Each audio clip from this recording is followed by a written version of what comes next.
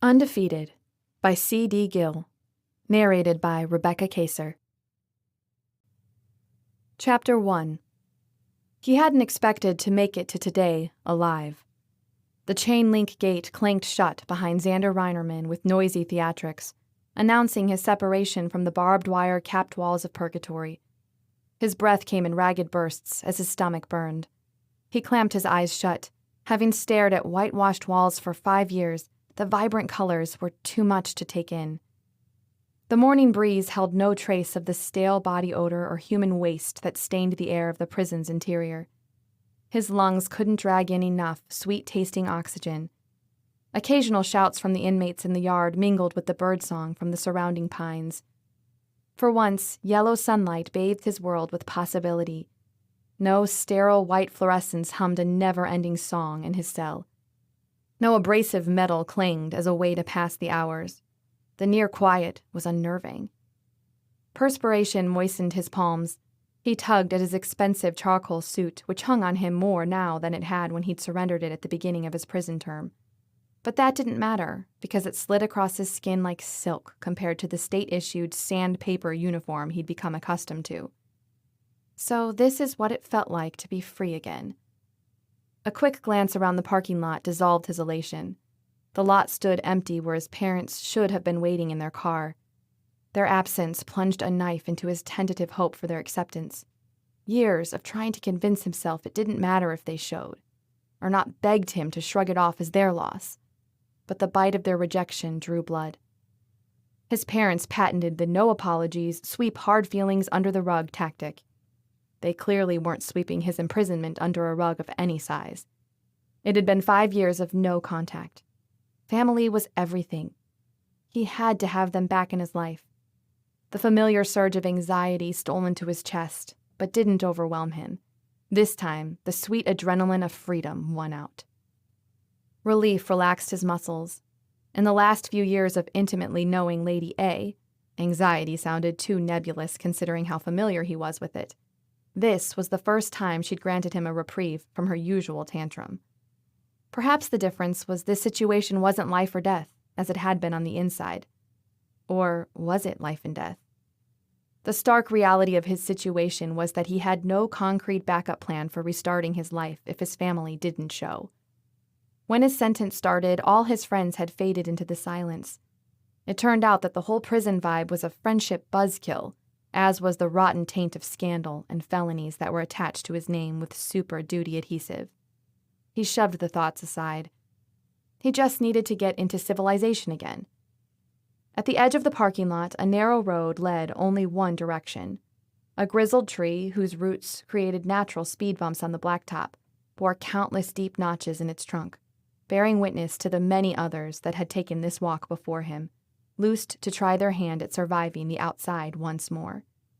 He added his slash to the number with a sharp rock, grateful to be defacing nature instead of concrete, metal, or paper. Signposts standing tall at the T-junction of a 4-lane road offered Denver to the east or Rockies Wilderness to the west. He longed to catch a bus to a random destination and see what had become of the country while he was put on a shelf. Unfortunately, the meager savings left in his bank account provided no leeway in that regard. Denver it was. The sign indicated 84 miles to Colorado's capital. At a minimum of 17 minutes per mile, he'd be walking for 24 hours. The sooner he set foot in Denver, the faster he could start his life over and maybe find the lunatic who'd set him up for the crimes for which he'd finished paying. He'd mulled over who hated him enough to destroy his career by pinning illegal steroid use and sales to minors on him. The coaching world at the University of Colorado was competitive, but it had never been cutthroat. Until his name showed up on the shortlist for the assistant coaches for the U.S. men's national soccer team. Then suddenly, he was being publicly arrested at work and paraded through the campus in a squad car like public enemy number 1 for crimes he didn't commit. He sighed. Despite his nagging pride, hitchhiking seemed to be the best option. Although his muscle tone had never been better, his wilderness survival skills needed a tune-up since he'd left Boy Scouts 20 years ago. Tossing his suit coat over his shoulder, he rolled up one shirt sleeve and then the other, attempting the stranded businessman look. As a car approached, he shoved aside his reluctance and stuck out his thumb. Switching lanes, the car sailed past him. So did the next couple hundred. He plodded on in the summer heat for over 2 hours before an old Ford pickup stopped in front of him. A silver-haired man with a bushy beard nodded toward the passenger side. "Hop on in. Name's Ed." He looked normal enough. "Alexander," Xander said, ducking in. His shirt clung to his sweaty back. He laid his coat across his lap and latched his seatbelt, his fingers lingering on the texture of the fabric. "Where you headed?" Ed yanked the stick into gear.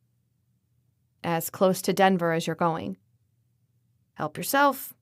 Ed pointed to the unopened water bottle sitting on the floorboard.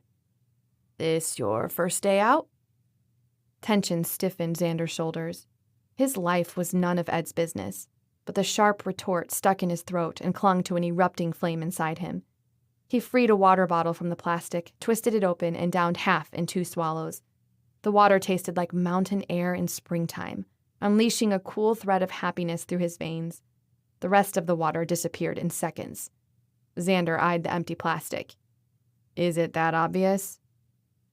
"Nah." Ed shot him a tobacco-stained grin as he merged onto the road. "I drive this road every day. I know what to look for. Not too many men go hiking alongside this highway in a suit on a warm June day. Heck, even the religious ones wear short-sleeved collared shirts." Ed snorted and leaned over to spit tobacco juice into a red plastic cup in the console.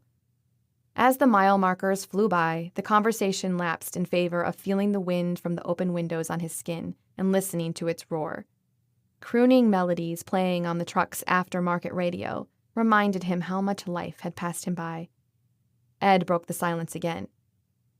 "If you don't mind me asking, how long were you in solitary?" Xander flexed his foot and drew in a steady breath, not sparing a glance in the driver's direction. Didn't he know what being nosy could result in? "I'm naturally quiet." Ed let out a guffaw and slapped the steering wheel. "You got your head hanging out the window like my old coon dog, like a man starved of seeing the light of day. Your fingers haven't stopped running over every surface within reach. I served 2 tours in Nam. I know all too well what prison does to a man." He jerked his thumb toward the veteran's cap, stuffed between the back window and the top of the seat. POW pins decorated both sides. "I also know how solitary eats at your soul. Your eyes more than give you away." Were they dead? Lifeless? Angry? Revealing his mental flirtations with insanity? For a moment, Xander held Ed's steely blue gaze, daring him to see what he wouldn't share. "Thank you for your service to our country." Ed smirked and pointed to a green sign. "I'm going as far as Saxon Mountain. Got a log cabin that sits alongside my favorite fishing hole. Best place in the world to get away from life's troubles for a few days. As for you, $10 ought to get you a ticket on the bus to Denver." Throwing on his blinker, Ed guided the truck onto the exit ramp. "If you don't got $10, I imagine there'll be a trucker that'll take you the rest of the way. People here are friendly enough, better than in the city where you'll barely get a second glance. Don't ask the tourists, they call the cops about that kind of thing." He maneuvered into a fueling station that accommodated both semi-trucks and cars, and pulled to a stop in an open parking space. How was Xander supposed to know the difference between locals and tourists? "I appreciate your kindness. Thank you for picking me up. I'm really grateful." Xander unbuckled his seatbelt and opened the door. He faced Ed before exiting. "I was in and out of solitary every couple of weeks for 3 years, until the law changed." Ed jerked his chin upward. "You'll find your way back. The body has a way of righting itself after a while, but the mind takes lots of patience. Ask for help if you need it." He tapped his chest. "Some wounds can't be healed by anyone but the good Lord." Offering a small smile, Xander pushed the rest of the way out and closed the door behind him. "Here, take one for the road." Ed tossed a water bottle out the window. Xander ducked his head to see in the window and held up the bottle. "Happy fishing." Ed saluted and drove away, leaving Xander in a sea of human activity. He swallowed hard. Surely they could see he was a criminal. Kids skipped across the pavement as doors slammed closed. A motorcycle shotgun backfire slammed his heart in his chest and frayed his nerves. Maybe he wasn't ready for life in Denver. Maybe somewhere with a slower pace would ease him into the masses. 30 minutes and an embarrassing number of refusals later, Xander bumped alongside Tucker, the trucker headed for West Pleasant View, about 25 miles west of downtown Denver. He'd take what he could get. Tucker didn't seem to mind the silence between them. If ever a job required an introverted personality, driving the concrete slab ruled them all. Life alone on the road sounded like its own kind of prison. Tucker lowered the radio's volume and tugged at his mesh Broncos cap. I have to make a stop in Golden before I drop you off in West Pleasant View. How far apart are they? I'd say about 3-4 miles at most.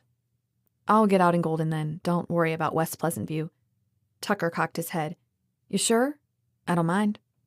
I'm sure. There's an awesome bakery in Golden called Mother Hen. The doll face that runs it, Miss Lucy, is the sweetest lady you'll ever meet. You ask for 2 muffins and she'll pop in a third for the road. I always get the same thing, but she has a lot of options. Sounds like an interesting business model. He bit his cheek when his words came out flat and lifeless, rather than teasing. Tucker's shoulders shook with laughter, but no noise escaped his curved lips. I'd marry that woman, if I weren't on the road so much. Free muffins sound as good a reason as any to offer a woman a lifetime of happiness. With a smile that lifted only half his face, Tucker grabbed his coffee mug and raised it in Xander's direction. It's the silent ones who always have the best sense of humor.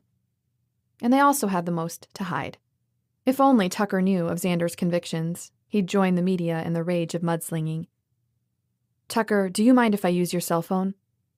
Go ahead. Just don't jump out of the truck with it. Tucker unsnapped the phone from his belt and handed it over. It's my lifeline. Xander dialed his parents' cell phones. Both went to voicemail. On principle, they let the machine pick up every unfamiliar number. Why have a phone if you never answer it? He left a message for his mom. Surely there was some piece of her heart with a shred of compassion left for her firstborn. Hey, Mom, it's Alexander. Today was my release date, as I told you in a couple of voicemails this past week. Tucker glanced at him and shifted in his seat, probably putting the pieces of Xander's situation together. I'm getting dropped off in Golden, which is 15-20 miles outside of Lakewood. Can't wait to see you both. I miss you. You can find me at the Mother Hen Bakery in Golden when you come to get me. I love you. He clicked end and laid his head against the headrest. If you come to get me. Inhaling deeply, Xander handed Tucker's phone to him. Thanks. Tucker shrugged and snapped the phone onto his belt. No problem. Anyone else you'd like to call to come pick you up? I hate to have you stranded in Golden. Although, if you can get on Miss Lucy's good side. Xander held up a hand. My parents know where to find me when they're ready. Was it too much to hope that they'd be ready to see him in an hour or two? Why again hadn't he bothered memorizing his brother's phone number? The gas station at the corner of Washington Avenue and Main Street boasted of a truck-friendly parking lot according to a minimum of 5 highway billboards. So that's where Tucker parked. As soon as Xander's door slammed behind him, Tucker jammed the lock into place. Xander absorbed the sounds on Washington Avenue, listening for something out of place. It was a Thursday, yet people milled the streets like they had nowhere to be. To be fair, noon was lunch hour. With the warm temperatures and the sun shining, he wouldn't like being stuck inside either. Actually, that was true regardless of the weather. A painted wooden sign with a hen on it swinging above the doorway popped into view when they stepped off the crosswalk. Xander opened the door and sent Tucker in to the human contact firing squad first. Poor guy didn't know he was a shield. Tucker sighed. Best part of my week. Xander's gaze followed the aproned brunette as she floated around behind the counter. She seemed a little out of his league, but Xander had a feeling Tucker already knew that. Lucy wasn't at all like he had expected. She appeared to be in her 30s and trim, not the middle-aged muffin top he'd imagined. Her ponytail swished with each bouncing step of her small frame. Her button nose and hazel eyes completed the picture. Hi, Tuck. Your usual? Or can I tempt you with something different today? Xander sucked in a slow breath as Tucker cleared his throat and stuttered an indecisive, He was glad he wasn't the only male whose mind had skidded to a halt at her offer. Tucker scoured the baked goods in the glass display as if the decision were the most important one of the day. Some of the muffins were as big as Xander's fist, and they all looked unquestionably worth being chosen. "I'll have 1 chocolate pecan pie muffin and 1 French toast muffin." "Very good choices." At her praise, Tucker's posture straightened, hiding his small gut. Lucy bagged his muffins with one hand and tapped the register with the other. "Don't worry, I have a fresh batch of bran muffins right out of the oven, so I'll make sure you get one. A coffee to go?" "Yes, thank you." She reached behind her and plopped a coffee beside the bag with a grin. "I saw you coming. That will be $6.25. "Oh," Tucker motioned to Xander. "And whatever he's having." "I'll have a cup of water, if you don't mind," Xander said. "Mm-hmm." Lucy propped a hand on a protruding hip and glared at Tucker. "Tuck, you could have told him the rules before you came in here." Xander swallowed. He defended her. She wouldn't let him wait here for his parents if he didn't purchase something. He wanted one of everything on the menu, but Tucker probably had as much money as he did. Then again, truckers got paid well for their road warrior status, didn't they? Tucker clapped a hand on Xander's shoulder with a grin. "Well, Miss Lucy, I got so caught up talking about your beauty that I completely forgot to tell him you don't let anyone walk out hungry." Like a mother hen. How appropriate. Xander paused with his mouth open and stared at the chalkboard menu above the coffee machines. He craved so many things, he didn't know where to start. Lucy tapped the buttons on the register again. "The cinnamon roll and the meat lover's omelet come highly recommended, unless you're allergic. $6.25, Tuck." Tucker handed over his cash, a silly grin on his face. He grabbed his bag of muffins and coffee. "You boys sit down. I'll be right out." Lucy disappeared into the back room, her ponytail swaying behind her. They lowered themselves onto 2 chairs near the wall. Folding his arms over his chest, Xander studied the decorations as they waited. A menagerie of chicken-themed collectibles covered every possible surface. "You tried something new this time?" She approved of your muffin choices. The red creeping up Tucker's neck spread full force over his cheeks as he slumped in his chair. "No, these are my usuals." His voice was a whisper. "It's pathetic, but a small part of me hopes she thinks of me with each batch she makes." It was kind of pathetic, but it also made Xander pity the man. And who was he to offer pity? Tucker straightened, hauling his chair closer to Xander's. "Every time I come, I have the best intentions of trying something new. She knows that. But my brain goes into lockdown when she's staring at me. I see all the choices in the world in front of me, and I can't think of anything but how happy my usuals make me, because they remind me of her. Like, if I kissed her, she'd taste like chocolate pecan French toast on a lazy Saturday morning." Was that a normal thing for men to admit to each other? He was really out of practice with the feeling stuff. Awkwardness filled the space between them. Xander shifted, resting his forearms on his knee. "That's really poetic, man." The kitchen door opened with a whoosh. Lucy bounced into view as she rounded the corner. "All right, boys, here's your breakfast." She plopped the tray onto a small table and dragged it in front of Xander and Tucker. "Warm bran muffin for Tuck, and a cinnamon roll, omelet, and a glass of milk for Mr. Indecisive. Enjoy." With a flip of her hand, she disappeared behind the counter again. They thanked her as they stared at the meal in front of Xander. The cinnamon roll was almost the size of his face, and the omelet had to be at least 4 jumbo eggs and half a pig. Xander managed 3/4 of the omelet and over half of the cinnamon roll before surrendering. Tucker eyed the food, but said nothing. Reluctance pulled at Xander's core. Share the best meal he had in years, or sit here until he could clear his plate? "Well, here's your chance to try something new on the house," Xander said as he nudged his omelet plate across the table. The cinnamon roll he'd get a box for. Tucker polished off the remainders, moaning with every bite. His vow to order the omelet next time sounded like a boy promising to not pick on his kid sister. Sincere, but unlikely. Thankfully, a simple, "How about them Broncos?" redirected Tucker in a heartbeat. When Tucker stood to leave, Xander joined him, debating where to go next, and missed Tucker's outstretched hand until he was retracting it. "Oh, thanks for the ride," Xander said. Tucker nodded. "Take care." He called out to Lucy, whose muffled response came from the back, then disappeared down the street. For the rest of the afternoon and evening, Xander sat on the bench outside the bakery and waited. A few people sat down next to him and attempted conversation, but he shut them down with a polite nod. Each passing hour carved away a little more of his foolish hope and the rest of his leftover cinnamon roll. By 9 o'clock, he'd run out of possible excuses for why his parents hadn't arrived and no longer lifted his head at the sound of a vehicle passing. The venom he spewed in his mind stopped when a pair of sandaled feet, sporting painted blue toenails, appeared next to his shoes. What really alarmed him was that his anger had drowned out her footsteps, leaving him vulnerable. The bench creaked when she sat. A light flowery perfume wafted toward him. She smelled fantastic. Head down, he stayed still, hoping she'd take the hint and move on. Instead, she crossed her jean-clad legs. Resting against the seat back, he kept his gaze on his lap.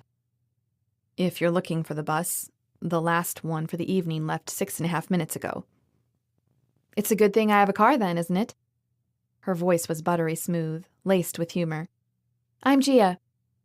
He glanced in her direction. Her curly black hair framed dark eyes, a straight nose, and full lips. The sunset's failing light illuminated her smooth, light brown skin. She was as beautiful as her voice. Her lips quirked. Are you staging a protest, or waiting for your business meeting to start tomorrow? Why did people keep expecting him to share his life story? He kept silent. She pressed on. You're not very talkative for a guy who's been sitting on a happy-to-chat bench all day. Her fingers tapped the metal placard between them. Sure enough, sitting on this bench declared he welcomed conversation with people. He grunted. You planning on keeping this bench company all night? No one was coming for him. Yeah, I guess I am. He took her silence as disapproval and swallowed his pride. I don't really have any other options. I know a place you could stay for the night. When her offer registered, he scooted a few inches to the right, putting some distance between them. Oh, no, I'm not looking for that. I'm passing through. Gia laughed, a warm, comfortable sound. Good, because I'm not that kind of girl. And if you tried something, I'd have to put my concealed carry permit to good use. She crossed her arms. I'm offering you the use of the Golden City Council's humanitarian living quarters, which happens to be an apartment above my detached garage. A car rushed by and honked, prompting a wave from Gia. The police officers of this fine town frown on attempts at overnight bench warming. If they see it, they'll give you a ride to the city limits in the direction of your choosing. So he could be someone else's problem. Roger that. Still, no psychologically stable female would offer a strange male a room even if it was charity from the city. What were his chances of meeting the town's psychopath his first 12 hours here? With his luck, pretty high. No catch? She lifted her hands in surrender. You are free to decline my offer. Say the word. Lucy said you've been sitting here for hours after finishing the biggest plate of food she's ever given a man for free. Golden doesn't have many loiterers. But if you accept, I'll see if I can help you get where you hope to go in the morning. If it makes you feel any better, Tucker was once in this same position and is now happily employed, as you can see. He studied her as she smoothed her fingers through her hair, seemingly relaxed and sincere. She couldn't be that dangerous, could she? Chapter 2. When Gia Carter answered Lucy's call around 3 o'clock to tell her about the handsome, suited stranger who'd waited for hours on the bench, Gia had laughed at Lucy for ogling an out-of-towner waiting for the bus. But when Lucy had texted at 8:45 saying he was still there, she'd agreed to come have a look. If the man answered to the name Bronk, Gia would relocate her entire life tonight without a backward glance. But this stranger on the bench was not her abusive ex-boyfriend Bronk, nor was he a dark shadow from Lucy's past. For 15 minutes, Gia had watched as he hadn't gotten on the bus or acknowledged pedestrians. He hadn't moved or looked around. He'd sat on the bench with his back to the brick wall, his gaze fixed on where his shoes met the cement sidewalk. Except for his indecision about breakfast, Lucy had said she thought the guy had his act together. If it was his intention to blend in, he'd failed miserably. But that didn't seem to be his game. Despite his initial misunderstanding of her offer, he agreed to go with her. Gia wasn't setting aside her intense distrust of dark-haired, well-put-together men, but her reputation of taking in strays preceded her. The man's haunted blue eyes promised his story would be worth hearing. His tall frame stretched out in the passenger seat of her crossover SUV. His linked fingers rested in his lap, seemingly at ease. What surprised her more was that he had nothing to say.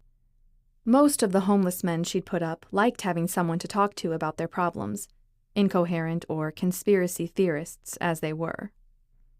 Gia changed the music to rap to see if that would stir him up a bit, or at least merit a reaction. It did. He tapped his finger against his leg. Fascinating. To be in a man's presence who didn't drill her over her life story brought a unique sense of relief. The silence almost compelled her to ask his story instead. But she'd learned to wait people out over the years. You never told me your name. He didn't look her way. Xander Reinerman from Lakewood, Colorado.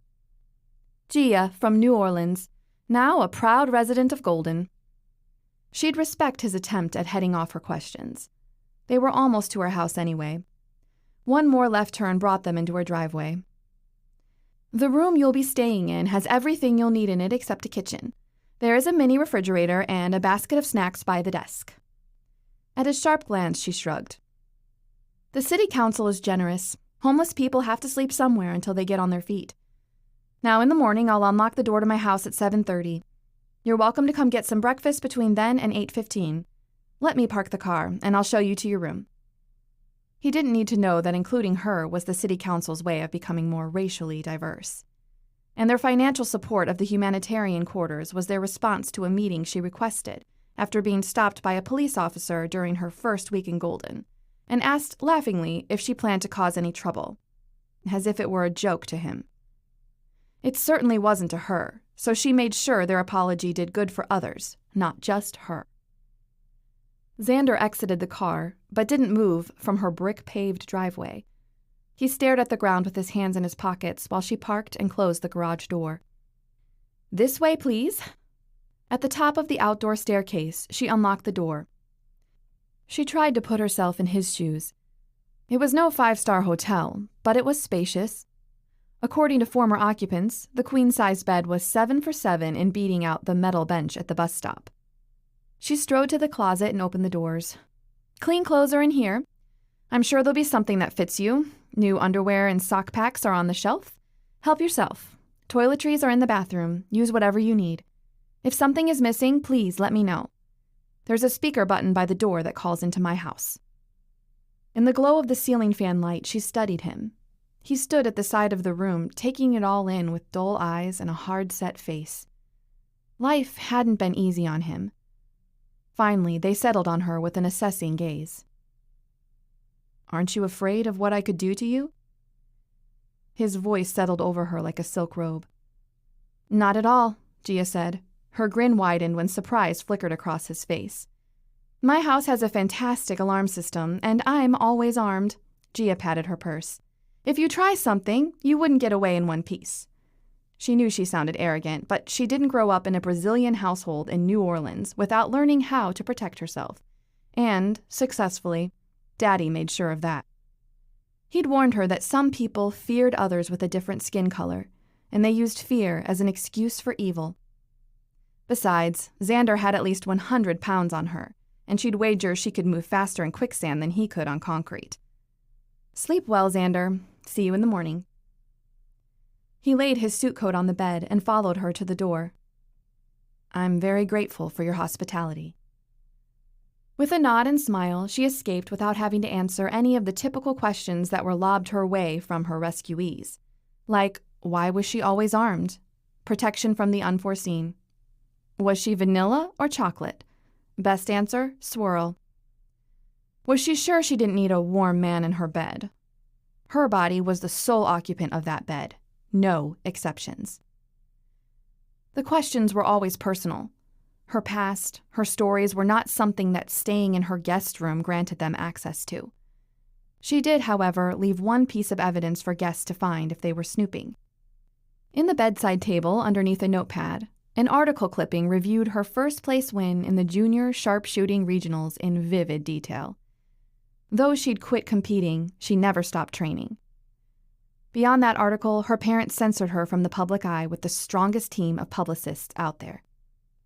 As Gia crossed the brick path to her house, she heard Xander flip the lock into place.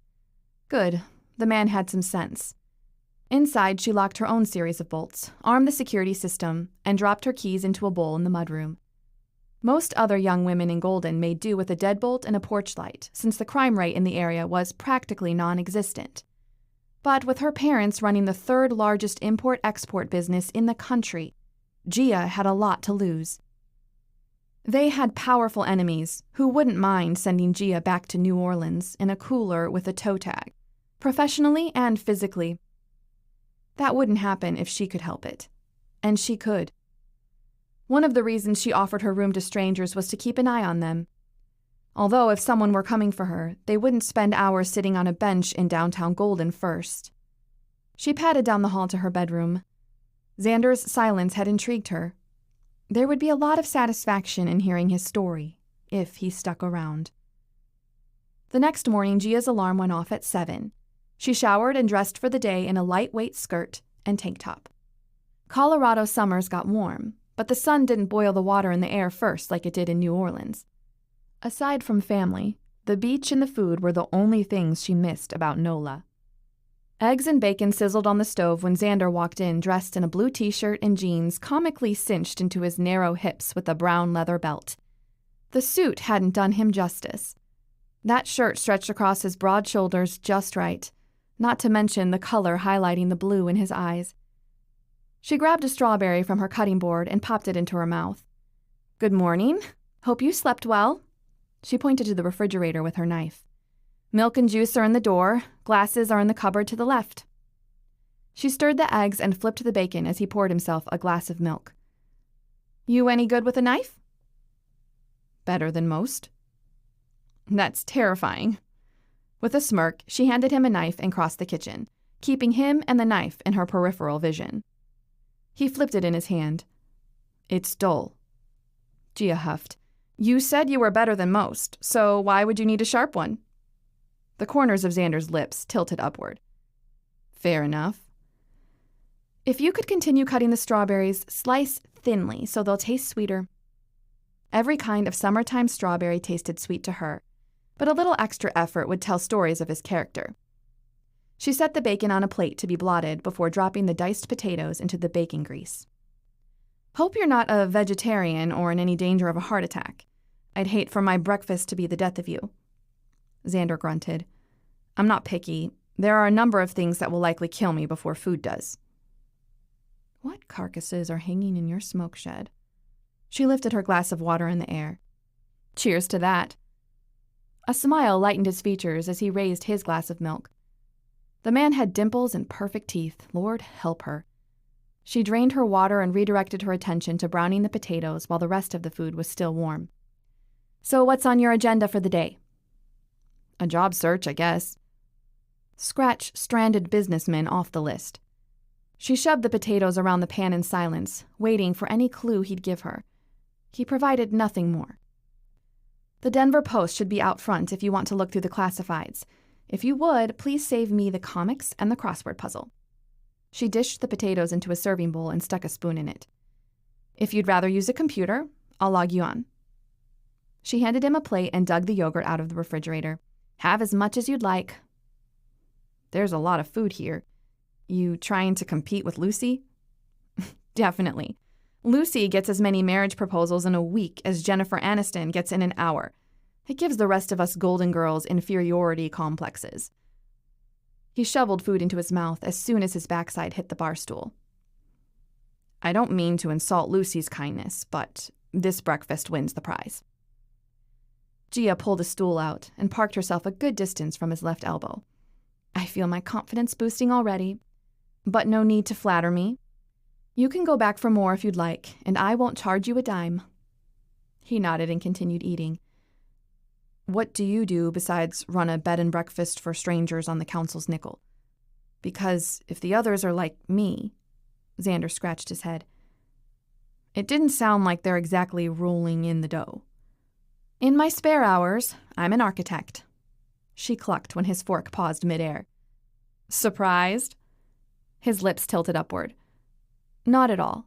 You seem well-structured." Stepping off the stool, he grabbed his plate and refilled it without meeting her eye. A joke. Adorable. Gia grinned. "What kind of work are you looking for?" He shrugged his impossibly broad shoulders. "Anything that pays enough for me to survive." Exhaling, Gia slipped her dishes into the dishwasher. That left his options wide open while revealing nothing about him. She strolled outside to grab the newspaper from the driveway. He'd cracked a joke. That was social progress for knowing someone less than 12 hours. If she insisted on her privacy, her guest deserved the same space. He didn't need her rehabilitating him when she had her own personal repairs to make. But that's what opening her spare room to strangers was about, wasn't it? A lesson on kindness, generosity, and trust towards the less fortunate. It was what Uncle Angelo would have done, what he had done, giving to those who didn't deserve an ounce of his generosity, much less his resources. Paper in hand, she grabbed the door handle and rested her forehead against the frame. Not a day went by that she didn't regret calling him to come rescue her and Joey from the drag races that night. They shouldn't have been there in the first place. When Grandpa Ignatius challenged her to find her purpose and conquer her fear, getting Angelo killed was not in the plan. She'd spend every day of her life atoning for it. She rejoined Xander in her kitchen and dropped the paper into the counter. He was washing the dirty pans in the sink. Handsome and thoughtful. His tall frame blocked the daylight streaming through the patio door. The birds put on a good show every morning as long as she filled the feeders with the weed-inducing seeds they loved. She unfolded the paper, extracted the classifieds for him, and set it on the table with a pen. He left his place at the sink to lean over the paper. Propping a hand on her hip, she studied him as he browsed the ads. It's a good place to start. At least these employers are willing to pay for the positions to be advertised. I'll grab a golden gabber on my way home. Most employers in Golden prefer the old-school method of finding help. If you end up returning to Lakewood, you wouldn't be too far to commute. He rubbed his neck. I know I keep saying it, but thank you again for all of this. Breakfast was fantastic. You're welcome. You might want to call some of those places to get the details before you apply. I've heard horror stories about job ads turning out to be victim bait. Criminals straight from the pen wait for innocents to walk into their web so they can eat them alive. A girl disappeared from Denver last year after responding to an online ad. Xander nodded. That's a good idea, but, He pursed his lips together as if debating his next words. I don't have an active phone. Gia blinked. Of course he didn't. What homeless, jobless man had one? A man who wore a suit, that's who, or so she thought. Right. Well, if you're ready, you can come to my office and use the phone there. And while we're in town, we can pick up a prepaid mobile and some jeans that fit you. Those, she gestured at his legs, as if to say more, do not fit you. At the mention of the jeans, he reached down and hauled them up by the belt. He needed 30 extra pounds to fill them properly. These will be fine. I don't have the money to pay you back. After I get a job, I'll get new ones. Mentally, she checked leech off her list of suspected qualities. The man had pride, which wasn't something one could teach a man. Gia tucked her chin and raised her eyebrows.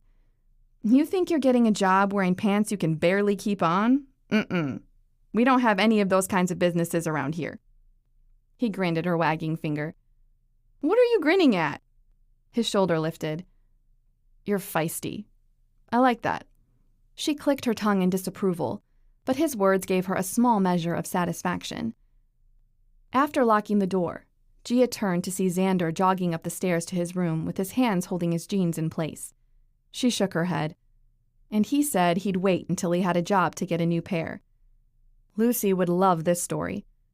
She'd already texted 6 times to see if Gia had fed him breakfast and coffee, or if he wanted a cinnamon roll instead of whatever vegetable puree she was sure Gia was force-feeding him. It was unlikely that telling Lucy he was homeless, jobless, and phoneless would deter her interest either. Poor Tucker. It would break his little love-struck heart. He had Lucy's useless father and abusive boyfriends to thank for that behavior. By the time Xander returned, Gia had the SUV waiting in the driveway. He ducked in and buckled his seatbelt. Do you drink coffee? Lucy has the best brews in town, Gia said. No, I kicked that socially accepted addiction 5 years ago. Gia's eyebrow raised. Lucy mentioned she needed some handyman work done, and she'd be willing to pay you in food if you'd help her. Xander folded his hands and unfolded them. I'll do what I can. Perfect. I told her we'd be by for lunch. She can show you what needs to be done. Gia glided into a parking spot on Washington Avenue and clicked off the engine. Right now, we're going to find you appropriate jeans so you don't embarrass yourself. And so he didn't flash the gawking female residents of Golden. A few of the older, less inhibited ladies had been known to carry wads of dollar bills to stuff in a sagging waistband. They felt it only right to compensate the men fairly who gave the world a show. Submitting Xander to that humiliation would damage his psyche for sure. Or maybe he could get the money for new jeans out of it. A half hour later, Gia and Xander exited the clothing store with 2 polos, a new pair of black pants, and jeans that were charged to Gia's business account. The owner was happy to let Xander walk out wearing the jeans in favor of preventing an unfortunate mishap. Next, they stopped in an electronics shop and picked up a standard prepaid cell phone for him with enough minutes to keep him until he found a job, Gia hoped. She programmed her phone number into the contacts. She didn't do it with every stray she helped, but she had a feeling Xander wasn't her typical guest. After Gia finally settled him at the front desk in her office with a phone and computer at his disposal, she sagged into her office chair. The one-way glass offered a great view of the door while maintaining her privacy. Her closed door muffled the white noise, giving her what she came to Colorado for: quiet and space. Her fingers hovered over her keyboard as she stared at Xander typing. Dare she run a background check to discover what fossils were in his collection? Being surprised was much more exciting. She typed his name into the request box, picking at a hangnail while she made one of life's tougher choices. To meddle or to wait? Chapter 3. Xander slammed the phone into the cradle and shoved away from the wooden desk, muttering a few colorful words. All 13 prospective employers had turned him down because of the felony charges on his record. Stocking shelves, moving furniture, and roofing houses had nothing to do with what he'd served time for. Why punish him further? He contemplated lying as the truth left his mouth time and again, but if the potential employers didn't notice the 5-year gap in his work history, they'd find out when they ran a background check. It saved them both time. Failure. The word circled in his mind on repeat. It was the story of his life right now. The heat coiled in his clenched stomach. Stepping from one level of hell to a slightly cooler level still left him in hell. His fingers curled under the keyboard, ready to smash it against the wall for the pure satisfaction of watching it crumble beneath his strength. Someone had treated his life that way, planting steroids in his vehicle and in the drink mix powder he used for making the team drink coolers so there was no way out of the steroid charges. Whoever it was went through an enormous amount of effort to lock him up for 5 years, not to mention ruining his promising coaching career forever. Who hated him that much? After years of meditating on the same question, he had no new revelation. Everything okay? Gia's voice carried from where she stood with one foot out of her office. Her presence dumped ice water over his rage. Control would hand him his future or cast it away with the sweep of an arm. Xander needed a future more than anything. No one is interested. He ran his hands over his stubbled jaw. I have a couple more ideas, but after that, I'll be twirling my thumbs.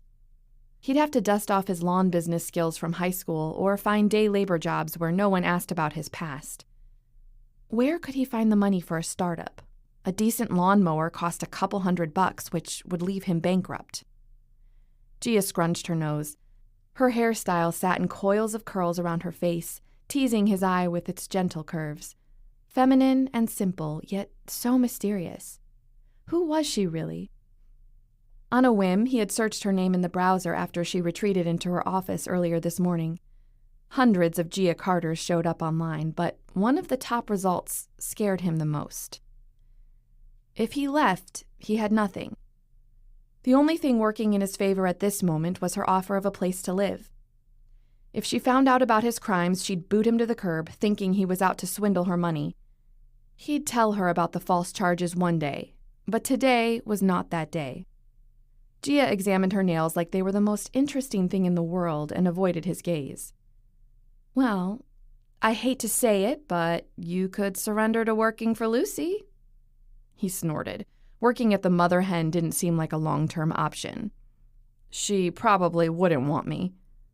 Oh, I wouldn't be so quick to write her off. She wants you, all right. Gia leaned one shoulder against the wall, her expression serious. Lucy doesn't check references so long as your well-formed muscles look good in a mother hen t-shirt. Which, by the way, is why she hasn't had a male working for her in 3 years. The last one's toned physique distracted her from his crafty sleights of hand. Again, the accusations hit too close to home. He shook his head with a chuckle. Sounds like grounds for discrimination and objectification to me.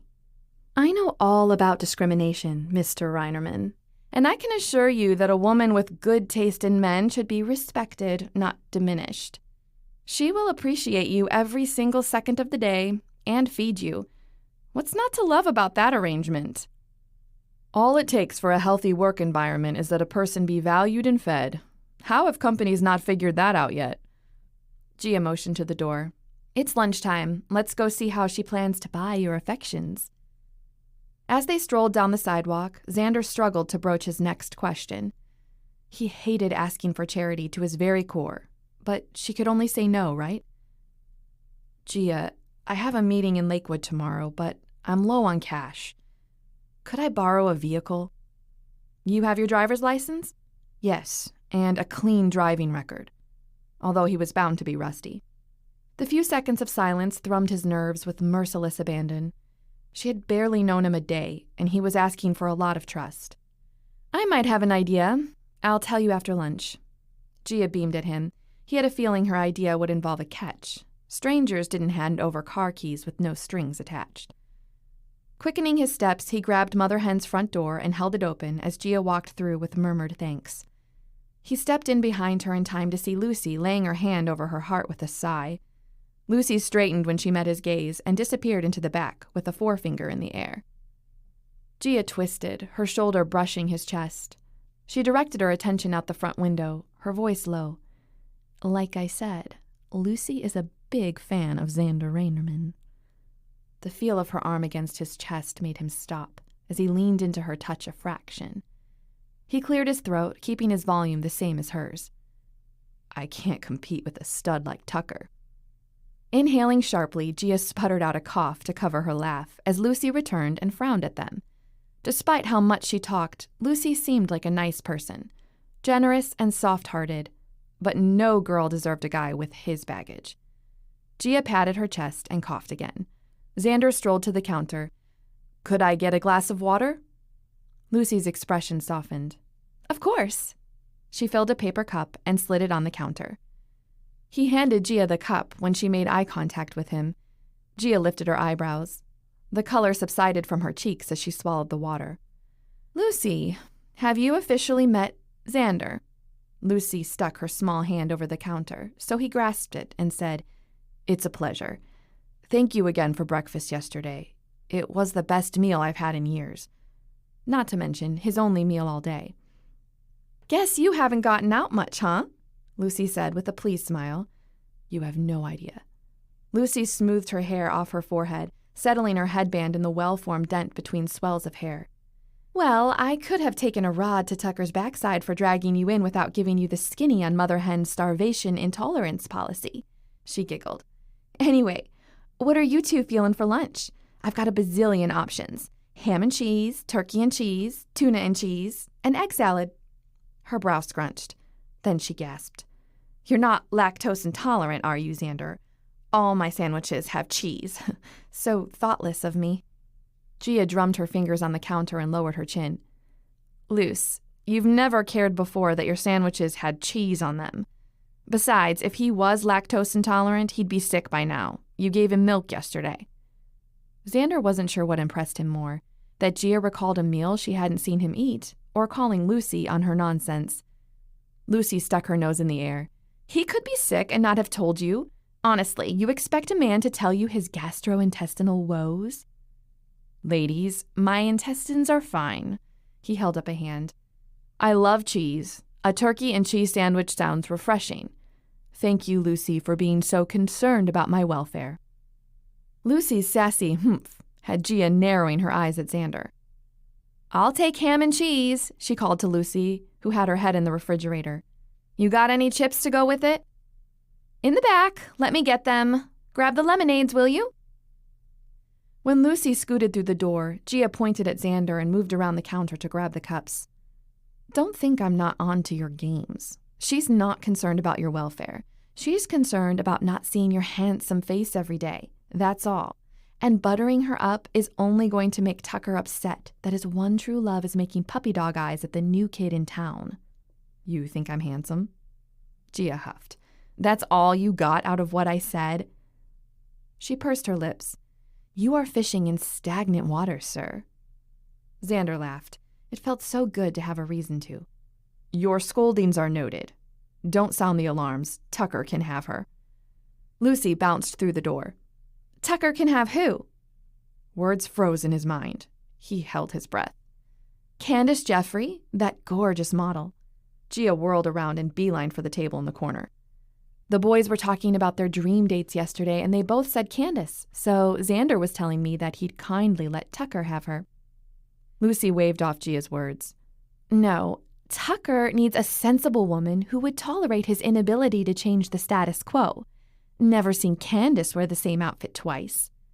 She distributed the sandwiches and plopped a bag of potato chips in the center of the table. If you need another sandwich, Xander, don't be shy. They're in the refrigerator. Lucy and Gia volleyed town news back and forth for a solid 45 minutes. Thank God he wasn't in the hot seat yet. The little he'd said today had drained him. Life was strange in her workings. In solitary, he longed for one moment to hear something else besides his thoughts and the hum of the overhead light. In the world outside of prison, being alone felt like a comfortable blanket. When the meal finished, Lucy dragged him to the kitchen. A few light bulbs, a couple of protruding nails, and a relocated heavy appliance later, Lucy plopped a camera into his hand. Can you get this mounted on the ceiling for me? The landlord gave us 5 days to get cameras installed in our businesses or face a huge increase in rent. The safety measures lower insurance rates. She pointed to the mounts dangling from the ceiling. Don't know why they couldn't have secured the whole thing while they were connecting it up the other day. I even had to get faster internet so the cameras can record at high quality. Gia squinted her eyes. Hardwired security cameras don't require internet. Lucy shrugged. Don't ask me, I just rent here. It took him 30 seconds to secure the cameras while Lucy held tightly to the half ladder he stood on. She could have easily done it herself. But if this paid for his meals, then he'd gladly do it. He couldn't explain the ease he felt in Gia's presence, as if he'd known her for a while. So much so that he couldn't hold in the jab when Mother Hen's front door closed behind him. The sunlight warmed his face as it cast Gia into a fit of high-pitched sneezes which convulsed her whole body. Dream dates, huh? A little far-fetched for male conversation. What did you come up with on the spot? Let's hear it. She stuck her hand in his face. He hadn't seen a girl do that since high school. This time it was more adorable than obnoxious. Oh, that's right. Nothing. You could have made us sound more masculine at least. Gia tisked. You fix your own messes or give me some gratitude for how I fix it. If only she could fix all the messes in his life. He certainly had made no progress on cleaning up his life. But hope hadn't deserted him yet. That evening at Gia's house, she opened her second garage door to show him his ride for the day. An old red Cadillac, faded pink by the sun, had seen better days. Large, fluffy dice hung from the rear view over a tan leather dash. The seats were the same color and appeared custom-made. Someone had put money into this relic. A jingle of keys nearby interrupted his assessment. This faded, red-hot tamale is Chachi, a 1965 Cadillac Coupe de Ville. Chachi from Happy Days? That's the one. Gia smoothed her hand over the trunk. He was handsome once, but now he's a little rusty. The car, that is. You're welcome to use him tomorrow.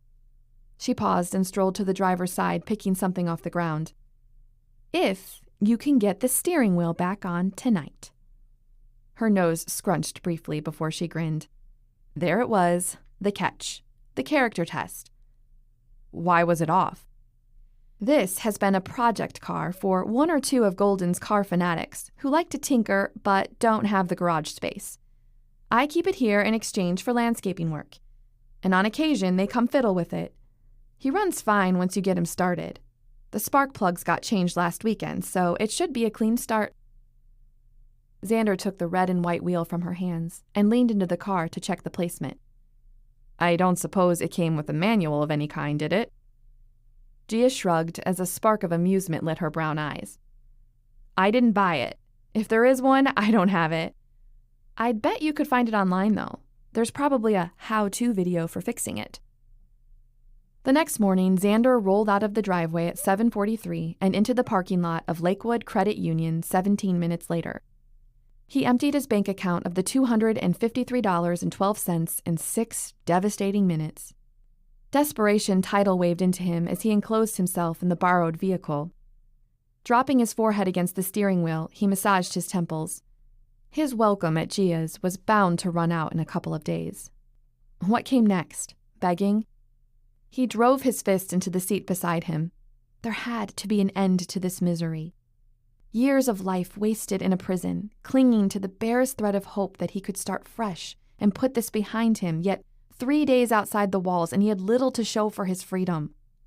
He had no family supporting him, no work, very little money, and an expiration date on sleeping indoors. Twisting the key, all his aggression bunched in his shoulders. He yanked the car into gear, took 2 deep breaths, and guided Chachi toward Lakewood's reintegration office. The receptionist said Officer Fivelson would be right with him. "Xander Reinerman." Xander lifted his chin and assessed the guy standing in the doorway holding a folder. He had tan skin, an athletic build, and a great poker face. Maybe this wouldn't be so bad after all. Rising to his feet, Xander followed Fivelson down a yellow hallway with pictures of flowers spaced evenly on the wall. Was the government so broke that they forced their reintegration officers to share a building with Lakewood's Garden Society?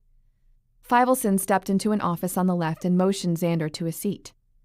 Xander picked the chair that provided him a good view of the door and Fivelson.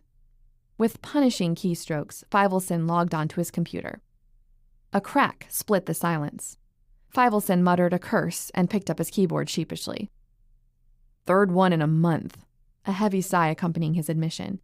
"Excuse me." He disappeared into the hallway. A woman appeared in his place. "Xander Reinerman?" Xander stood. "Yes." "Andrea Harbinger." She reminded him of someone, but he couldn't place her. She tilted her head of mousy brown hair as she stuck out her hand. Her smile was as tentative as her handshake was firm. "Do you remember me from high school?" That question should feature on the top 10 list of worst questions. There hadn't been a Harbinger in his class, had there? One glance at her left hand assured him this was a trap. It had been 11 years since high school, and she'd changed her name. When Xander didn't respond, her smile faltered. "Andrea Reed. We sat next to each other in pretty much every class." A chuckle escaped her throat. "You used to do the best impression of our math teacher, Mr. Cornwall, when he was mad and ripped pages out of the dictionary." She snorted as she slapped a hand over her mouth. "Ah, good old Mr. Cornwall." It all came back to him in a rush. He leaned forward, narrowed his eyes, and rasped. "Back in my day, when Lady Liberty was still a young girl, before the Dead Sea was even sick, a person could be trusted when they gave their word." He couldn't help but smile when she laughed and slapped her thigh. It was the same laugh he'd coaxed out of her when they'd caught Whiteout Boy getting his afternoon high in physics. That's exactly like him. "I do remember you, Andrea. You look good." Unrecognizable with the way her appearance changed over the years. Her outfit was plain, but it didn't drown her slim figure like her floral dresses from high school had. Those years felt like another lifetime. A blush crept into her cheeks. "Thanks. So do you. A lot changed in over a decade, huh?" She motioned to the room they were in. The brief serenity vanished beneath the chaos of reality. With practiced ease, he brushed aside the guilt accompanying her words. "What brings you here?"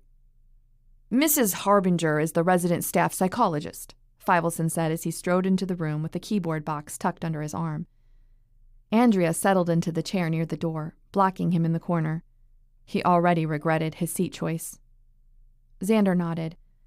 Well, I relish the chance to hear Mrs. Harbinger's professional assessment of my risk to the community. Andrea flashed a hesitant smile and gripped her notepad. It's only protocol. Protocol, the government's catchphrase to excuse invasive behavior. In this case, he was glad it was Andrea and not someone else. Fivelson leaned his chair back with a creak, at ease in his own domain. How have things been since your release, Alexander? The typical positive response stuck in his throat. They'd see through it and likely count it against him. He would have pretended 5 years ago, but not anymore. I have a place to live and am seeking employment. I can't say a giant soiree welcomed me back to society, but I don't lack the basic necessities of life, and I do not take that for granted. His meeting carried on for an hour as Fivelson drilled and lectured him about every detail of his life. Each additional topic Fivelson addressed shot a gaping hole into Xander's tattered ego. No one believed his innocence, so he might as well accept the branding that came with his felonies. Poor Andrea had to hear every sordid detail of his pathetic life. When Fivelson finally shut up, Xander strode from the office. The front desk armed him with employment-seeking and housing tips written by a government unwilling to be the solution, as well as a myriad of other pamphlets, drawn up for those deemed socially inept. They were probably written by people who had probably never seen the inside of a prison cell except on television. Well-intentioned government workers like, "Alex, wait." Andrea's call carried down the quiet hallway. The pressure in his chest wouldn't stay suppressed much longer. Xander waited by the glass front door and then guided her outside. I go by Xander now. She tucked a stray strand of hair behind her ear and ducked her head in apology. Xander, I read your case file. As your friend and a professional psychologist, I don't think you did what they said you did. You have none of the typical tells. Thank you for your reassurance, Doctor. He stepped towards the car. Your parents, Xander, have you seen them yet? Another probing question from an irrelevant person hastened his explosion. Control. You know the answer to that, Andrea. Are you checking to see if I'm a pathological liar, too? Is that a tell? She flinched, but moved closer, talking to him in the parking lot like they had as high schoolers after their last class. My kids go to preschool at Meineke Academy. I know your parents haven't taken any of this well. The school psychologist and I go out to lunch occasionally and discuss our more difficult cases off record. They refuse to share any of their struggles with her. My parents are worried about appearances, like always. Does that merit therapy? No, but shutting everyone out and hiding from the world does. They've been recluses since your mom's mental breakdown 3 months after your trial. Mom had a mental breakdown? She was the strong one, convinced of his innocence. She'd barely batted an eyelash over his charges in trial. No wonder Dad had been maintaining radio silence. He probably blamed Xander for Mom's health. Andrea slipped her card into his hand. Please, give me a call, Xander. I'd love to help any way I can, I mean that. Whether it's a place to stay, discussing what you went through, or helping you find a job. I've been doing this long enough to know the obstacles you're facing. Touched by her offer, Xander reached out to her shoulder, but pulled his hand back to his side. I appreciate it. He escaped to the car before she could respond. Maybe if he could help Mom, his family would welcome him back before the hole in his heart got any bigger. Chapter 4.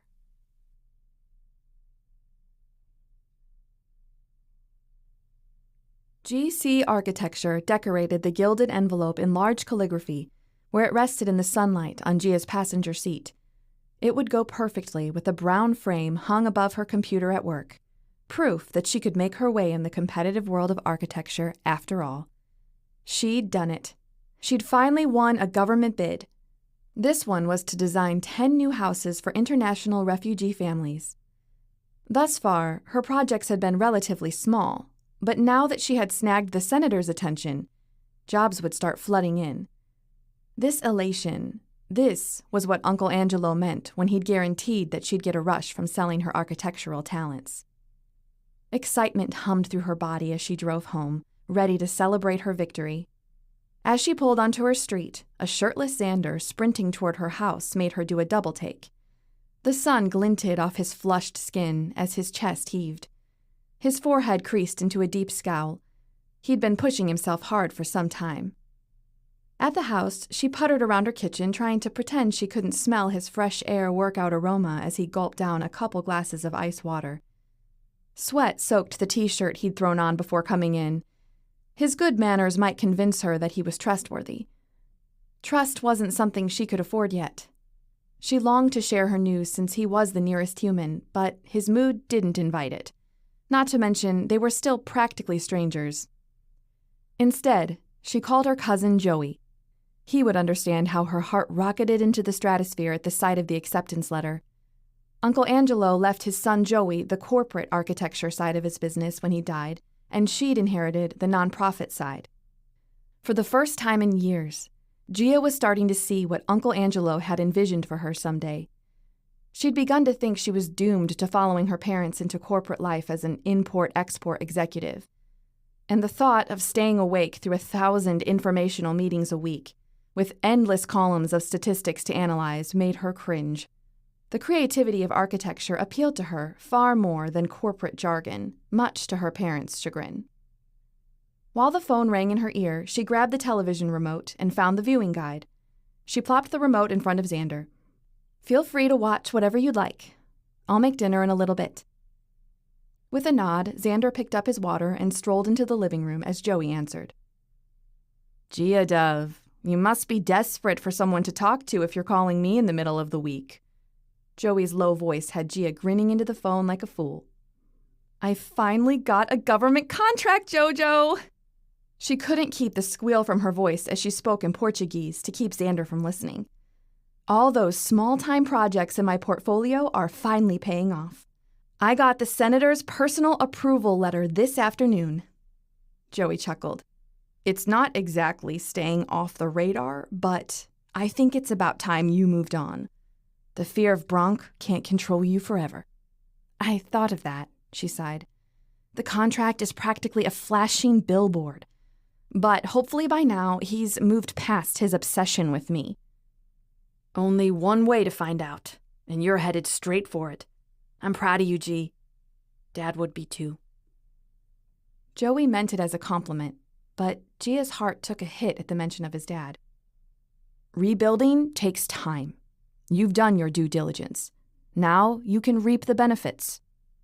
She pasted a smile back on her face. "Thanks, Joey.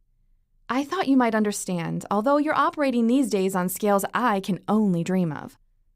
I've had a massive learning curve the last 3 years, but thankfully lots of help. You did this all on your own. You're a Carter. You land on your feet, whether you mean to or not." Gia laughed, eyeing Xander's still form parked on her couch. "Listen, I have a wild party to throw for myself this evening, so I'm going to get it started. We'll talk more later." "You bet." Joey paused. "Gia, I do think Bronk has moved on. Your dad seems to think so too. Time to start letting yourself live a little." His words stuck with her the next day as she dabbed a hint of feminine charm on her neck and wrists. Did she even remember what life had been like before she fell prey to Bronk's abuse? Daddy had warned her away from him, but by then her desperate need to please Bronk had made her an easy target for his manipulation. This was her past, no matter how regrettable. Today, her mission for good included some flirting, and most likely the promise of a date to the man who ran the mechanic shop she entered quietly. She sneaked down the hall, adjusted her jewelry, and checked the zipper on her slim-fitting black trousers before stepping into the doorway. If she looked like she was trying too hard, it was too late now. "Hey, Grant. You busy?" The handsome blonde laid aside his papers and reclined in his ergonomic chair, a giant grin stretching across his face. His gaze scanned all the way to her red heels before making eye contact once more. Confidence surged through her. She'd get what she came for. "You know how to steal a man's breath, don't you? Such a refreshing sight for a Thursday." "And you, Mr. Charming, always know exactly what to say." With a wink, she sauntered into his office and seated herself across from him. "Your shop looks full. Staying busy?" "Of course. No end to reckless drivers or people who can't do their own car maintenance." He paused. "Before you ask me whatever favor you came for, tell me, are you busy Saturday night?" Gia bit the inside of her lip. It was shameful how much she loved the song and dance they both knew by heart. He gave off the vibe that he loved it too. He'd do whatever she asked, and in return she'd spend an evening laughing at his ridiculous stories. They'd end on her doorstep with a chaste kiss goodnight and a promise to go out again, and they would, whenever she asked another favor. Grant was the perfect gentleman with an effortless personality that kept girls entertained, and then had them begging to be the wife he went home to at night.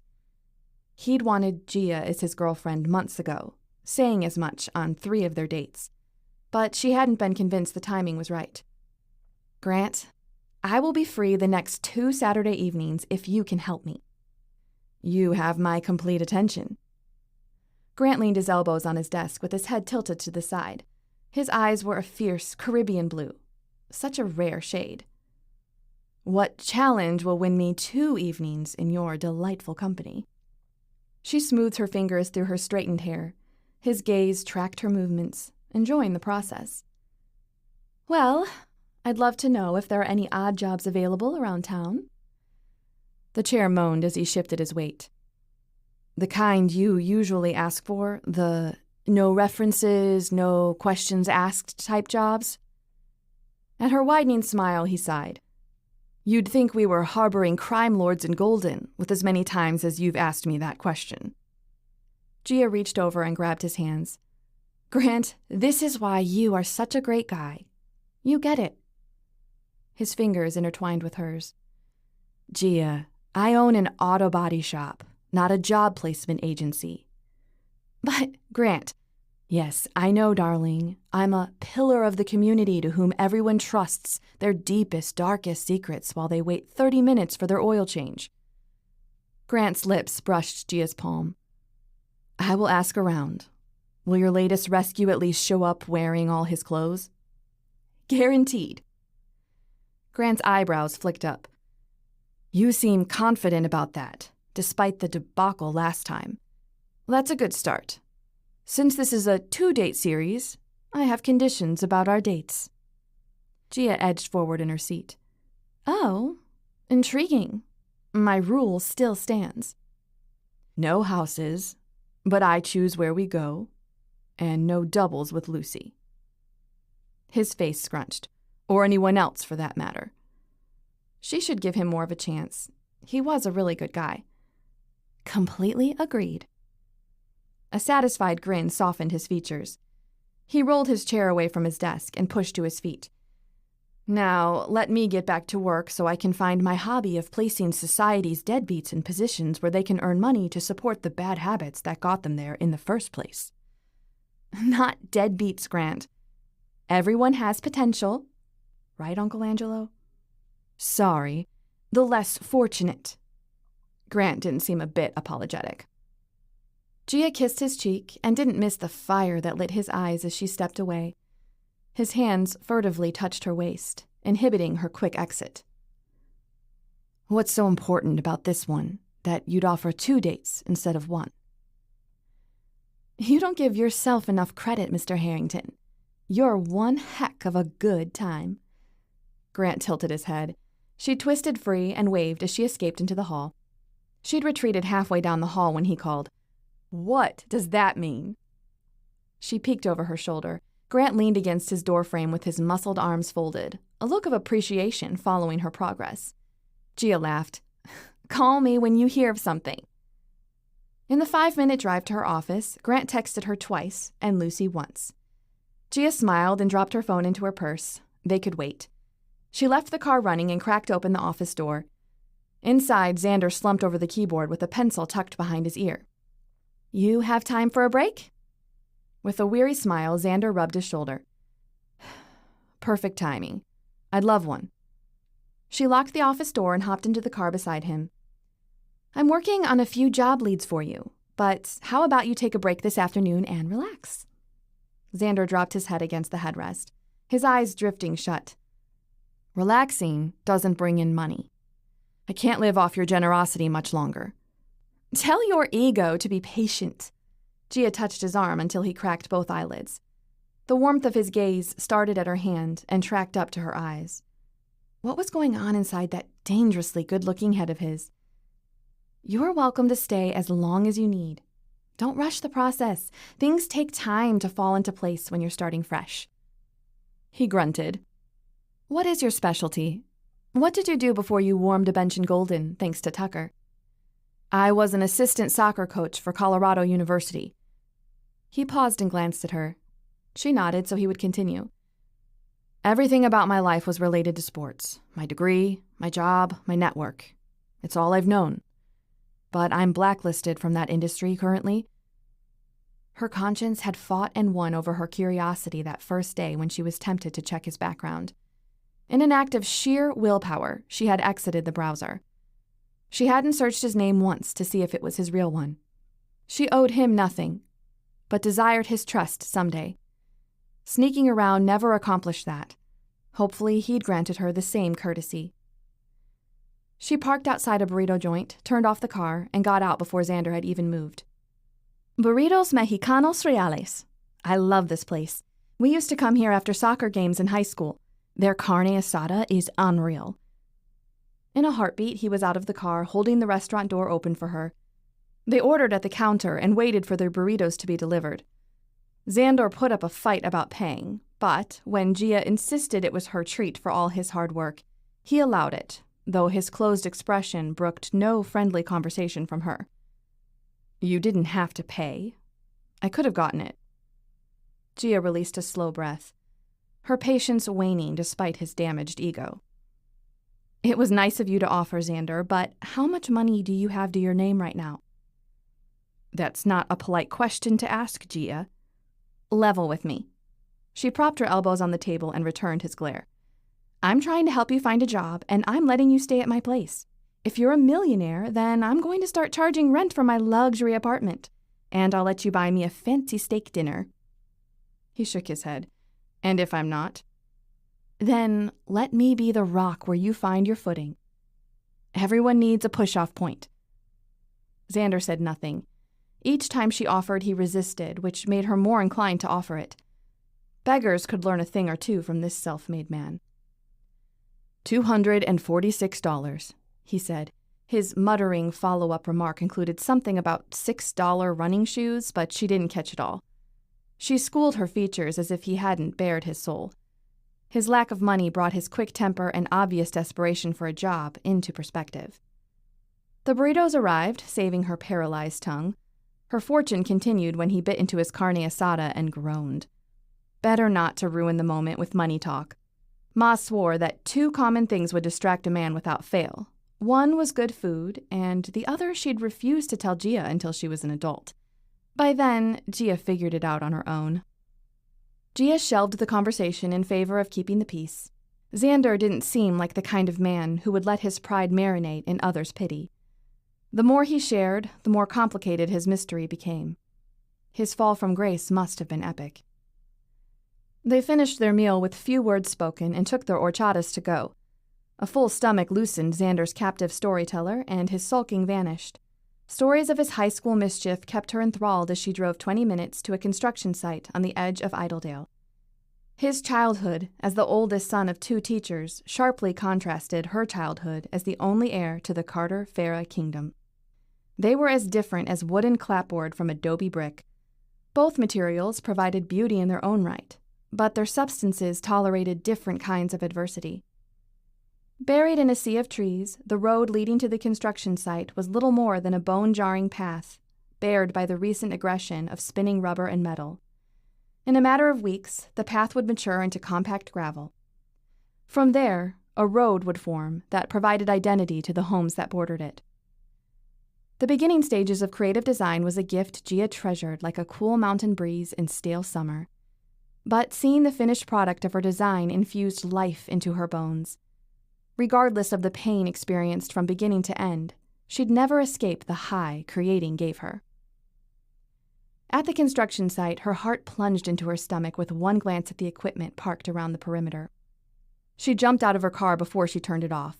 Storming the makeshift overseer pavilion, she planted herself in front of Johnny, the head contractor, and Sean, the building team leader, who stood sipping their coffee like they were having a leisurely break at the mother hen. "What is happening? Why isn't the foundation poured yet? You were supposed to start framing today. Why is nothing done?" Despite her 5'4" height, both taller men shifted backward an inch or two. Small still packed a solid punch. Johnny lifted his hands in surrender. "Hold your fire, mighty pistol. Our reputations are stuffed in the same dynamite hole yours is. We're meeting the building permit stick in the mud in about 15 minutes. The men's attention focused behind her as gravel crunched under Xander's shoes. She didn't have time for their curiosity. "Johnny, we had the permit settled weeks ago. What's the setback?" Sean spread his feet and crossed his arms over his chest. He had no idea how ridiculous he looked, but he did it every time he had something to say. She wasn't in the mood for the drawling monologue she was sure would come in his next breath. Cocking her head at Johnny, her lips drew tight. He blinked twice and jumped in. "Well, you see, that whine-a-minute environmental group somehow got hold of the material list. I think it was someone on the inside, playing favorites with the lobbyists." Sean scowled as his prepared speech tried to claw its way out of his brain. "Anyway, the short version is that the overbearing government rep is making a rare once-in-a-millennia mandated visit to the site, so as to understand fully the demands a project this size may have on the ecosystem. You'd think the man was the love child of Willy Wonka and the Queen of England with the way his secretary informed us of his special visit." Gia huffed. "If I didn't know any better, I'd say the lobbyist group also managed to get their grubby paws on the home's recipient list and are stalling this project based on the origin of the home's new owners." "Discrimination? Nah, not out here in Colorado." Sean chuckled at his own joke and backhanded Johnny's arm. Johnny forced a smiled apology to Gia. "The permit delay is going to extend our timeline by a week or two, depending on what new eco-friendly materials we need to source from California, or wherever the forest fairies make their magic." Gia smoothed her hair. "This is a nightmare. The timeline was already cutting it close. It wasn't her fault. It wasn't her issue, but she'd suffer for it." "Maybe I can help," Xander said. "A colleague of mine had a similar issue during the rebuild of the Broncos Stadium. Maybe he could point us in the right direction." His voice made her flinch. In her panic, she'd forgotten he was there, listening to everything.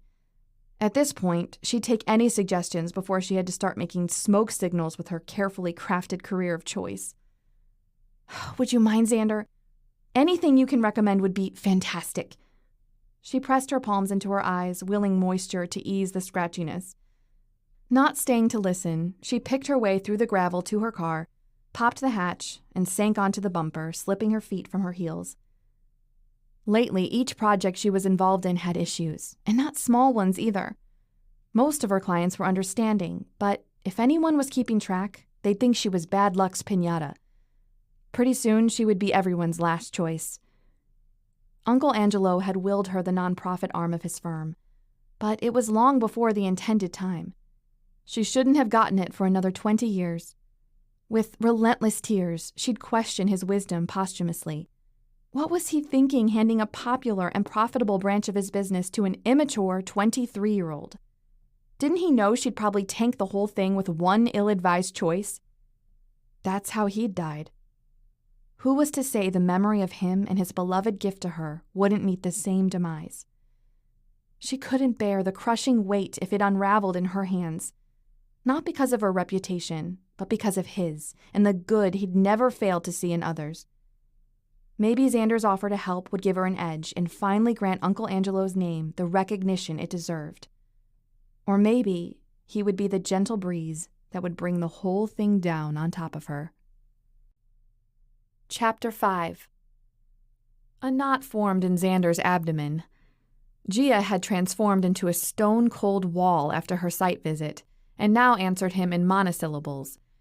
She dropped Xander at her office and left with a promise to return in a few hours. Screaming or tears provided a litmus for her mood, and he could work with that. Steely silence offered him nothing. Women coped in ways foreign to him. As soon as she left, Xander scoured the internet for his buddy Braden's contact information, but didn't find any details. So he did the research on material alternates for the list Johnny had given him himself. His coaching degree may not have left him with good employment options outside of sports, but he knew how to dig deep when desperation took hold, and he was desperate to earn his keep at Gia's. He priced out the list of eco-friendly materials Johnny needed and emailed it over to him. With that finished, he happened on a couple of websites that listed jobs for felons. Roping in his ego, he chatted live with a state-sponsored career guidance counselor, while Andrea's business card burned a hole in his slim wallet. Maybe she could actually help him discreetly.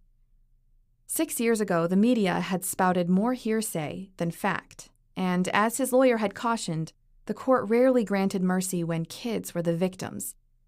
In hindsight, he never had a chance.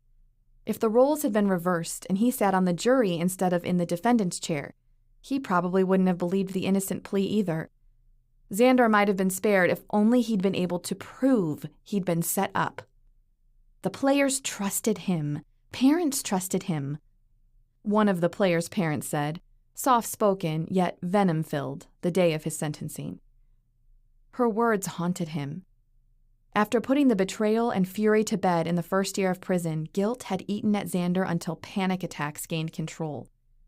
Someone, somehow, had stashed packages of steroids, loaded syringes, containers, shipping labels, and an envelope stuffed with cash in the false bottom of his locked desk at work. At his trial, athletes testified that they'd heard talk that if they wanted to get hooked up with any extras, that he was the guy to ask. Except no one ever approached him about it. He'd never sold anything to anyone, especially not syringes. Needles gave him hives. But that didn't matter, because most of his soccer team tested positive for steroids, thanks to the doses they'd received in their drinks. His internet search offered no pointers to who had benefited most from his lockup. The experts that the newscasters had interviewed suggested someone else at the university had to have proof of sales, but no source offered anything more than speculation. Detectives explored every option, searching for more witnesses to the crimes that might prove he'd been set up. Of course, they came up empty-handed, and quickly abandoned that theory as a waste of time. Hunger for justice fueled an inferno in Xander no fact-finding mission could match. He'd rehashed the events and evidence with his cellmate Jerry, agreeing the story reeked of a setup. Someone planned to put Xander away. The offender had to be obvious. Slouched in front of the computer in Gia's office, Xander searched each name on his well-rehearsed list of potential enemies, however petty, he'd made in his short stint in the university soccer department. Nothing stuck out to him. He opened a new tab and typed "coaches and steroids" into the search box. An unfamiliar news source on the second page noted a huge rise of illegal steroid use in the college athletics world.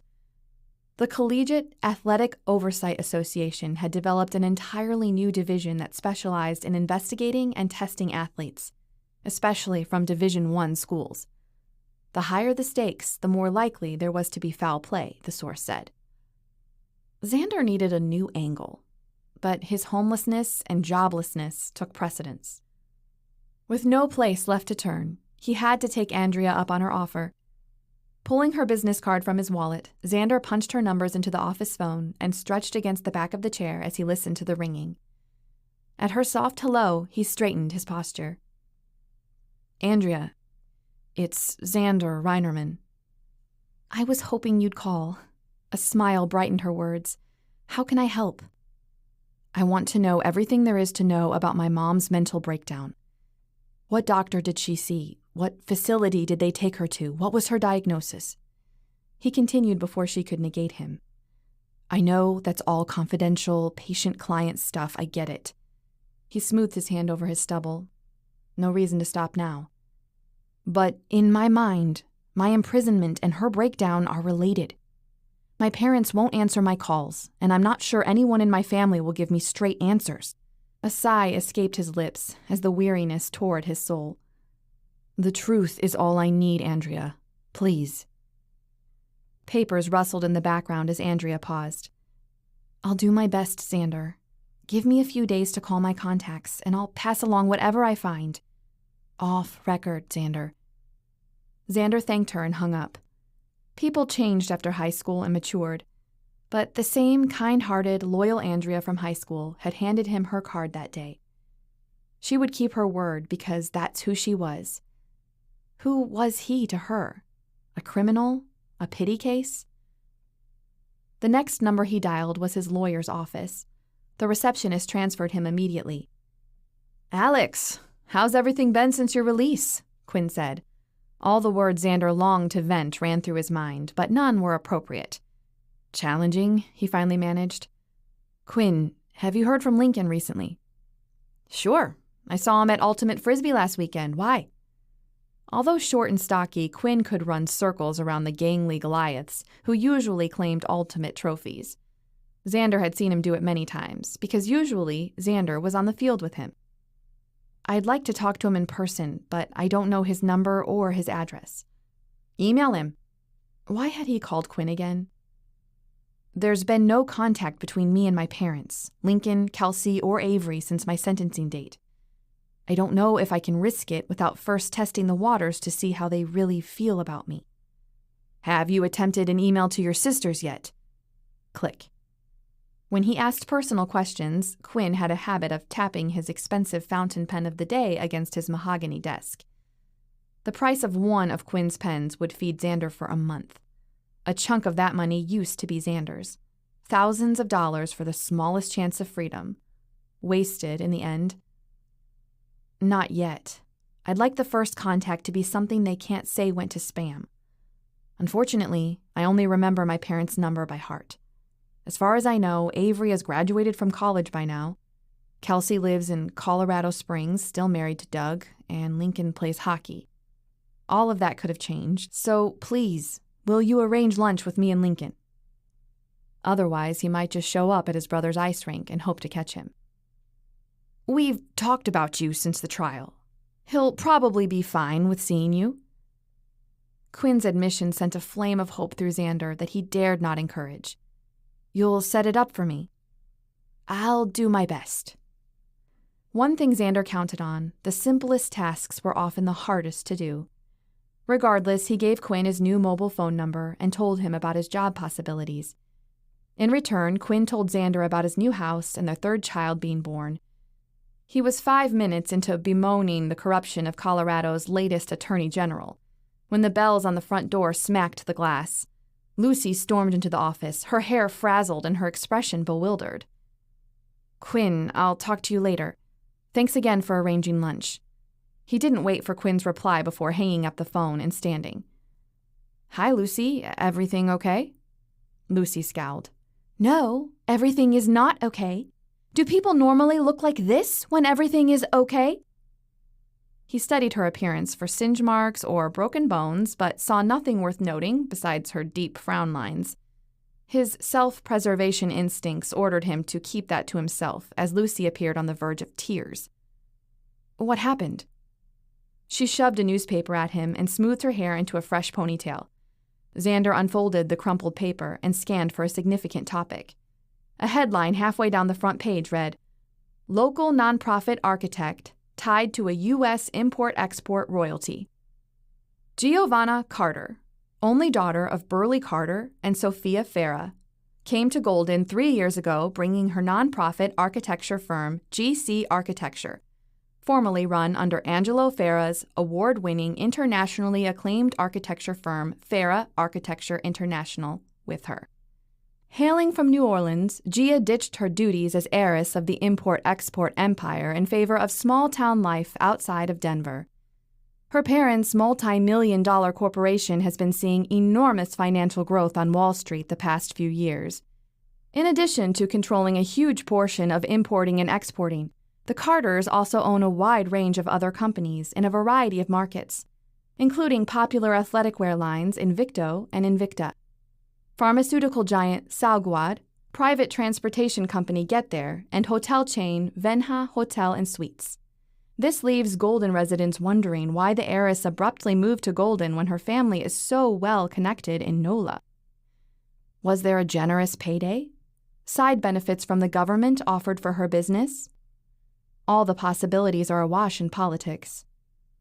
GC Architecture won the highly desired contract to design houses for Iraqi refugees and has won 9 additional contracts from the governor's office for future building projects in the last week. Xander couldn't bear to read anymore. His skin warmed, then left him with chills. It was all too coincidental, wasn't it? An expert from Salguad had testified at his trial regarding the dosages of steroids and its effects on athletes. Had someone there set him up? If so, to what end? He needed to do more research. Just how far did the Carter empire extend? What else did they own that he had involvement with? Most importantly, were they out to get him? This article called everything from the last 2 days into question. Here he was, fresh out of the pen and sleeping in the guest house of a future multimillionaire. That alone would have a judge raising an eyebrow when Gia filed for a restraining order. With no warning, Lady A returned for revenge, a wicked smile on her cunning face. The symphony of panic swelled until he wheezed like a choking dog. Dizziness and nausea rounded out the harmony, and a pounding headache and chills were the encore. Lady A reduced him to a cowering mess, pleading for mercy with every agonizing inhale. As the chorus fizzled out, his esophagus relaxed. When he regained awareness of his surroundings, his face was inches from the ground. His torso was folded and his head wedged between his knees. A light hand stroked his back in rhythm to a breathy, off-key lullaby. Lucy. Raising from his collapsed position, he kneaded circles into his temples. The coming conversation would be nothing short of shameful. At least he let Lucy down easy, and she wouldn't have to have a crush on him anymore. "Are you okay, Xander?" Her whispered words sounded too loud. He lifted a hand in the air as reassurance. "Your asthma is really bad. Don't you have an inhaler for it? I checked your pockets but didn't find one. You should see Dr. Myers tomorrow and get one if you don't. My second cousin had asthma when we were kids, and it's no joke." Asthma? He leaned back to see her expression. She was as serious as a politician. Blondes had nothing on some brunettes. "I'll be fine, Lucy. I need to lie down until Gia picks me up." If she'd come back for him, now that her identity was exposed. Lucy crossed her arms and raised her chin. "When will that be? She and I have things to discuss." "Call her. I'd like to know too." He eased into his hands and knees and kicked the chair away from the desk to give his legs more room as he sprawled on the hardwood floor face down. The cool surface whisked the heat from his burning skin and dulled the jackhammer in his head. After rapid tapping, Lucy sighed. She wouldn't answer a call from my mobile. Let's see if she answers one from her own office. Lucy punched the numbers on the desk phone and waited. "Gia, it's Lucy. Girl, call me. I'm worried about you. I've dialed you a dozen times and it keeps going to your voicemail. Call me back on my cell phone. Oh, and don't forget to pick up Xander at your office. I had to coach him through a medical emergency, so don't leave him dying on your office floor alone, okay? Bye." The slamming of plastics against each other jolted Xander from his mental relaxation. He had to have an escape plan. Where would he run? At least until she handed him over, he'd have food and a bed. Gia and her family were powerful enemies to have. Where had he gone wrong? A shadow covered his face. Lucy's knees cracked as she knelt next to him and rubbed his back again. This time, her hand wandered too far south for his comfort. "Should I sit with you till she comes back, or will you be okay?" Xander rolled to his side and swatted her roving hand. "No need to stay with me. I'll send Gia your way when she gets here." "Why don't you come with me and eat something? It'll make you feel better. I've got plenty of muffins that are allergy-free so your throat doesn't close again." "I'll be fine. Thanks, though." "But—" "Lucy!" Bolting to a sitting position, Xander grabbed Lucy's arms and moved his face close to hers, his temper one wrong word from detonating. For once, she said nothing. I appreciate your concern and your very kind offer. I will take a rain check for the food. After the episode I had, I feel more like vomiting than eating. And I'd hate to burden Gia with my sickness when she has this mess to deal with right now, okay? Lucy's big brown eyes never shifted from his gaze, but her ponytail bounced behind her. With a pat to her arms, he lowered himself to the floor and blocked the light with his forearm. When he didn't hear Lucy leaving, he moved his arm to find Lucy's lips hovering inches above his. He scrambled backward until he bumped the desk. She smiled and crawled toward him. Lucy, whoa, you need to leave. The bells on the door interrupted him. Chapter 6. At a stoplight on Washington Avenue, Gia grabbed her mobile phone and powered it on. The isolation from technology had refreshed her. Minute by minute, her cheerful mood returned, dissolving her earlier sense of panic. She'd secured the material lists from the developers for her other pending projects so Xander could review and improve on the items. In the world of architecture, no one liked surprises, especially not in the form of a lawsuit. When her phone booted up, a chime dinged once, and she breathed a sigh of relief. She almost never turned off her phone to avoid missing anything important. Today, her sanity demanded it. Ding, ding, ding, ding, ding. Chimes overlapped each other in their insistence to be heard. The traffic light flashed green before she could see what the madness was about. She guided her car into a space in front of her office. 10 missed calls, a few emails and texts, but only one voicemail from her office. She pressed the phone to her ear, gasping as Lucy mentioned Xander's medical emergency. Remorse tap-danced on her light spirit. Lucy adored being overly dramatic, but if Xander suffered because he couldn't reach her, she would not go easy on herself.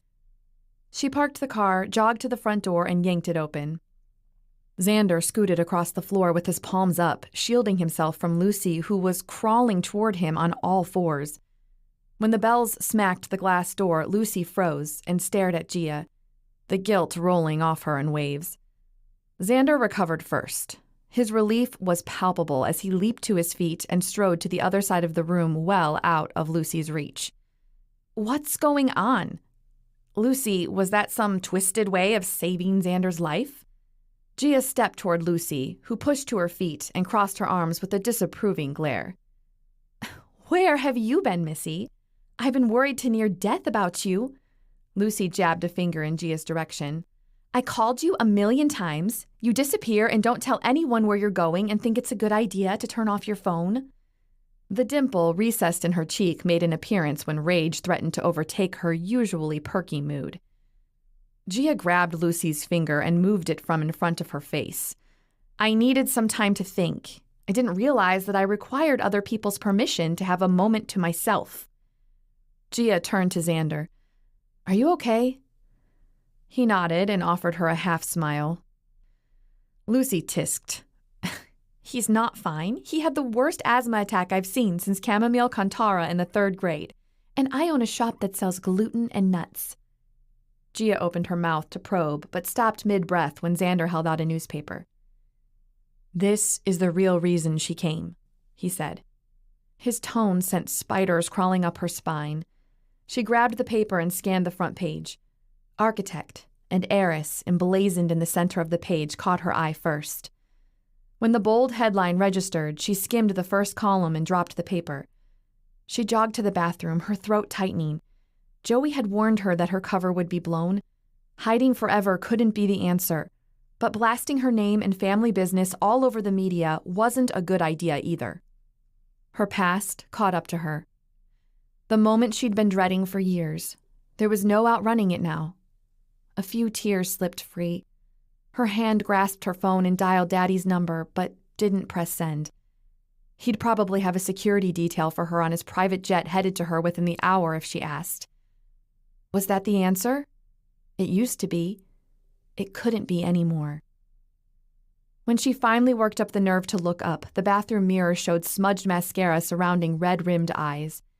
She wiped away the damage. Back in the front office, Xander leaned against the desk, his long form relaxed, and handed her a can of cold ginger ale. With a weak smile, she pressed the can to first one burning cheek, then the other. He'd witnessed her melting down twice in one day, but he hadn't headed for the hills. Then again, where would he go? If he had other options, he'd probably have taken them by now. He swung into a sitting position on the desktop. Lucy apologized profusely for not staying. She left to close up Mother Hen for the afternoon and said she'd come stay the night with you to help keep you mentally stable. She said something about her needing you to need her. Gia raised an eyebrow at the irony of Lucy keeping anyone mentally stable, eliciting a smirk from Xander. Instead of commenting, she sipped on the ginger ale. I'll text her to decline. She wanted to be alone tonight, a moment of peace before her life disintegrated in front of her. How had the media found out? Was Xander the one who'd sold her out to the press after living on her property? This wouldn't be the first time she trusted someone who didn't deserve it. Thus far, he'd spent the majority of his days under her supervision, except the one day he took the car to Lakewood. To her knowledge, he didn't know anyone in Golden besides Lucy. Gia trusted Xander's silence over Lucy's any day. Although Gia loved her friend, Lucy had the biggest mouth in town. Talking through any problems with her was equivalent to monologuing in a crowded street corner. The words, "Please don't tell anyone," meant, "Tell everyone, but tell them not to tell." The best way to find out Xander's level of trustworthiness happened to be her favorite form of therapy. Like her coach said, if you can't use words, find other ways to work out your issues. He could prove that he was worthy of staying on her property and covering for her if things went south. She tapped out a quick text to Lucy thanking her for the offer of her company, but space would help her prepare herself for the consequences that today's media exposure would have tomorrow. She downed the ginger ale and tossed the can into the recycling bin beside the desk. Xander stared with narrowed eyes. "How good are you at golf?" Gia said. He cocked his head. "I'm well-versed, although I wouldn't say I excel at it. Foot golf is more my speed." She spun on her heel and strode to the door. "Let's get going." After arming the security system and locking the door, Gia ducked into her car next to a silent Xander. How many synonyms of crazy had he branded her with by now? She swallowed the laugh swelling in her throat. Angry, in shock, slightly hysterical, definitely. Off her rocker, absolutely not.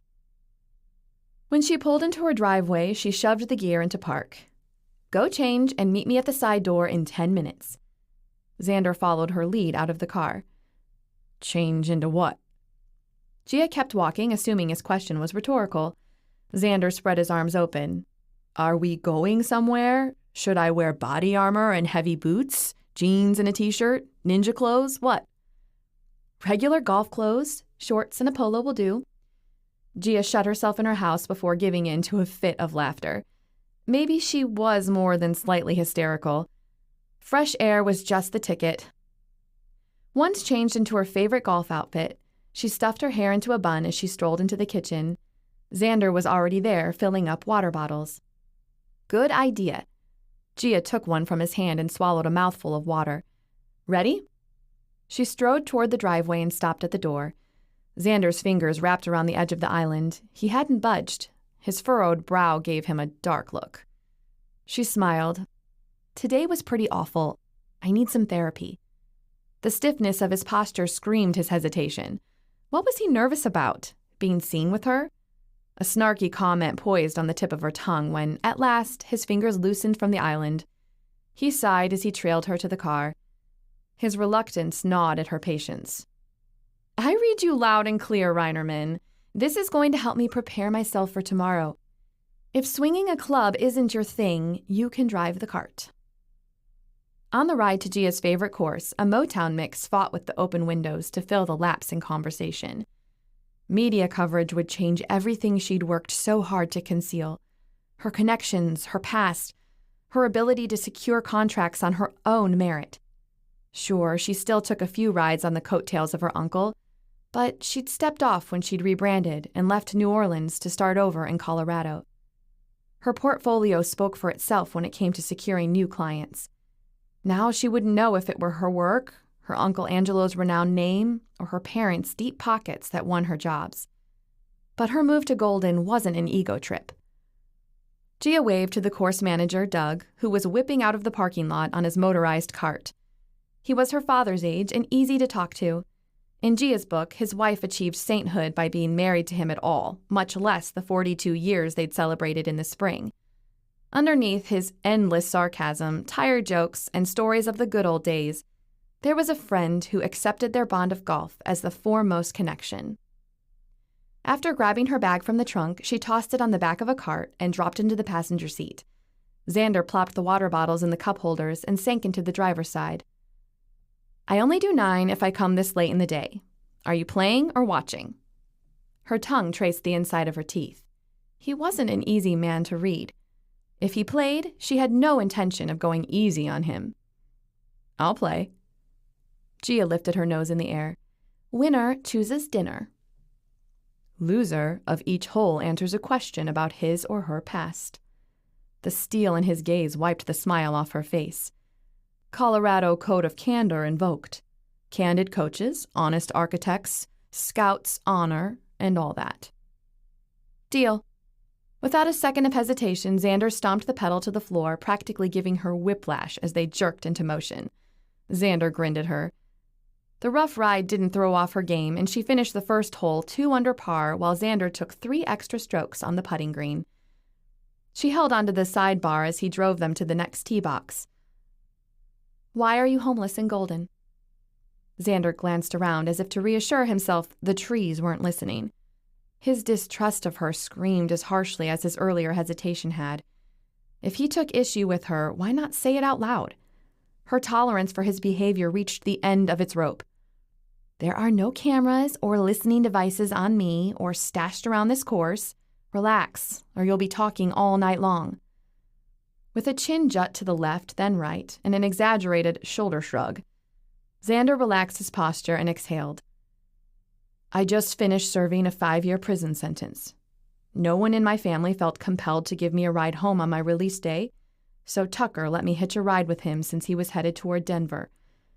Despite my calls, no one is reconnecting with me now that I'm out." A criminal. Why hadn't she submitted that background check form? She couldn't be horrified. Her insistence on treating him in kind led her to this moment. Without Uncle Angelo coming for her that night, her story wouldn't have sounded too different from his. Disgrace appeared in many styles and patterns with equal respect to all. Xander stepped out of the cart. Gia mirrored him. This time he went 1 under par to beat her, and he wasted no time in asking his question. "Do you have any part in your family's business?" Xander asked. "Not at all." She agreed to this game to find out his secrets, not give away hers. "I'm escaping it. I want nothing to do with that life. Architecture is my passion." Tomorrow, her friends and clients in Golden would echo these same sentiments to her. Why did she come to Golden in the first place? To hide, to feel safe. Something the newspaper article had ripped away from her. They peeked behind her fortified walls and shouted to the world what they saw. They had no right to take that from her. She focused all her attention on her drive off the tee box. Every fear of shunning, every look of suspicion she imagined, every potential enemy who spotted her information on that front page and came after her for leverage packed more power behind her swing. The strain of her muscles soothed her agitation. Steady breaths and a tucked chin lured her into a cove of comfort. In this world, she gave or lost based on her actions and reactions. No commentator's opinion swayed the outcome. Her ball bounced and stopped a few feet from the flag. Channeling her aggression usually wasn't quite so profitable for her. Xander's hand covered hers on the club's grip as she stood staring. The warmth of his touch startled her from her trance. His tongue darted out to wet his lips that were surrounded by the dark beginnings of a full beard. He continued to pull the club from her hand in spite of her perusal, if he registered it at all. "You invited me to a slaughter fest. You forgot to mention you are a semi-pro." She flashed him a quick smile. The praise spread heat from her chest to her cheeks. The silence lingered between them. Her focus zone was where she felt the most in control, where only a ball and stick absorbed the brunt of her ever-present frustrations. You owe me for not disclosing your prowess." He folded his arms across his chest and raised his chin in that 100% alpha dog way. "I want a favor from you this time." Gia opened her arms, inviting him to ask. She'd give him at least that for tolerating her demand that he accompany her to the course. "I was found guilty of a host of trumped-up charges. The most serious offense was that an envelope of cash, addresses, and shipping labels were found alongside steroids and syringes in my locked work desk, thus making me guilty of selling steroids." Leaning forward, she waited for the punchline. "According to investigations, I drugged my entire soccer team with steroids for almost a year. An expert from Salguad, the seller of the specific steroid they found, testified during my trial as to the effects and destruction I caused in those boys' lives during sustained drugging." Salguad, Daddy's lucky roll of the dice, the investment Ma had adamantly disapproved of, but now agreed was a good gamble. "I'd like for you to connect me with someone in Salguad who could help me figure out how so many kilos of steroids ended up in my drawer. Surely someone at that company is a watchdog for sales and amounts and would point me in the right direction for finding who set me up." Gia's heart hammered a steady beat in her ears as she wrestled with the urge to flip him on his head. Gutsy move. You think, after living over my garage for 3 days, that you can ask me to go waltzing back into the life I chose to leave to find out the names of the biggest buyers without a warrant? As if that would lead you to the answers of how they get sold on the black market? There are significant repercussions in my personal life for opening that portal again. Sorry, not happening. You played your hand too soon. Gia, the sooner I clear my name of this massive black hole, the sooner I get my life and family back, a decent job, a place to live. I quit being a burden to you and your generosity. Yeah, you have nothing to lose. Prison hadn't done his logic any favors. She stalked toward the cart. The man could add insane to those charges. He jogged up beside her. Let's make a deal. The plea in his tone had her attention. I help you find whoever is targeting you and deal with them, and you ask a contact for information. You don't have to return to that life, but perhaps ask someone who you've gone to before who keeps his ear to the ground to watch your back. In order to do these things, we have to trust each other and at least hear each other out. Deal? This trade-off felt a little like trading her birthright for a bowl of porridge. Gosh, she was a sucker for the underdog. She could use the help in finding out who had put the media on her scent. Staring him down, she dared him to shift his eyes, to give her one reason to call his bluff and send him packing.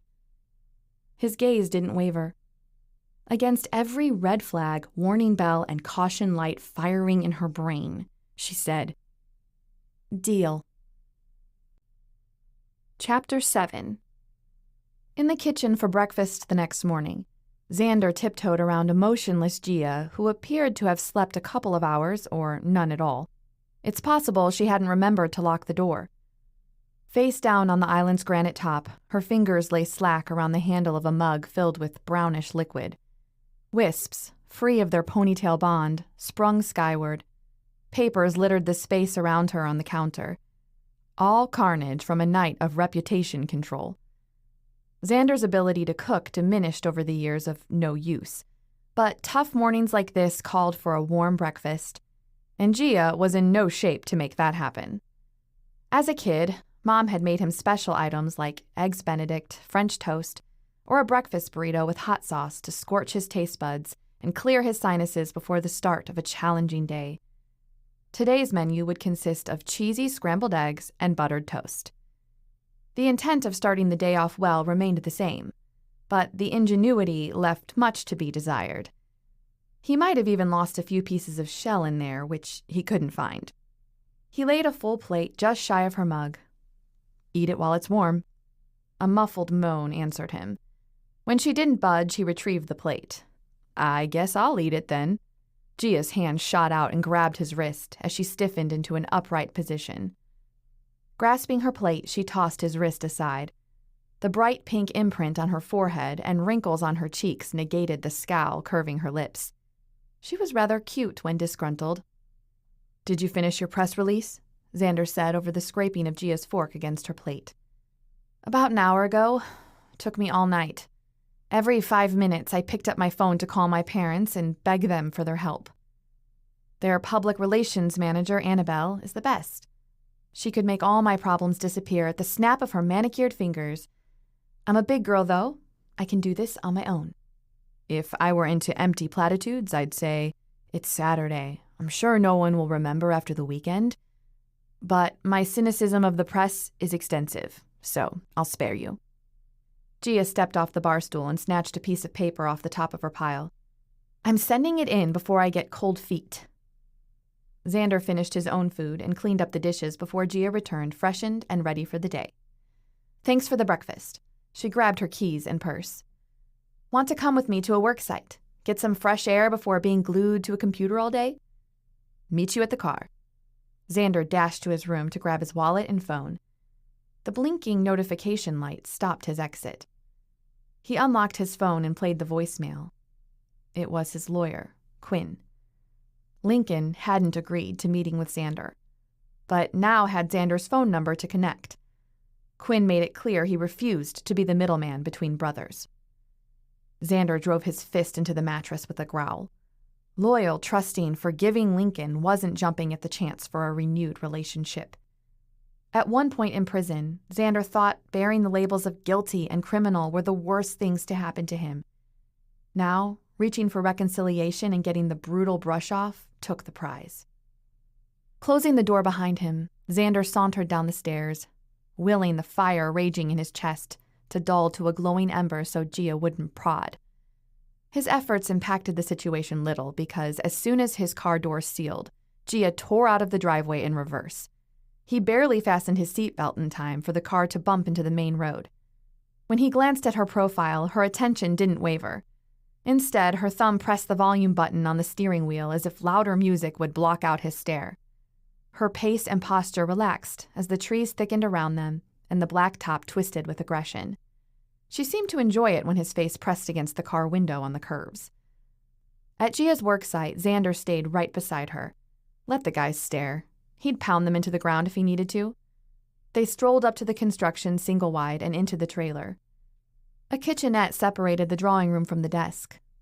A guy balanced on 2 legs of a chair with his feet propped up and a phone sandwiched between his shoulder and cheek.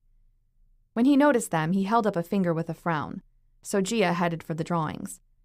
Xander studied them over her shoulder. Her signature on the bottom was willowy and straight out of a calligraphy book. At last, clomping footsteps approached behind them. "This lawsuit may well be the end of me. Never in all my years have I seen a lawyer slicker than water off a duck's feathers come poking around a job site, claiming to be an interested neighbor when he was only searching for evidence of waste that's recyclable and all that nonsense. Couldn't understand half of what the lawyer said of who is charging whom for what. Since when was throwing trash in a trash bin a crime against humanity?" Gia folded her arms in front of her. "How much are we supposed to reduce waste by, Johnny?" 12%. But if we give them 8 to 10% reduction, our lawyer thinks we'll be in good enough shape to settle or get the lawsuit dropped altogether.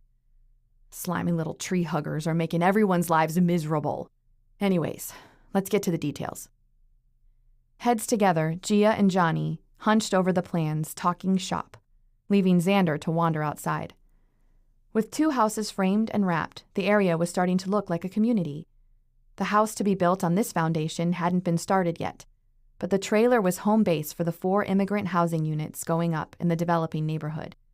According to his eavesdropping, a non-profit housing organization funded the project.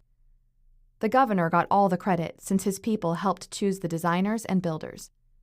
Building for a non-profit didn't bring in much money for the construction companies, but it generated goodwill and warm feelings for potential clients who found value in having been chosen for a worthy cause. The gravel path led him to the main dirt road, which would run through the subdivision. Once paved, it'd be a place for kids to learn to ride bicycles and play street ball, and where adults could catch up on their new lives. What was dirt now would serve to be the entrance of a new life for all the families that moved in. Across the road, he approached a house which appeared nearly complete, but still had an eyesore of a metal dumpster out front. Johnny said 12% of the waste needed to be recycled, which didn't seem plausible given the nature of building waste. Xander hauled himself into the ledge of the dumpster and peeked over the side. Foam, metal, and wood scraps, gallon mixing buckets, and a random assortment of other building materials filled almost 3/4 of the space. When he and Lincoln were kids, they built forts and race cars out of all the scraps they could manage to sneak into the backyard. They would have given all their baseball cards away for a chance at these materials. Mom insisted that they quit before they hurt themselves, but after a little sweet-talking, she agreed that some type of fort was better than no fort at all. Even stray cats found the forts to be secure enough to trust with their newborn kitties. Funny how he barely remembered any hard times from those years. The white, pillowy dreams of someday were so much more beautiful than the dark ashes now blackening his hands and heart. "See anything in there to take as a memoir from our little field trip?" Gia hollered from across the street. He stepped off the ledge and brushed his hands against his jeans as Gia strode over. "I was thinking how I'd have shaved both my eyebrows to have access to those materials as a kid. My brother and I made some pretty sweet forts out of scraps." "No girls allowed?" Xander chuckled. "In the world of a 9-year-old, proving your status as a real man never involved girls. And the guys in the neighborhood had to buy their way into our favor. We were the little dictators of the street." "If I had known you, I'd have insisted you build me a Barbie mansion to house all the parties for the shunned neighborhood girls. But I'd have designed it for you." Gia sighed and stared at the house. "What do you think?" "I think there is no way you could have bribed me to build you a silly Barbie house." He smirked at her withering glare. "But I think if it looked anything like this house, it would have been incredible. And neither of my sisters would have ever left your side." The thought of liking her as one of his sister's friends made him snort. "Johnny said they'll be putting the finishing touches on the outside all at the same time, so they only have to get the landscapers out once." Xander trailed her to the house's garage door and browsed the finer details up close, while she bent to examine the foundation. Gia stood to face him. "I'll give you the tour." They meandered around the house, peeking inside windows as she explained her vision for designing the home the way she did. She seemed pleased with the outcome. Her earlier funk was gone, almost as if she'd forgotten her current public relations crisis. "I designed these corbels with Middle Eastern influence so the families could feel a small piece of—" Her eyes grew wide with alarm. Or was that surprise? Xander switched between Gia's face and the corbels. Was she expecting him to comment on their beauty? "Something wrong?" She grabbed his hand and yanked him toward the front of the house. "Xander, I had a stroke of genius." Xander tugged back, slowing her steps. "Fill me in any time?" They stopped in front of the dumpster, Gia's giddiness bubbling over as she clapped. "Repeat what you said to me." "Fill me in?" Her hand waved in his face. "Before that, when we were standing here, you said you would have used the materials in that dumpster." Her body leaned forward, urging him to finish her sentence. "To make forts." Gia squealed and hugged him. Her curly hair tickled his face, but dang, it smelled so good. He almost groaned. "Alexander Reinerman, you are my hero. If you use all this junk to make playhouses for kids, we'd be eliminating 12% of the waste, if not more. You need a way to make money. You could start a business or nonprofit building forts. You could add to your collection of what you make from the materials, but I could help you design them. I would bet construction companies would be more than happy to give you their trash if it meant preventing a lawsuit like what Johnny's fielding. And if you pull it off, you could offer classes for kids, allowing them a safe environment to experiment with creating things like forts or dollhouses. It would be a long-term commitment in order to satisfy the terms." He wasn't qualified for this. Perhaps Gia was forgetting that he was a coach, not a DIYer or builder of any kind. But then again, he and Lincoln had been pretty good at building forts that the neighbors envied. No, kids were different these days. Did they play outside anymore? He sighed. "Where would I build them?" "To start with, you could build here on site. The construction guys have all the tools necessary to get started. Johnny's team would let you as long as you stayed out of their way. Or you could haul everything off-site to my backyard," she shrugged. "But I don't have any of the right tools." "Don't kids play in plastic playhouses where they can't get splinters or lead poisoning?" Gia's curls bounced as she shook her head. Not all of them, especially not here in Colorado. She whipped out her phone and called Johnny, who hadn't left the trailer across the street. When she hung up, she broke into a dance with her slim hips rocking from side to side and her hands in the air. He grinned as she moved to music only she could hear. Gosh, she was gorgeous and feisty. As she turned on her heel, she let loose some fancy footwork and froze a couple inches from his face. Her eyes narrowed and her smile disappeared. What kind of man makes a woman dance alone? She pushed at his chest and took a step back as he did the same. Then her smile lit up her features once more. I'm kidding. Johnny agreed to let you work. I'll come back with you tomorrow morning. We'll sketch some designs and see what we have material for. With a hop in her step, Gia skipped across the street towards the car. No, don't thank me. How about you make dinner? She blew him a kiss and winked. Xander laughed as he watched her disappear. What was he getting himself into? The world would take one look at his work and run. He'd embarrass himself and his family again. His parents would scorn him for working with trash instead of having a real job. Lady A wrapped her icy fingers into his chest around his lungs. Who would want a kid's playhouse from a criminal soccer coach? His vision blurred as his lungs constricted. Would a respectable job be too much to ask? Something his sisters could say without scrunching their faces or shrugging him off as the disappointment of the family. He straightened his posture as Gia's car rolled into view and slid into the front seat when she pulled to a stop. Gia poked his leg. Did your legs quit working, Chief, or do you prefer to be picked up like royalty? At her words, anxiety released him, so he offered Gia a half bow. It's you who should be treated like royalty after your brilliant idea. I think we should name the business Carter's Kids Creations and keep it as a subset of your nonprofit since it's already set up. We can put it under my nonprofit, but that name doesn't ring true. Gia's phone sang a haunting melody as the screen lit with an incoming call. Hi, Grant. Pause. Oh, tonight.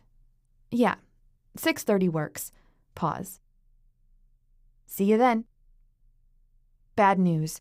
Gia plopped the phone into the cup holder. Your gourmet meal is going to have to wait. I promised a friend I'd go out with him to dinner if he helped me with the project. So he's calling to collect on one tonight. I'll have to eat the whole mac and cheese box on my own then. Gia barked out a laugh. Maybe I should get a rain check on this dinner date. I could stand to eat some carbs and ice cream after yesterday. Grant is more of a salad and sushi type of guy. Her nose crinkled. After a quick lunch, they spent the afternoon doing yard work in an oddly domestic sort of way. Gia insisted on weeding but refused to touch the trimmer. Regardless of a few bald patches on the edges, Xander was proud of the trim work after not having operated one for so long. He cleaned up and let himself into the kitchen where Gia was setting out a saucepan and the box of macaroni and cheese. She had a flowy sundress on that hugged her figure in all the right places and made her legs look endless. When his gaze made it to her face, her eyebrows arched in the air with a hint of humor tugging at her lips. Busted. She cleared her throat and motioned to the stove. I'm assuming you know how to boil water as well as you know how to make a girl's cheeks blush. It couldn't have changed all that much since he last did it. Xander shrugged. One of my top 5 kitchen skills. With a resounding humph, Gia filled the saucepan and lit the gas stove top. In between trips to her room, she supervised his meal preparation and sneaked a bite as a car stopped in the driveway. She sighed. Grant's here. Lock the door handle behind you when you leave. See you in the morning. Her heels clicked against the porcelain tile before the door thumped shut. Xander peeked out the window to catch a glimpse of her date, but his head was twisted as he reversed the car. Dinner date thief. An odd feeling of pride erased his jealousy. She trusted him enough to leave him alone in her house. Xander's phone buzzed in his pocket. Had Gia forgotten something already? The number sported a Colorado area code, so he answered. Xander, this is Andrea Reed. Her soft voice stumbled around as she searched for the right words and gave up in a chuckle. I think you know who I am, right? Right. Hello, Andrea. Sorry to interrupt at dinner time, but I talked to my friend and I have a name for you. Xander's heartbeat tripped into double time. About my mom? Yes. The hospital she checked into was Wethersfield Institute of Mental Health, and her doctor was Dr. Cantella. That's all I can give you. I think you know I'm giving you this as a friend, not as a professional. It could cost me dearly if word got out, so please don't mention it to anyone. I won't, Andrea, thank you. This is a good first step for me. It means a lot that you believe me. I hope you find what you're looking for, Xander. Hearing her call him Xander twisted his insides. Her soft voice always had a lilt when she called him Alex in high school, but hearing her say Xander affirmed that his life wasn't the same. He could control what people called him, regardless of whether he could control their thoughts. And that was a start. But what was he looking for? Closure?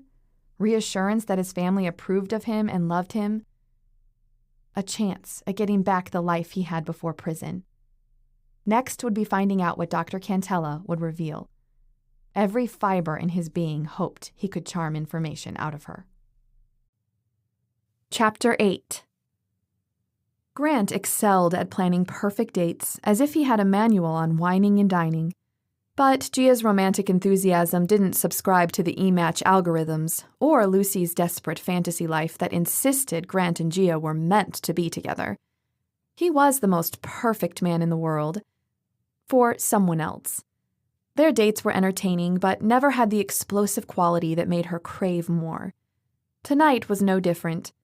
They sat in downtown Denver on the rooftop patio grill known for pairing foods with the perfect dipping sauces. Fondue with a twist. So, Mrs. Campbell came in first thing this morning smelling as if Joanna from Luscious Locks had set her hair on fire. With the straightest poker face I've ever seen, she said, "Mr. Harrington, my brakes are screeching like a pot-smoking hippie in a logging zone." Then she made the most horrible noise I've ever heard. Sounded like a tortured cat. I asked her how long it had been happening, and she said, "About 15 minutes. I'd rather not die in a car that can scream louder than I can." Gia laughed. "You should put a hidden camera in your shop, blur out the customers' faces, and send the videos to that famous comedy blog. I need my own reality TV show. We've got enough unscripted drama to keep America enthralled for an hour every week. And if your pretty face keeps showing up around the halls, the producers will be quick to sign the deal." He winked at her as the waiter placed their plates in front of them and disappeared to refill their drinks. Gia toyed with her fork and offered him a smile. "I think I'll be hanging up my employment finder hat for a while." Grant's brow furrowed. "Are you giving up on your latest project already?" He stilled her hand with his, brushing his fingertips along her fingers. His skin was surprisingly soft for a mechanic. "I haven't heard back from any of the guys I usually ask. They seem to be fairly busy these days. I'm sorry I haven't been more persistent." She laughed and pulled her hand away from his touch under the guise of digging into her food. "It'll cost you that second date I promised. I came up with a better solution for the person I'm helping. I'm really excited about it." The silence dangled in the air like an unsecured crossbeam. Grant edged forward in his seat with the speared piece of steak on his fork halfway to his mouth. "Should I beg you for the details?" "That'd be nice, yes." Grant sucked in a huge breath and slapped a hand to his chest.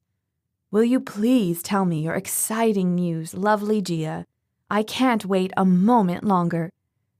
"Your begging is pitiful." She squinted at him. "The construction company I'm working with on the refugee project is being sued by an environmental group who's asking for 12% of the building site waste to be recycled." 12% seems extreme. "It is, but this human project of mine has an eye for repurposing things, so he's going to help out the construction company." Well, she sure hoped he would. How exactly would he repurpose trash? Gia tisked. "I can't tell you the details until it's all finalized, but it's going to be really cool, if we can pull it off." "I look forward to that." Grant checked his watch.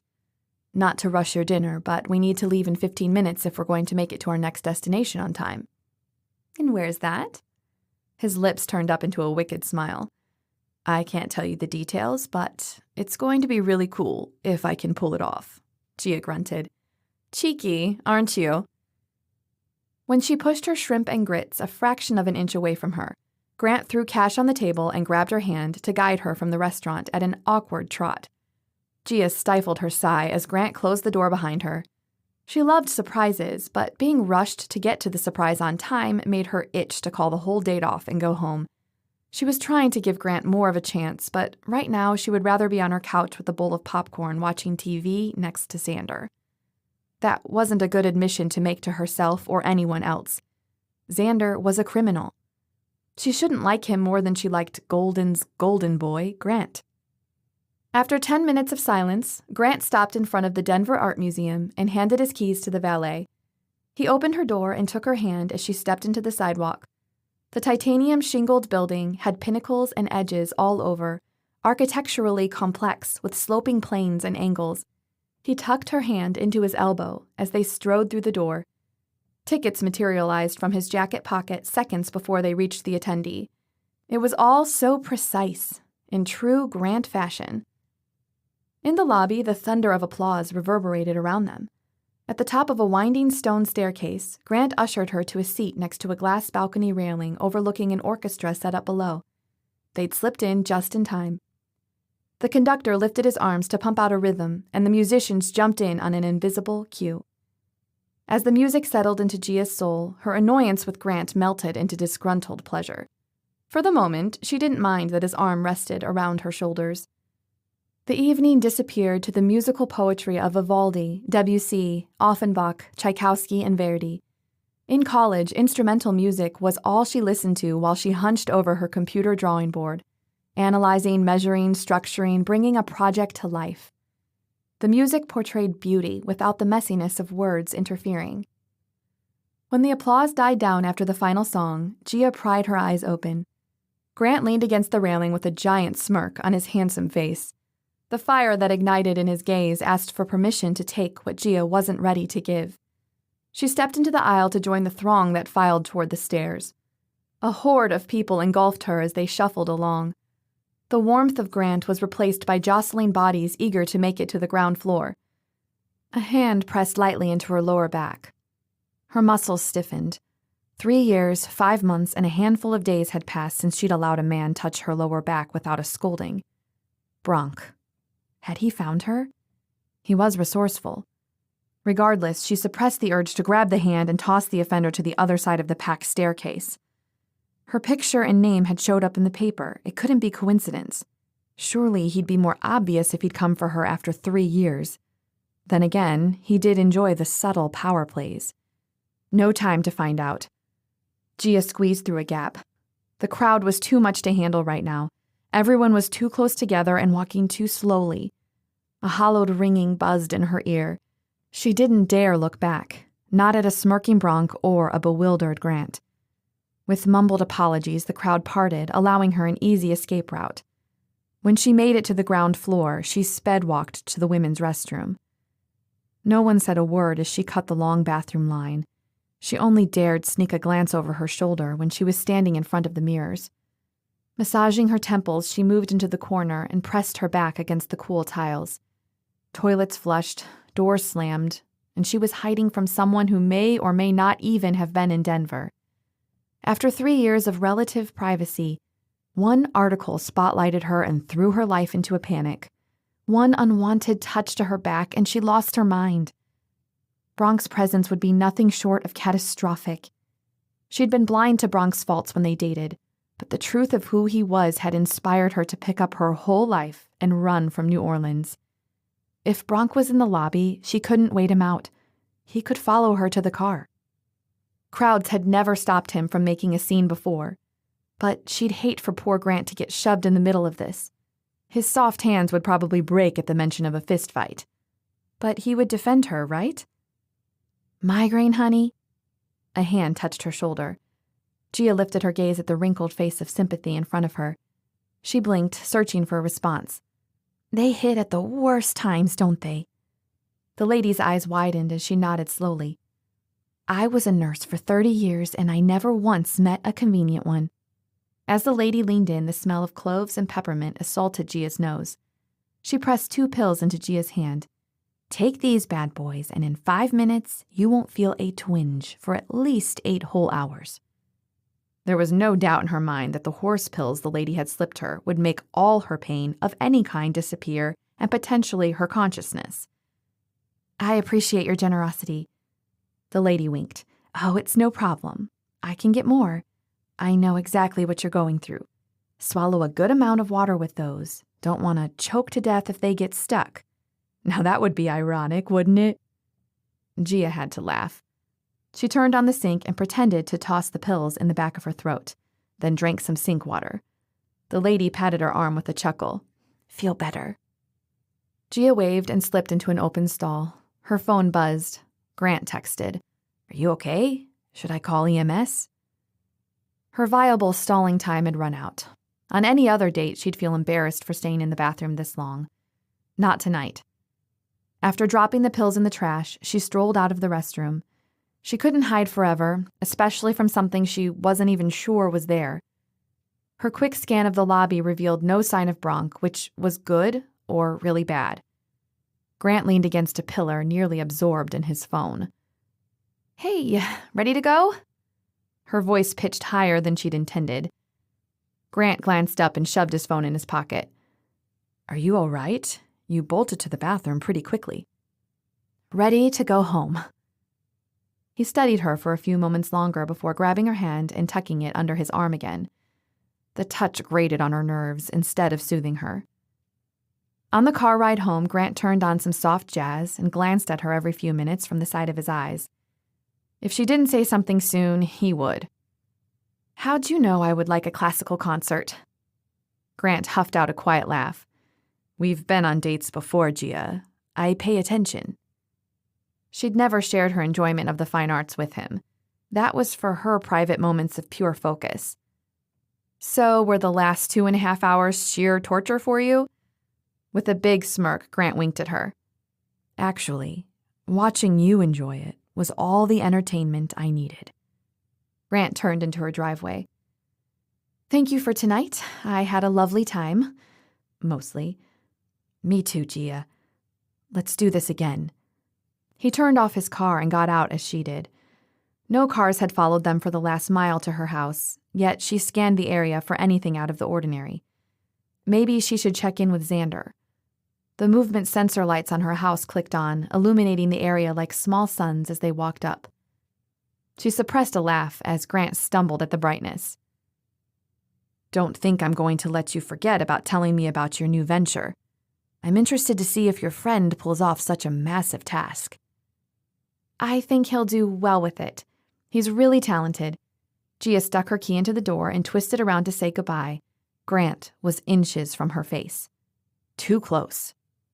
Grant grabbed her head in his hands. His lips crashed into hers, throwing her off balance. Her hand slapped into the siding. He mistook her momentary balance as agreement and moved his hands to her thighs, pinning her arms to her side. Grant's weight pressed her against the door. His fingers grabbed at the bottom of her dress, pulling it upward. Panic roiled through her.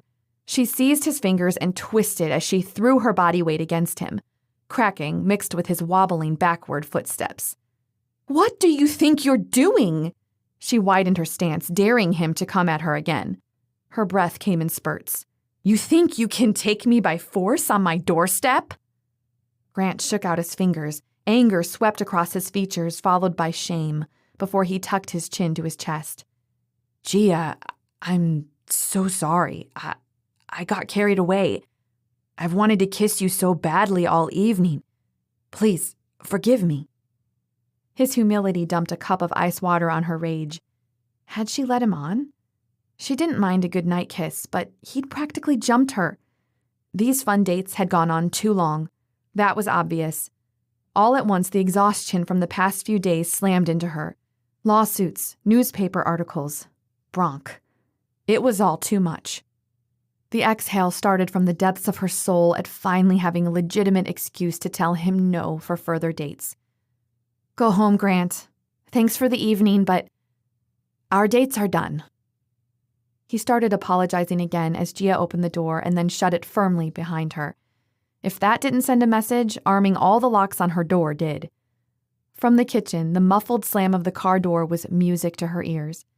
The headlights flashed in her front windows as he backed out of her driveway. With the way his fingers cracked, she wouldn't be surprised if a couple of them were broken. Before she left the kitchen, Gia washed 2 smaller pain pills down with a glass of water in hopes she didn't have to feel anything for the next 8 hours. On her way to her bedroom, she stopped by her home office to turn up the sensitivity on the flood lamps and security cameras. Bronk was mean and smart, and with any luck, she'd catch him outside her home instead of inside. The last time that she caught him standing over her bed, she swore she'd kill him if he ever tried that again. Gia liked to keep her promises.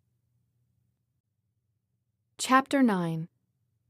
In the dark of his room, Xander gripped the window frame so tightly that he was milliseconds from dislodging it from the wall. The pressure behind his eyes hammered around his skull, the after effects of watching Grant manhandle Gia. When she'd shaken him loose, his head sagged against the glass with a quiet thunk. The car pulling into the driveway had drawn him to the open window and left him in a foul mood. Gia wasn't Xander's to claim, but she definitely wasn't Grant's victim either. Once again, she'd proved her ability to defend herself, as she'd so aptly threatened Xander that first night. Dare he check on her now? Or address his eavesdropping in the morning? She was locked safely in her home for the night. Besides, he was a guest on her property, so the odds of his presence being considered helpful tonight were minimal. When the outside lights clicked off, the roaring in his head dampened to a soft thud and his muscles relaxed. After his stints in solitary, bright lights were too loud and did nothing to improve his anger. That was his new reality, and he relished the dark of night. Problems seemed easier to deal with in the dark. A banging on his door startled him from his deep sleep. It was Sunday morning. He stumbled to the door, opening it in a haze. In the growing morning light, Gia paced the doorstep, wearing brightly colored workout gear with her hands on her hips, staring at her neon blue shoes. It was far too early to look that put together after such a late evening. Her gaze dragged from her shoes to his face. "You run, right, Xander?" Xander nodded. He really wanted to go back to bed, though. "Run with me?" She didn't smile. There wasn't a hint of her usual light-hearted banter. She wasn't the kind of girl who required someone with her at all times. Whatever bothered her was significant. Gesturing for her to stay put, he grabbed shorts and a t-shirt and dressed in the bathroom.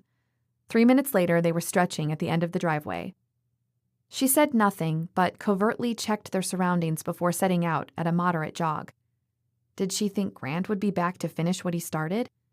Xander matched her pace from concrete to gravel and fell in line behind her as they wound through muddy trails between the trees. Her endurance was impressive, despite her occasional stumbles. 30 minutes later, they slowed to a walk in a large meadow. Gia dropped to her knees, breathing deeply, and spent the next 10 minutes making yoga look easy. When she ambled toward the path, Xander joined her. He was no Lucy replacement, but trust didn't happen by accident. He was terribly out of practice with talking about feelings and stuff. "Want to talk about what happened last night?" She sighed and scrubbed her face with her hands. "Of course, you saw." "And heard," Xander paused. "I hope you broke his fingers. He deserved at least that." "Yeah, a mechanic with broken fingers." She made a face.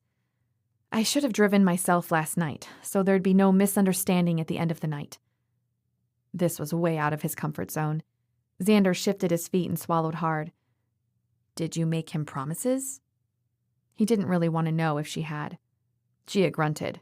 "Not at all. In fact, I was annoyed with him half the night and worried about something on the way home. I don't know where he got the idea that I was a prime candidate for a doorstep pat-down." Xander closed his eyes. He should have gone down there and bashed the guy's head in. "I don't think he'll make the mistake of messing with you again." "I hope not." He set his hand on her shoulder and turned her to face him. "Are you worried about him coming after you? Is that why we're out here this morning, burning off the stress?" Gia glanced around as she wiped her forehead on her sleeve. "No, I'm not worried about Grant." "But you're worried about someone finding you out here alone." Xander ducked his head to catch her gaze. She nodded. "Who?" Gia didn't answer. "Gia, you have to trust me or I can't have your back when you need it." "Fine," she huffed. "My ex-boyfriend Bronk. I'm afraid with that article in the paper that he'll come after me now. He's not a good person, Xander, and he's part of the reason for a lot of the cautions I take today. This is going to sound crazy, Gia grimaced. Last night, Grant took me to the museum for an orchestra concert after dinner. When we were leaving, someone touched me on my lower back and brushed his thumb in an arc. That was Bronk's signature touch for me, his way of claiming me in front of other men. I didn't look back to see who it was. I ran straight for the bathroom. It could have been Grant, though. Gia shrugged, her expression tortured. I'm ridiculous, I know. It's smart to be cautious. Xander motioned to the path in front of them. They started to run back. Is there anyone you can call to find out his whereabouts? That would mean involving my parents, Xander. You'd rather live in paranoia for who knows how long than ask your parents for help? He'd been willing to trade non-vital organs for his parents' help, and they weren't even worth a fifth of what Gia's parents were. I'll think about it. Don't hesitate too long. If he's in town, it won't be hard to find you. At that, Gia sprinted the rest of the way. He lengthened his stride. The burn in his lungs and muscles felt so good. The sweat poured off him in rivulets as they went their separate ways in the driveway. Showered and dressed 30 minutes later, he strode into the kitchen, ready for something to eat. Lucy texted and said she's got breakfast ready for us and something for you. You okay with that? Thank God Gia's smirk was back. He'd rather have the warrior than the worrier any day. He tilted his head. I like when Lucy feeds me. Gia made a strangled noise as she grabbed her purse and keys and paused at the door. Don't push me, Reinerman. Things get ugly when I crack. You don't scare me. My ego can survive you. Maybe. Instead of a response, she disappeared into the garage and backed her car out. Xander jumped in the passenger side. What does Bronk look like? Xander said. Average height, brown hair, tan skin, and white teeth. Someone who looks like me? Yes, except you're taller and better looking. A zing of happiness shot through him.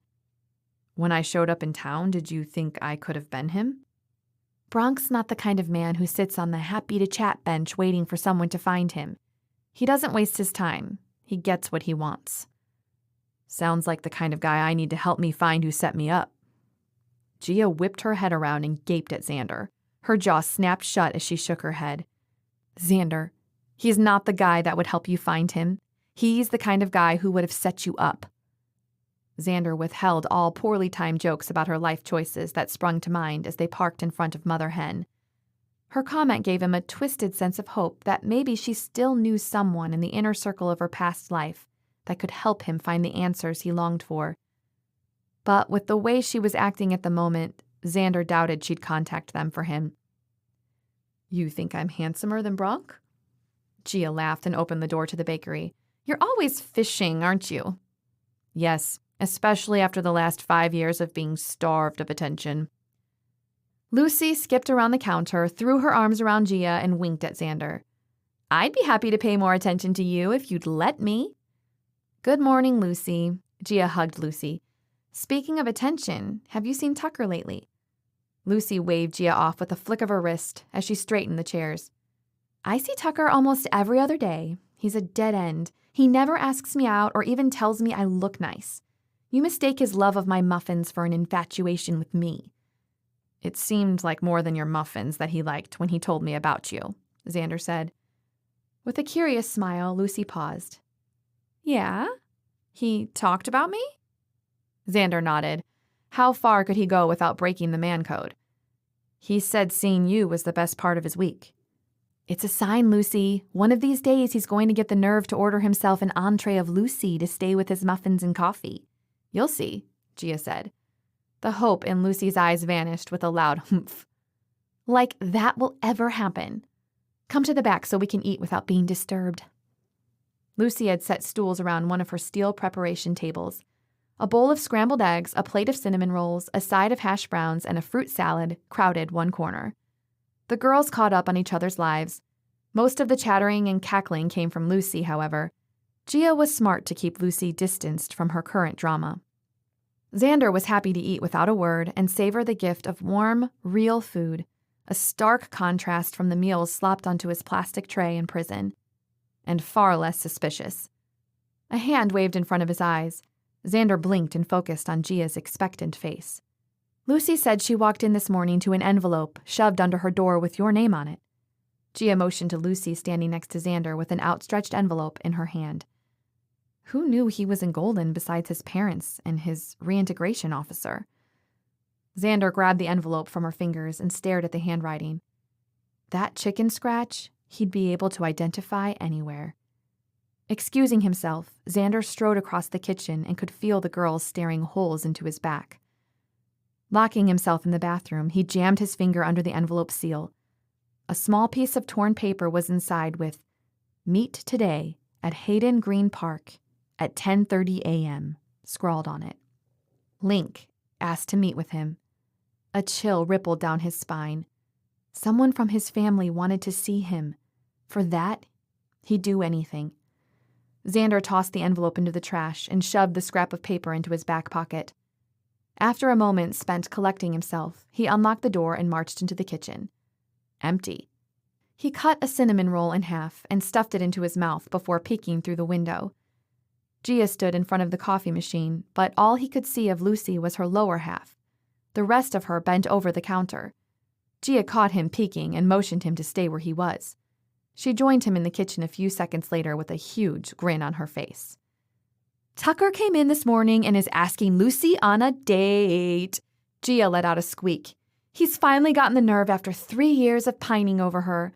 I might have given him a verbal nudge. Xander angled himself in the door window to see how Tucker was holding up. How long has he been asking her? It shouldn't take that long. Gia grabbed his arm, pulling him from the door. Her skin felt warm and soft against him. Let's sneak out the back door. We've got work to do. He followed her outside into the back alley and stopped. Gia, I have someone to meet at Hayden Green Park at 10:30. She checked her watch. That's in 20 minutes. Was that in your note? They strolled to the front of the building. Xander flicked up his eyebrows. Is the person dangerous? Her question hovered between offensive yet sweet. She was the only one who cared if he existed at this point in his life. Are you worried? Gia bit at her lip. Are you going to need more backup than I can provide? He isn't dangerous. Xander stared out the car window at the world of people who had their lives together. In the park's parking lot, Gia maneuvered into a space with a clear view of the whole playground. Xander admired her strategy. I'll wait here for you. Xander opened his door and stepped out. Gia rolled down the window. Also, it'd help me breathe better if you stayed inside of the car. The cops will have questions if they find your body in the woods and I was the last one to see you. I know you can handle yourself. The butt hung in the air between them. The creases on her forehead betrayed her otherwise indifferent expression. He offered her a thumbs up and plopped onto an empty bench yards away with his back facing her. His stomach was a twisted, raging knot of nerves. His first glimpse of family in 5 years would have a personal audience. Runner's feet pounding on the path had him flinching until he covered his face with his hands and listened. The slow crunch of gravel got louder and stopped next to him. Dare he hope that it was actually Lincoln, or had Gia invaded the moment? Dropping his hands, he turned his head, catching an old man mid-sit, and offered him a nod. A hand slapped his opposite shoulder hard. He followed the arm up to a tan face topped with dark, floppy hair. His little brother. Let's walk. Xander jumped to his feet and followed Link away from the bench. Link, I'm so glad to see you. I missed you. Link threw a lopsided grin in his direction. I missed you too, bro. His eyes shifted around. We have to keep walking, though. Xander twisted to examine the area for people watching, but kept pace with him. Are we at risk here? We're always in danger of being seen. Surely after 5 years you haven't forgotten a lifetime of looking over your shoulder, Alex. He barked out a laugh. I'm sorry, I couldn't tell Quinn that I could meet you. No one could know that we were meeting. Xander cleared his throat, his heart ripping a little further. This version of Lincoln concerned him. Shifty-eyed, suspicious, overly cautious. Was he on drugs? Why can no one know, Link? I served my time. I'm clear. Because even with you behind bars, I've still had to do a drug test every 6 months. Owners and managers have a long memory when it comes to violations, and I've been really careful to avoid anything that could get me benched. Word is, I could be recruited to the majors this year, and you know how much I've worked for this. But you also shouldn't be out on the streets on your own. Link had worked tirelessly to get into the hockey pros since he was a kid. The ice was Link's second home. They both had laser focus to getting international attention in their jobs. Only Xander had been sidelined before his debut. Xander grabbed Link's arm. Link, why are Mom and Dad avoiding me? Link sighed. The hard truth is that your situation has embarrassed them, and Dad is hoping it will all disappear and people will forget. I've tarnished their name. Dad coached high schoolers and was head of as many committees as he could fit into a week. He shrugged. You know how important it is to them that they look like they have it together. In Dad's mind, there's no coming back from your departure from morals and virtue. Dad had always been quick to squash any behavior from his children that hinted at him not having complete and utter control. They still don't believe I'm not guilty. I believe you, and so do the girls. Link scrubbed his face with his hand. The sag in his shoulders gave the appearance of exhaustion. Don't give up on us yet. We're trying to figure out how to navigate this all without starting a family war. Wait until things settle a bit, and then we'll gradually ease you in. It wasn't fair that his siblings had to choose between their parents or him. He wasn't a criminal, and his official prison sentence didn't make him guiltier. Dad had spent a few fruitless weeks trying to convince him to admit his guilt and take ownership of his failures like a man, sending him articles of other people who had recovered from their big problems, as if pleading guilty would restore his sullied name. And when Xander insisted on his innocence, Dad, and by nature of their marriage, Mom, left him alone with a parting shot of, "Where did we go so wrong with you?" and a threat to disown him from the family. He'd seen them hold grudges before, but didn't truly believe them capable of turning their backs on their own son. Looking back, he was a fool for not seeing that. Link stopped and pulled Xander into a tight hug. The physical touch rocked him to his core, the first familiar touch in far too long. It's so good to have you on the outside again. I need to get going. A friend of mine in law enforcement checked on you for me from time to time. Jerry's pet. That's you, right? The words slammed into him like a 10-ton punch to the chest. Jerry was my cellmate inside. Nothing more. His reputation kept the other guys from messing with me until he died. Then you went into solitary. Lincoln's words weren't a question. They were a solemn statement. His throat tightened. The fear that had driven him to request solitary and the shame that accompanied it he'd planned on carrying to his grave. I had so many death threats before Jerry's body got taken to the morgue. For nothing. For looking like the easiest prey on the block. It was the most solid insurance plan I had to make it out of there alive, and even then, it wasn't much. Solitary was like cornering you and making the kill easier. Lincoln stated the words so calmly, meeting Xander's eye. Get the help you need. If you can't pay for therapy, send the bills to me. Don't let whatever con man sent you to prison take away the rest of your life, too. Xander nodded as icicles crescendoed in his chest. No, not now. Not here. Link shoved his hand in his jacket pocket and pulled out an envelope. Here's a copy of the key to the storage shed in Mom and Dad's backyard where your stuff is. The boxes are all labeled with your name. I checked. Stop in sometime while they are working so you don't give them a heart attack when they see someone taking stuff from their property. Or maybe he'd stop by and force them to see him so they could at least acknowledge he was alive. He exhaled. If he wanted a chance at seeing his parents, it was better to play by the rules and let them warm up to the idea of him being around again. Thanks. This means a lot. Lincoln squeezed his arm and smiled. See you again soon. I love you, man. He strolled further into the park in the opposite direction of the cars, but stopped short with a sparkle in his eyes. She's beautiful, by the way. I'll bet she's got an amazing personality to go with it.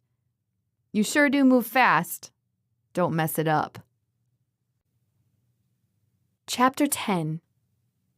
Tense and ready to charge with her weapon drawn were the mere beginnings of the storm brewing inside Gia when Xander's park meeting showed up and, like a mysterious Pied Piper, led him further into the trees out of her line of sight. Her suggestion of staying near the car had clearly not stuck with him whatsoever. She wouldn't go tromping through the trees to save him if he'd willingly walked away. He was a grown man who'd survived prison. Her frustration simmered as she stared at their shapes disappearing down the path. Similar coloring, same broad shoulders and long strides. If they were related, why the secret note for a meeting instead of a pickup? 7 minutes went by. Did Xander expect her to sit and wait in the car, blind to his well-being? Gia checked her watch. 8 minutes. Apparently, that's exactly what he expected. 7 more minutes was all he'd get before she wandered down the path to stretch her legs with her Glock 42, giving her a nice back massage. At minute 13, Xander reappeared alone with his hands stuffed in his pockets, staring at the ground as he strolled toward the car. Stopping next to the passenger door, he leaned his back against it. The guy she'd assumed was his brother was nowhere to be seen. Why had they bailed on him? His family were the only ones he longed to see, yet no one came when he needed them most. Then out of the blue, his brother met him for less than 15 minutes. Her family was the exact opposite, always ready to bring guns to a knife fight at the smallest whimper for help. She'd loved it until that willingness to rescue got her uncle killed. Xander probably wished he could beat her over the head every time she moaned about independence from her parents, when all he wanted was acceptance from his family.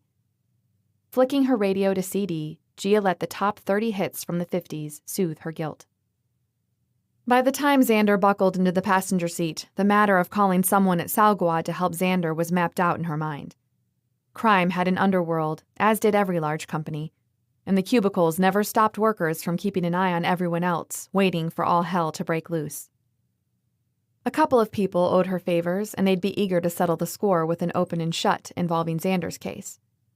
Now, if only she could keep the mess of her past from the mess of her present.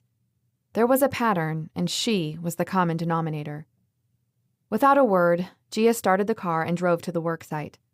Johnny had given her the code to get into the trailer where some of the smaller, basic tools were secured. Inside, Xander handed her a few items to carry, and then hauled the rest over by himself, setting them on the grass. Stepping onto the side of the dumpster, he muscled his feet over the ledge with stunning grace and eased himself into the container. There was no telling what he'd landed on. Gia closed her eyes, waiting for the shout of pain. When none came, she edged onto the dumpster and peeked over. Xander mumbled to himself as he dug through the scraps. When he found a piece of plywood, he yanked it out from under other debris and heaved it over the side of the dumpster. Shingles, siding, mixing buckets, and wood scraps followed until Xander jumped out. Gia dropped off the ledge to sort the goods, but stared at the pile instead. With his hands propped on his hips, Xander cleared his throat. This was all that looked usable for making a fort. Out of that entire dumpster? Xander raised his eyebrows in a challenge. It was a stupid question, but she'd really expected more. A lot more. What about that drywall? Could we use that for something? I'm sure all of it could be used in some way, but not for the forts we plan to build. Gia groaned and massaged her temples as the throbbing pulsed. Maybe you can figure out what we could do with what's left while I do some calculations here. Xander stared at her, his face deadpanned in protest. Please, this isn't much to work with, and I highly doubt it's 12% of the waste they've output. With a growl, Xander crawled back into the dumpster. Gia retrieved the scribbled fort dimensions from her pocket. Cardboard boxes and foam came flying onto the grass as she surrendered to the reality. What they had to work with would get them an open-faced dollhouse or a couple of bird hotels. Xander, we're going to have to rework our idea. His head popped up over the edge. No kidding. And unless we're willing to risk the cardboard and foam getting ruined by future rains, then we have to have dry storage. Gia cringed. Where would that kind of space be found overnight? She paused. Will I regret it if I offer the second floor of my office? His lips rose in a slow smirk. She was definitely going to regret letting him build in her office. Depends on what we're making. If we're not making forts and everything is smaller scale, then there won't be much hammering or sawing going on in the middle of the day. We could glue things together. And we certainly won't need any expensive tools like they have here to build things. We can make do in a smaller space. Without this plan, her brilliance of solving two problems with one solution became another dead end. She could sacrifice her peace until the nonprofit grew big enough to have their own office. Or until she finished with this project. How long would that take? A year? It was a risk they needed to take, had to take, to save her contract. I'm fine with it, as long as you realize you're going to be doing dumpster diving each week to get materials. Xander shrugged. At least the overhead is low. What kind of man was perfectly fine with dumpster diving? One who was grateful to be alive and didn't take anything for granted. His humility was admirable. They loaded the foam and cardboard into the SUV and set to work on constructing an open-faced dollhouse from the wood he'd salvaged. They worked until dusk, getting the outer shell perfect. The dollhouse was something Gia would have asked Santa to bring her for Christmas as a kid. Once they finished the interior, the house would be ready for purchase. With the rest of the gathered materials crammed into what little space was left in her SUV, Gia and Xander locked the tools away and drove to Gia's office to unload. 4 trips from the car was all it took to have her SUV unloaded and the dollhouse in the center of the room. They painted the dollhouse walls with leftover paint samples Gia used for painting her office, inserted the floors, and stood back to admire their work. The dollhouse was more of a log cabin, but the size allowed for a variety of toys to fit in at the same time. Excitement bubbled inside her chest. Some little girl is going to love this. In the morning, we'll take this over to Carlos's general store. I'd bet he'd give our items some shelf space. Xander stared at her for a minute, dissolving the excitement. What if he doesn't? What are our other options? He will. Why wouldn't he? Gia flexed her fingers and prayed for calm. She was tired of being second-guessed. He didn't budge an inch. Humor me, Gia. What's our alternative? She rolled her eyes and huffed. Our alternatives are trying other stores on Main Street, seeing what Lucy can help us with, or selling things online. With a nod, he strolled to the door. She waited. They had made so much progress in the last few days. He'd crack. But if he didn't, she wasn't going to get any sleep. One more deep breath, and she trailed him to the door and brushed past him. She felt his eyes watching her as she skipped down the stairs into the dark hallway, leading outside to the loading dock where she'd parked. Gia glimpsed a dark figure near her car through the open door. Using the doorframe to shield her body, she peeked around at a man in dark clothes lounged against the driver's side door. He faced away from her. Stuffing her hands into her purse, she cocked her gun with a gentle hand, then strode out the door watching her step, as if to give him the upper hand. Her hand rummaged around her purse, rustling for her keys while holding onto her gun. When the figure shifted toward her, she glanced up, lifted her gun near the top of the bag, and froze. Grant. What are you doing here? Her heart lurched as she struggled to maintain a neutral expression. She couldn't get the feel of his hand shoving up her dress out of her mind. A shiver crawled up her spine. Grant opened his arms, but dropped them to his side with a grimace when Gia didn't budge. I drove past and saw the lights in your office on, but didn't see your car in front, so I came around back to make sure it wasn't a break-in or something. And when I saw your car, I had to stop to apologize about last night. We had such a good thing between us, and I... His mouth hung open as his eyes tracked something behind her. Oh, you aren't alone. The lock on the back door snapped into place before Xander's heavy footsteps stopped next to Gia on her left side. Smart man. She pointed the muzzle opposite of her body and fished out her keys. She wasn't rehashing last night's epic disaster in front of Xander again. Grant, meet Xander, Xander said as he crossed his arms across his chest. Grant's lip curled. Is he your latest charity case? Oh, no, he did not. For being such a nice guy 2 days ago, Grant was crashing and burning in grand fashion. Gia flipped her hair and put her hand on Xander's arm. Actually, Xander manages a nonprofit in the Denver area and very kindly agreed to consult with me on my new project. The anger simmering in her chest transformed her words into a violent hiss. You are way out of line insulting a guest of mine. Defeat registered behind the arrogance in Grant's eyes. It was time to hammer the nail all the way in and end this. I think you've done quite enough these last 2 nights, Grant. Thanks to everything that's happened this past week, Xander and I have a busy week ahead of us, so if you'd excuse us. She unlocked her car and closed the door behind her, slapping the lock into place manually. Xander hopped in at the same time. Grant watched with his hands on his hips.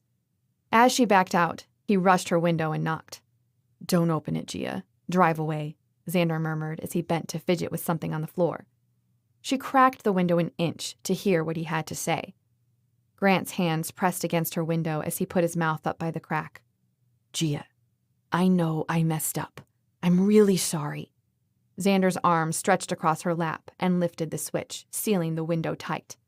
At that, she yanked the car into drive and pressed the gas. There was no looking back. Grant had lost his chance. Even Lucy would agree. A mile from her house, Gia turned into the parking lot of a local pizza joint. They'd missed lunch and dinner, so Xander's moody silence could have stemmed from his hunger, but most likely not all of it. At the counter, Gia ordered a large meat feast pizza and a salad to share. When she glanced at Xander, he shook his head and left to fill their water cups. The salad arrived at the table as soon as Xander sat down with their waters. Neither of them wasted time portioning the salad onto plates and ate straight from the bowl.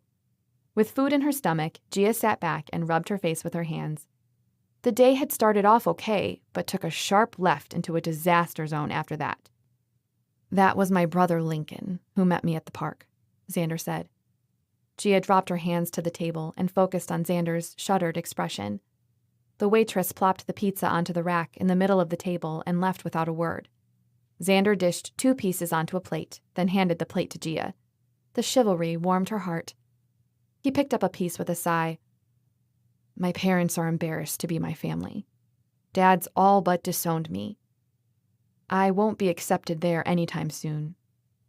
If it's all right with you, I'd like to stay over the garage until we sell the dollhouse and see what sort of response our products will have. I know my staying isn't exactly ideal. His face scrunched. You can stay, Xander. In fact, it's more convenient if you do stay, so that we can get the upcycled business going without too much hassle. Gia's phone buzzed. A text from Lucy said, Grant showed up at Mother Hen asking if I could help him get back into your good graces. Tucker managed to walk him out before I told him exactly what I thought of him. She huffed and responded, Things are over with Grant. Ended bad. Keep your mouth shut, especially about Xander, or so help me. Lucy's response came in a minute later. You betcha. Gia's heart sank. Lucy really liked Grant and had pushed Gia to date him for as long as they'd been friends. Lucy's big mouth did not keep the promises that Lucy's brain made. The temptation of calling her parents popped into Gia's mind uninvited. Things weren't bad enough yet. If things got worse, when things got worse, then she'd call, but not a moment before. I'm calling my contacts about Salguad tonight. If they know anything, I'll make sure they get you connected with the right sources. The next morning, Gia and Xander priced the dollhouse and drove it over to Carlos's. While Xander found a good spot in the front window for it, Gia set Carlos's mind at ease about her newspaper article. He was worried that she might be in Golden to create a big box store that would put him out of business. When she assured him she was merely an architect, he agreed to find a place for any more upcycled items she brought in. With the terms settled, Xander and Gia drove to the office. She knew better than to allow hope to creep in, because that's when life decided to smash her into place. The good things that slipped into her life never seemed to stay for long. And that's exactly what she felt like when she parked her car and her gaze landed on a disheveled man hidden partially in the shadows. He sat on the steps leading to her office with his hand shading his eyes from the sun. Xander reached him before Gia did. Can I help you? Xander's muscular frame towered over the man, who scrambled to his feet, extending a piece of paper in his dirty hand. Nice to see you. I was told to give this to Gia Carter. The man's eyes landed on her, and he smiled with all the rotten teeth he had left. Xander snatched it from the man's grasp and unfolded it. After he skimmed the page, he apparently deemed it worthy to hand over to her. It read, My dearest Gia, words can never express my sorrow and regret at having hurt you and insulted your friend. Please forgive me. Here is a little something to show you that I'd really love a second chance at our friendship. Regretfully yours, Grant. A little something? Gia glanced up at the man on her stairs. Was he the little something? It'd be just like Grant to send her a charity case as a gift. Do you need work? Xander asked. He took a second and then nodded. I also need forgiveness. Then he burst into tears. Her heart broke as she took in his condition. Let's go inside. helping someone else didn't feel like such a massive undertaking with Xander by her side. Chapter 11. In some cases, having a partner to work with would double the worker's productivity. In this instance, Xander's ability to think halved thanks to Bob's need to touch everything and utter nonstop apologies for ruining Xander's life. The way his pupils formed pinpoints made Xander suspect his lucidity was compromised by any number of influences. Only Xander saying he forgave him would quiet Bob down. Xander had seen it a lot in prison. Drugs could really mess a guy's head up. At lunch, due in large part to Xander's pleading, Gia and Xander drove Bob to the house and all but pushed him into the shower and insisted he find new clothes that fit him from the closet. The rest of the afternoon, Bob's attention span increased 100% as they constructed 7 children's storage stools from the 5-gallon mixing buckets. Paint the buckets, tuck fabric around foam, glue foam and fabric to the bucket's lid, let it dry, tie a bow around the bucket's middle or don't. Repeat. The concept wasn't difficult, and according to Gia, what parent didn't love cute storage for their kids' toys? As they worked, Bob told Xander about his time in the military, how he'd struggled to reintegrate when he escaped into society. He described himself as a monster. No one understood his fears or nightmares. Their pat answers and easy fixes didn't work on him. Here he was, fighting the battle, chasing his demons away 30 years later. And the exorcism of choice was drugs. Bob had a chemistry degree that served him well in the Army, but became his solution to fuel his addictions to dull the pain. Bootleggers had nothing on what he could produce in his garage in an evening. Xander could relate in a small way to no one understanding him. He wasn't so far off himself. It wasn't fair that guys like Bob had been ignored by society, and Xander felt the same as a released felon. Jobs, family, and friends didn't really want much to do with him right now, didn't understand what he'd been through. But Bob, in his desperately childish way, did. When they finished at the end of the day, Bob accompanied Xander to drop off the stools at Carlos's. There was a sense of pride in repurposing trash into something worthwhile. Bob stood a little straighter, too. Today, Xander had the day to himself. Officer Fivelson rewarded Xander's financial plan progress with a quick "good to see" and spared him another painful lecture by sending him on his way. For 30 minutes, the burning that twisted Xander's core accompanied him from his reintegration office to the Wethersfield Institute of Mental Health. To get to the institute, he drove the same highway he'd hiked less than a week earlier. It felt like a lifetime ago he'd actually believed he could put his life back together. As they were now, his expectations were far higher than they should have been. Reality check, the likelihood of his mom's doctor giving him answers weren't good. But he planned to take every chance he could get at getting his family back. Gia told him earlier that morning about her call to her Charlie Indigo, her clever code name for the Salguad informant. He didn't know anything offhand, but promised to look into it and let her know. After 5 years, what was a few more days of waiting for answers? As he walked to the entrance, Xander examined the bright white building with a red roof surrounded by endless green. The hedges were trimmed to perfection beside a lawn full and healthy. In the front entry, a rounded desk sat front and center. 2 waterfalls cascaded into their tile bases on either side of the door and sparkled in the abundance of natural light. Someone probably made a killing off of cleaning all the windows in this place. If the repurposing didn't work out, he knew what to try next. The man sitting at the desk offered Xander a wide smile as he approached. "Welcome to Wethersfield Institute. What can I do for you today?" Xander couldn't remember the last time he'd been that perky. Glancing around, he spotted a name tag on the top of the desk that said Carly Reynolds. Odd name for a guy, but he wouldn't judge. "Hi, Carly. I'd like to speak with Dr. Cantella. My mother is a patient of hers." If it was possible, the man's smile brightened a decibel or two. "I'll see if the doctor is available." With a quick punch of a button, Carly made a call and hung up a few seconds later. "If you'd like to have a seat, Dr. Cantella's assistant will come get you in a moment." Xander waited 3 minutes before an older lady came to the desk and then over to his chair. He stood as she approached. "Hi, I'm Joyce. Ethan said your mom is a patient of Dr. Cantella's?" "Ethan? His name tag says Carly." Joyce glanced over her shoulder and giggled. Oh, honey, Carly is his sister. Ethan sits at the desk while she takes a lunch break. He's there for such a short amount of time that we didn't bother making him a nameplate. Come with me." Xander followed Joyce past the desk and lifted his hand in an awkward wave. "Sorry, man." Ethan threw his head back and laughed, a laugh that rivaled his megawatt smile and brilliance. "Happens every day." As they ascended the staircase in the atrium, Joyce monologued about the facilities, the many programs available, and the awards their institute had won over the years. "Dr. Cantella, of course, is one of the award-winningest doctors on staff here. Your mom is very lucky to have such a talented doctor to care for her." Lucky would not have been the word he used to describe his mom regarding her break in mental health that ended her in the institute in the first place. Joyce rounded a corner into what appeared to be a wing of offices. She motioned to the couch next to a big wooden door.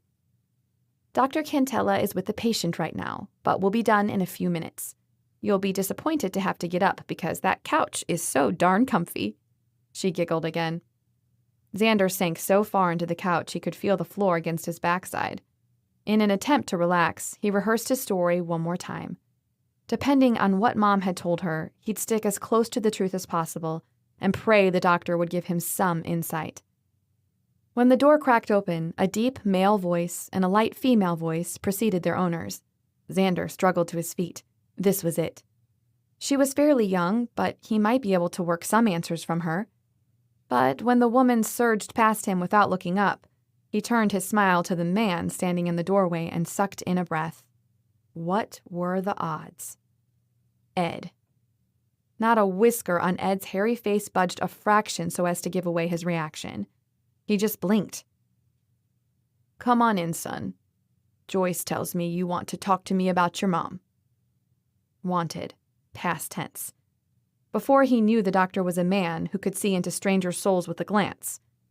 There was little compulsion left in him to carry through with the fact-finding mission any longer. Nevertheless, out of a somewhat morbid curiosity, he accepted Ed's invitation. Were the inmates running this asylum? When he'd accepted a ride from Ed, the man struck him as retired or a hardware store owner with the way he drove and chewed tobacco. He'd been way off. Ed's office of neutral tones and dark wood furniture was comfortable and inviting. Framed photos of Ed holding fish and posing with his family and wife shared wall space with a wide variety of framed awards that looked prestigious solely because of the paper they were printed on. "Have a seat. Alexander, was it?" Xander nodded and perched himself on a stiff couch across from the chair Ed relaxed in. Not in a lifetime would he have seen this coming. No wonder he had X-ray vision of Xander's soul in the truck that day. "I'm glad to see you, and I'd be lying if I didn't admit to at least a little bit of surprise. I certainly wouldn't have guessed your mom was a patient of mine. What is her name?" "Teresa Reinerman." Ed bobbed his head with his eyes narrow as slits. "Ah, yes, a teacher from Lakewood. I see some of the physical traits now, although I reckon I see more of your dad in you than your mom." Fantastic. Ed was starting to sound like the elderly relatives at a family reunion. "Dr. Cantella, I apologize for taking your time so unexpectedly, but I was really hoping you could give me some insight into my mom's sickness." "I wish I could, but you're not on the release forms for who I can share information with. HIPAA laws and all that." Ed blinked and crossed his arms over his chest. "But I would like to know more about your situation, though." This felt too much like therapy for his liking. Ed knew too much anyway. Xander pushed to his feet and took 2 steps toward the door. "Your mom loves you. Always has, always will. But she might not be in a place to help you right now, which is why I figure you were out hitchhiking on your release day," Ed said. His words slammed into Xander's chest, pumping his heart into overdrive. Intrigued, Xander dropped into the chair opposite Ed. Ed stared at the carpet and let out a small huff. "If you're anything like me, your release day was the one day you prayed about for years. All your hopes and dreams seemed limitless as the sky, with your fresh start. The fear, the pain, the loneliness unleashed their fury on you every chance they got. But you scraped together the shards of what was left of your soul and shoved them in your pocket on your way out the door. hoping against all odds that what waited for you outside those walls would help you become whole again. You survived the darkest storm you've ever faced. That was your greatest triumph in all the years of life that slipped through your fingers. And when the ones you love didn't show, it didn't matter if they planned to be there but couldn't. Doubt grabbed you by the throat and screamed that you don't have what it takes to survive on the outside again. Someone actually understands. Xander struggled to swallow against the tightness of his throat. Ed's piercing blue eyes picked apart the deepest parts of him and laid him open and exposed. Where was the propofol? Xander scrubbed his face with his hands. It'd make me feel better if I knew I'm not the reason Mom had a mental breakdown. And if that everything that has happened to me hasn't torn apart my family like it has me. Because the guilt is too heavy for me right now, Ed. And what if your situation was the reason? What would that change for you? Not much, but he couldn't admit that, could he? I would... The silence lingered as he looked for what he thought Ed might think was the right answer. Add more guilt to the already too heavy load to punish yourself? Well, when you put it like that, yes, that is what I'd do, to atone, if I could. But it wouldn't atone. It'd make you feel worse. He hated the truth. I'm going to feel worse anyway. I'm going to find who set me up and wasted 5 years of my life. My family deserves to know I'm innocent, and I have to know who hated me so much. Alexander, you owe your family nothing since you have already told them the truth. It sounds like you are convinced that your situation has severed their loyalty to you. Do you think they no longer love you? Ed crossed his ankle over his knee as if he dealt with lost love every day. He probably did. Love cannot exist without loyalty. Ed lifted his shoulders. Don't confuse physical absence with a loss of love. How would you have felt if one of your siblings was accused for a crime? Would you have omitted him or her from the family? I'd like to think I would have shown up and fought for them and beside them, not been silent for 5 years. Even if everyone told a different story than your sibling, would you have believed them? Xander sagged into his seat. Pressing his fingers into his eyes didn't relieve the sting.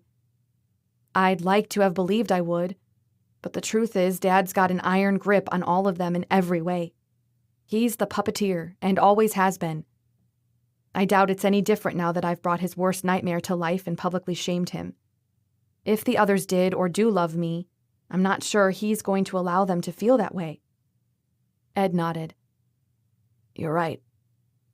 Xander's eyebrows shot up. That is a heavy load to bear, the shame and fear of loss.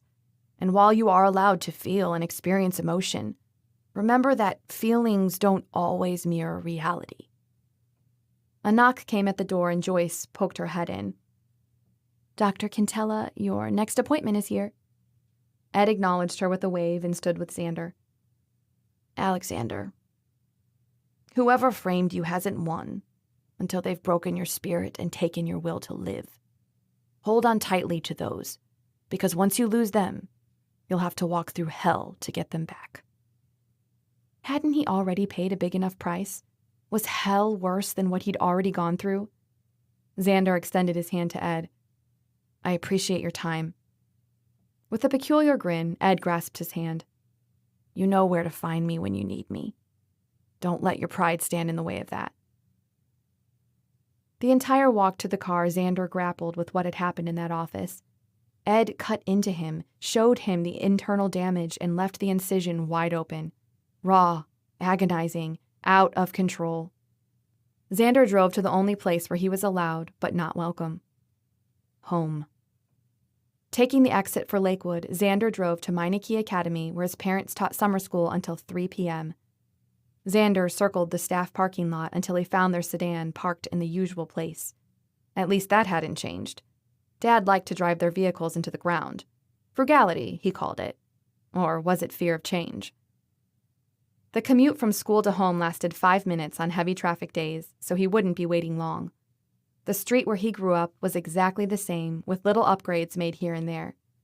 The road into the subdivision still bore the scars of harsh winters, although well-meaning road maintenance people patched them over with tar snakes, a bandage where an amputation was required.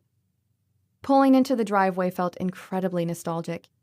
He'd imagined this moment so many times over the years, but it usually ended with his parents welcoming him back with open arms and acceptance. The shed key pressed against his palm as he let himself through the back fence. The lock, rusty, opened a shed flimsier than he remembered. 8 labeled boxes and 3 trash bags of clothes were what was left of his former life. Most everything of value had been given away, taken into evidence by the police, or sold to help pay the legal bills. He snagged a few books, a handful of movies, important documents like his birth certificate and social security card, and his clothes, and lugged them to his car, then went back to the shed. His bicycle, photos, dishes, and memorabilia would wait until he found a place to make his own, whenever that was. The rest was non-essential to his life right now. How sad that at his age this was all he had to show for his life. At graduation, there were 1,000 different scenarios that he'd envisioned for his 10-year plan, and staring at all of his worldly possessions housed in a rotting woodshed made a mockery of every single one of them. He'd never done anything more illegal than breaking the speed limit. Sure, the opportunities presented themselves, but the trade-off hadn't made the crimes worth it. A glance at his watch said that his parents would be out from teaching summer school soon. Before he left, he snagged his grandfather's hammer, some screwdrivers, and a rickety handsaw. They kept them out of respect for the past, but Dad hung all his good tools on pegs in the garage. He backed out of the driveway and reparked 4 houses down, hoping to remain inconspicuous despite Chachi's vintage status. The house radiated peace, with the dark blue exterior and gray shutters with colorful flowers and window boxes. White trim outline added a visual pop to the house. Dad kept the lawn in perfect shape. A large dent marred the streetlight at the end of their driveway where a preteen Lincoln had once tried to show Xander how to drive, and ended with them both being grounded for 2 weeks. The basketball hoop, complete with rusted age spots, leaned in earnest over the driveway as if pleading to be released from its post. Its glory days were long over, but the hours of entertainment and calm it had provided made Xander smile. It was silly to be attached to things, to a place, yet it felt the most natural response to answer home's beacon of rest and healing. At 3:07, a familiar sedan made its way up the street. He watched their progress in his rearview mirror. Their stoic faces came into view as Xander faced the opposite window so they could pass him without recognizing him. His appearance had changed since they last saw him in the courtroom, but not enough that a mother wouldn't recognize her own son. As the car bumped into the driveway, the garage door opened, but they didn't pull in. Instead, it stopped on the driveway and both doors opened. Mom stepped out, wearing dress pants, a flowy white shirt, and sandals. Her frame was thinner than he remembered, but her movements were graceful, and her posture straight. She followed Dad into the house, and minutes later, Dad reappeared in jeans and a polo, carrying a plastic bag. He got back in the car, closed the garage door, and backed out of the driveway. Xander tailed Dad at a respectable distance. When he pulled into the parking lot of Tom's Hardware and Machinery, Dad's friend Tom Cabe owned, Xander parked on the opposite side of the lot. Dad strode to the entrance, holding his plastic bag, and disappeared inside. Xander waited a few seconds and then dashed over to wait at Dad's car. When Dad finally appeared, he stopped short with his keys in his hand. "Alexander, what are you doing here?" Xander offered him a tight smile. "I wanted to see you, and Mom, since I haven't heard from you in the last 5 years. Thought this might be the best way." Dad looked around. "It's not a good time, Alex. We'll call you when we can see you." Dad had moved into defensive mode. He could feel the anger swelling in his chest. Things were about to get ugly. "How? You don't have my new number." Xander crossed his arms and sighed. "We had a great relationship when I was a kid, but you just didn't know how to let me be an adult.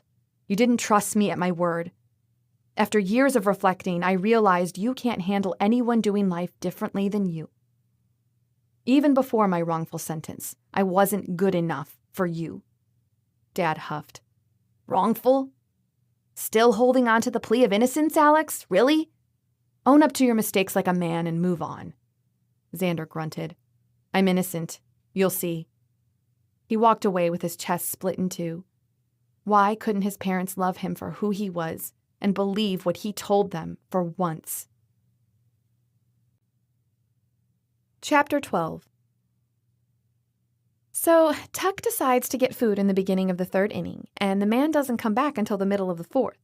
The Rockies scored 2 runs, and he missed it all. But he's got an armload of food, hot dogs, nachos, cotton candy, a Pepsi, and a Diet Pepsi because he didn't know my preference. Peanuts and those little ice cream balls that look like nerds. I asked him what all the food was for, and he said in his slow drawl, Well, Miss Lucy, I reckon you're a woman of diverse and complex taste, so I got you everything you'd need so I can sit here and enjoy the game with you. And after we were done eating, he held my hand for the rest of the game. Lucy sighed. Isn't that the sweetest? Tuck's all kinds of romantic. He is, and I've been telling you that for a while now. Gia downed another sip of scalding tea while Lucy glared at her. At least Lucy wasn't spending the morning heralding Grant's praises as she had so many other mornings when she was sure Gia and Grant were a match fit for the altar. Grant still infuriated her, and not in the way her grade school best friend's parents used to tell them that boys infuriated girls because they liked them. The man knew she wouldn't turn away someone like Bob who needed help, regardless of how angry she was at Grant's insulting words and aggressive hands. Bob turned out to be a capable worker, not an initiative taker like Xander, or eager to please, but still able-bodied. Because of that, she was having an early morning tea with Lucy, while Xander took her SUV to go dumpster diving for more materials since they'd used all of the original batch already. Carlos called this morning and asked for more kids' stools and dollhouses to sell at his store, Gia said. Lucy clapped her hands, giddiness for every bit of good news, an apparent side effect to baseball and gluttony with Tucker. I'm proud of you, Gia. Helping people turn their lives around like you have, it's an honest-to-goodness trait that's hard to come by in people these days. Unless you're Tucker, who lets people hitchhike with him occasionally. The creases deepened over Lucy's eyebrows. Should I tell him to stop that? It could get him killed one day, right? Luce, you can't change people's nature, although I'm sure Tucker would try his darndest to make you happy. Lucy grinned. He would, wouldn't he? Let him be a godsend to hitchhikers. He'll turn into a chained tiger if you forbid all the things that make him happy that also happen to be dangerous. Wow, she sounded like her mother. Did I tell you me and Tucker are going out on Friday again? Lucy said as she reorganized her case of muffins for the 3rd time. I'm hoping he makes his move. Gia cocked her head. Exactly what kind of move are you hoping for from Tuck? Poor man had no idea she had expectations. Lucy grinned. I've known the man for a long time, and I'm virtually a spinster already waiting for him to ask me out.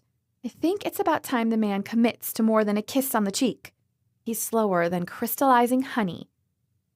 Tucker obviously respects you. Besides, taking it slow isn't a crime. Tuck is good for you. Even though Lucy waved off her words, Gia could see her point hit its mark. I have it all planned out. He's going to walk me to my door, say goodnight in the painfully awkward way he does when he doesn't want to leave, and then I'm going to step in and kiss him full on the lips. He'll be in shock, so I'll go inside and watch from the window as he walks to his car in stunned awe, and maybe if the date goes really well, as in he kisses me before my scenario, I'll send him a thank you text for a good time. Laughing, Gia stood and collected her purse. Your plan is perfect. I hope for Tucker's sake that he kisses you earlier in the evening so he gets that final thank you text. With a huff, Lucy propped her hands on her hips. You're laughing at me. When was the last time you were kissed, Missy? I bet it's been months. Gia tensed at the thought. Saturday night, when Grant tried to force himself on me. Lucy gasped and ran around the counter, her arms constricted around Gia's waist, but compassionate Lucy trumped sassy Lucy any day. Gia, I'm so sorry. I will kill that. Don't worry. I got him off me, and obviously we're not going out again. He's the jealous type, which is why I need you not to say anything about Xander's presence, okay? Grant will get the wrong idea about me helping Xander. With a sniff, Lucy released Gia and wiped her cheeks. Got it. Grant Harrington is public enemy number 1. We could picket in front of his shop or egg his house or graffiti his walls. The weight pressing on her spirit lifted. Lucy was on her side, and that was a force to be reckoned with in this town. You do not mess with Mother Hen. No pickets, egging, or paint. We'll stick to the silent treatment for now. I've got to get to work, but we'll talk more later. As Gia strolled out, Lucy mumbled something about no more muffins for Harrington, and with Mother Hen's no-starvation policy, that said something about the level of warfare Lucy was ready to engage for Gia's sake. Gia's phone belted out, "O sole mio," which meant one of her favorite people was calling her. Joseph Angelo Ignatius Farah. Joey sighed, but his words betrayed his smile. Gia, it's Joe. Just Joe. I've missed you, you know. And you don't scare me. I have special rights to call you whatever pops into my head at the moment. Perks of putting up with your whiny, own-the-world complex for 22 years of life.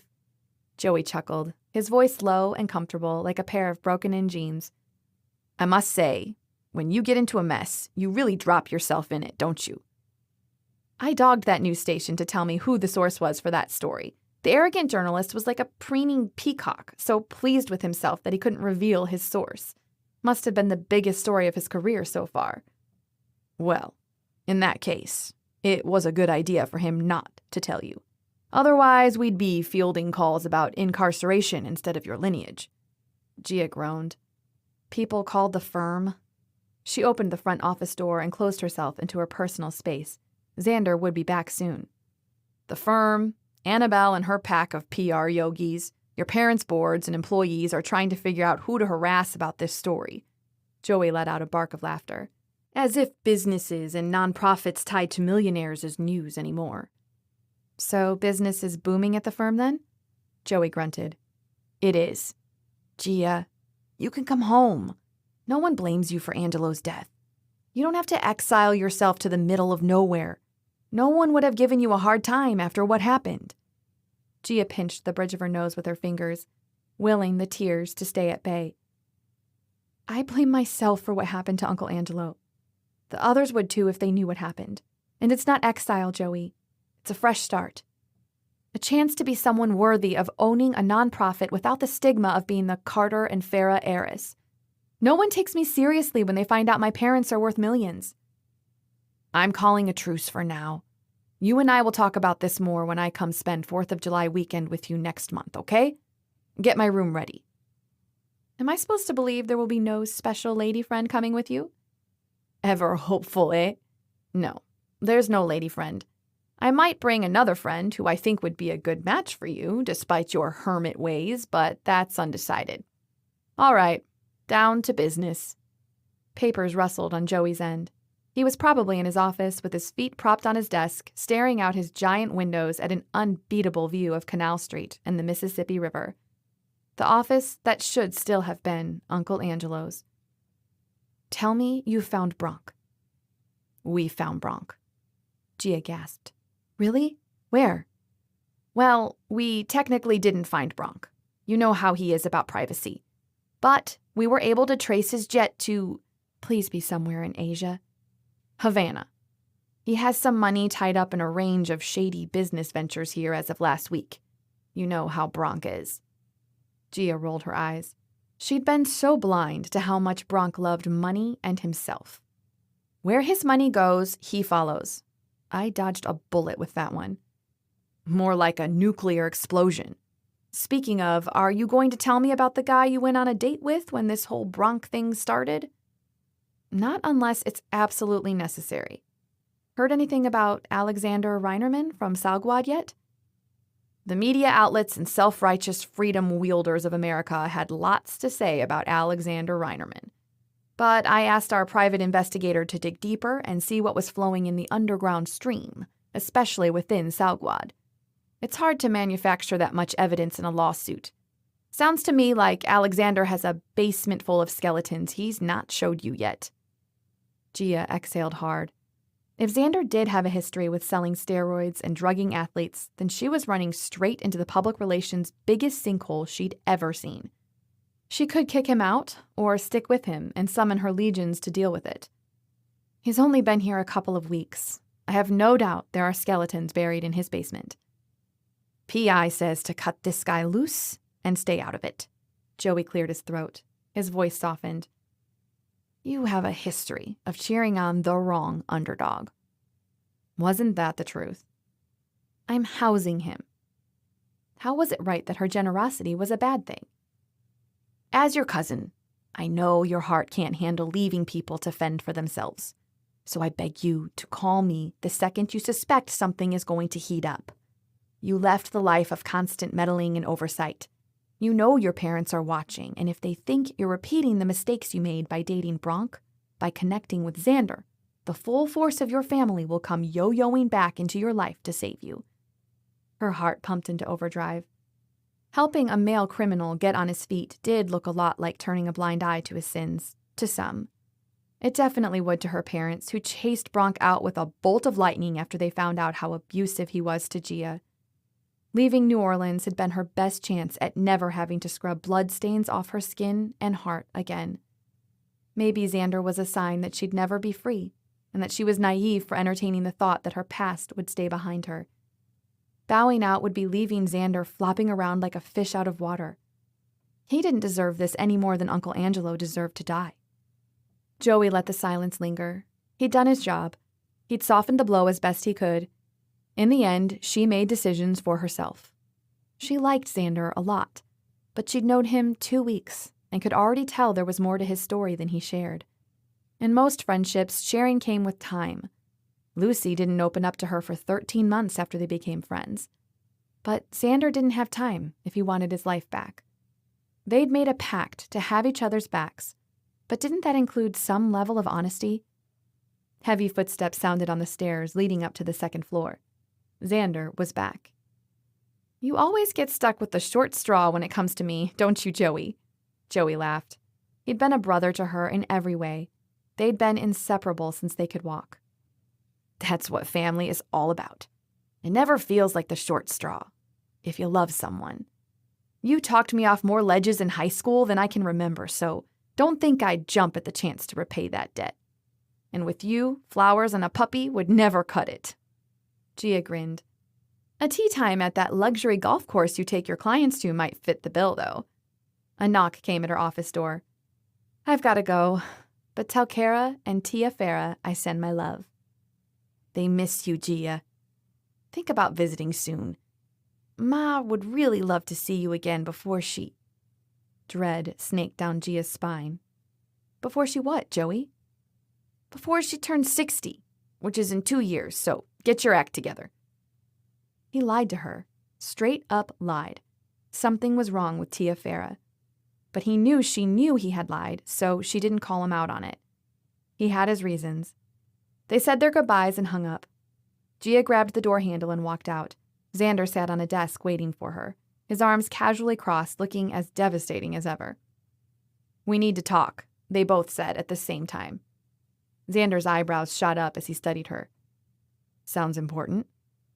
The back door slammed open. Male shouts filled the room. Gia flinched as Xander dove at her and tackled her to the ground. His weight forced the air from her lungs. She lay gasping on the ground. Her partial inhales didn't drown out Xander's shouts. Don't shoot! Don't shoot! His body still covered hers. We're unarmed. Don't shoot. She caught a glimpse of officer uniforms behind the black handgun barrel in her face. A whimper escaped her lips. What was going on? Don't move.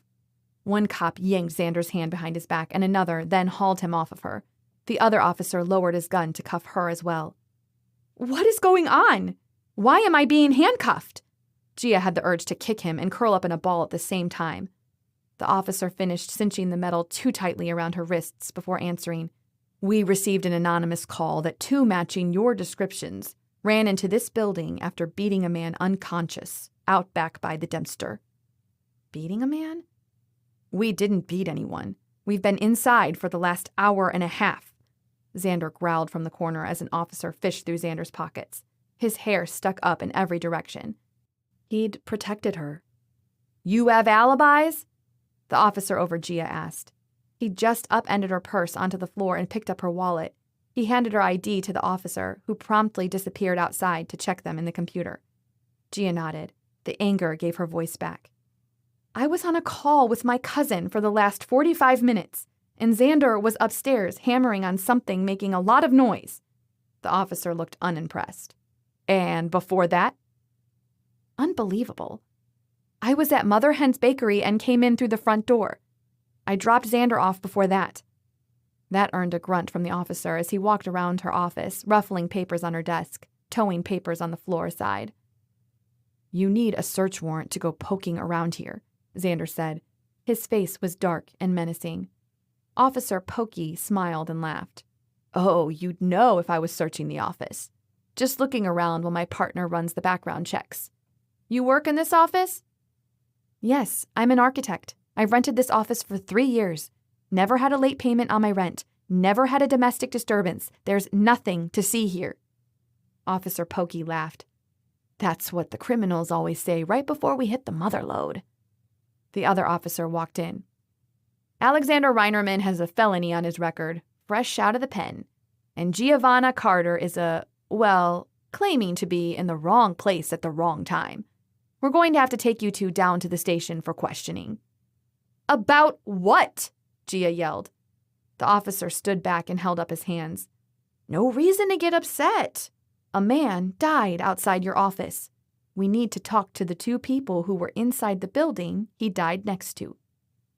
As the officers pulled them out the door in handcuffs, Gia got a good look at just who was lying dead outside her office. She swallowed, the bile rising in her throat. Bob's face was shaved and his hair cut, and he had a massive gash on the side of his head that had drained into a puddle beneath him. In his right hand, he had a crowbar. Next to him was a little bag of white stuff. Her heart broke. The questions echoed through her mind and sent anger and grief in stabs through her chest. What if they had shot first, asked questions later? If her skin color hadn't been so brown, would they have treated her like this? Would they have barged into her work like they were criminals? Would the guns be out? Or would they have knocked and casually questioned them? It wouldn't be the first time she'd been treated with suspicion with no cause, and it sadly, probably, wouldn't be the last. Chapter 13. The police questioned Xander endlessly about his alibi, starting from the previous night. The whole process gave him flashbacks to his first experience with criminal interrogations. They'd separated him from Gia to interrogate them individually, as if they might turn on each other. In the car ride to the station, she'd mumbled something about there being suspicion over her race. He'd heard it many times in prison, and it made him just as angry now.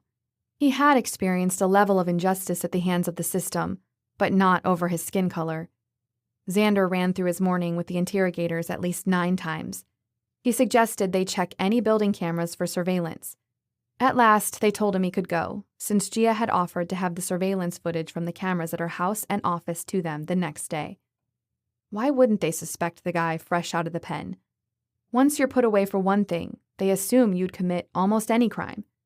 He didn't understand why they'd suspect Gia so much. Her alibis were solid with witnesses, yet she looked much worse for the whole ordeal than when they went in. When they got back from the station, Xander spent the rest of the day building more toys, tucked away feeding his anger into the toys he was building. More than once, the police asked why Xander was at Gia's house, and if she knew he was a convicted felon. She'd be better off telling him to leave. But after a full day of work, Gia still carried the stools into Carlos's shop with no complaint. In the car, she handed the wad of cash over to Xander with a small smile. Congratulations on your sales. You've earned it. Xander stared at the outstretched cash. Are you sure you shouldn't keep it for food, gas, clothing, rooming reimbursement? Gia grabbed his hand, slapped the cash in his palm, and closed his fist around it. This whole project was for you to get on your feet. Put it in the bank or your wallet and use it for when you need it. I'm sure you'll come up with something to do with $285. In 2 days, he'd doubled his net worth from 5 years. Xander grinned at Gia and stuffed the money in his pocket. There is one thing I promised myself on the inside that I would get if I made it out alive. Gia nodded, urging him to continue. Which is? A comfortable pillow. She laughed, but bit her lip to stifle it. As good of a promise to yourself as any. After they arrived home, Xander went to his room to shower and change clothes. When he let himself into the kitchen, Gia met him with a plate of raw chicken and tongs. "The grill is warmed up out back. Would you mind being the grill master tonight?" He hesitated. Did he remember how to grill? Couldn't be that hard. Xander grabbed the plate and tongs, whistling on his way.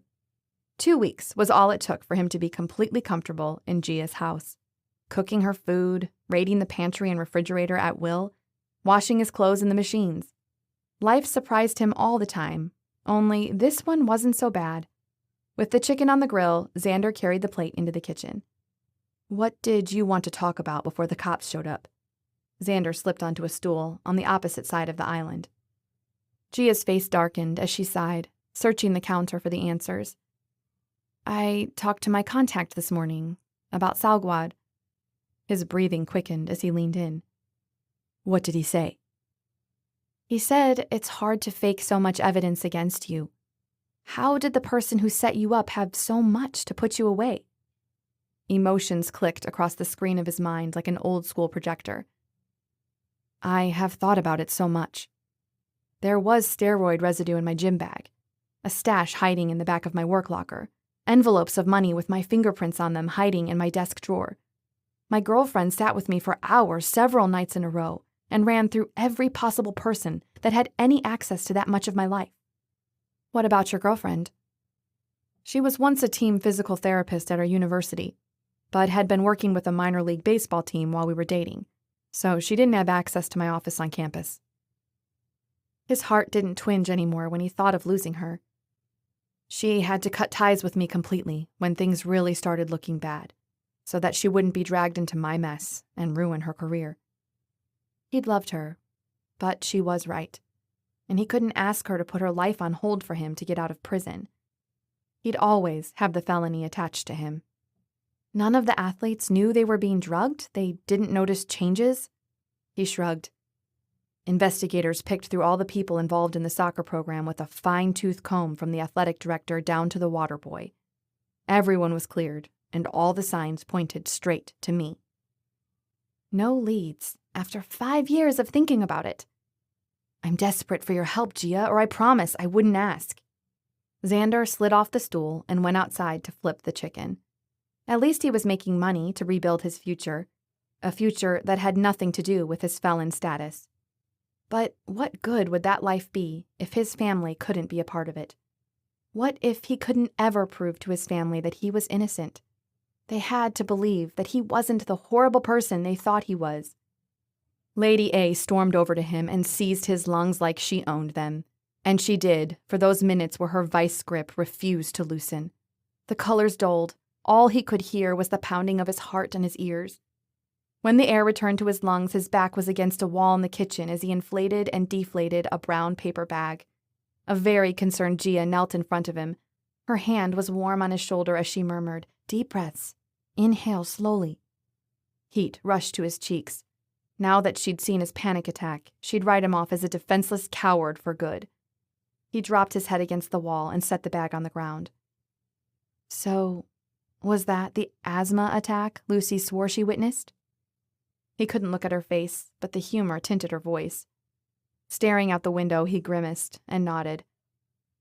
"I'm going to grab the chicken off the grill. You sit on that stool and drink your water." She didn't offer to help him or give him some worthless platitude, giving him a chance at some semblance of dignity. By the time she returned, he'd drained his water and refilled it so she wouldn't think he was trying to get away with one glass. He leaned against the stool back. When had he started caring what she thought of his actions? Gia dished food onto his plate and set it in front of him. When hers was filled, she sat next to him. "So, how long have you had asthma?" Xander smirked as he cut into his chicken that turned out perfectly despite his lack of attention. "The attacks started in prison.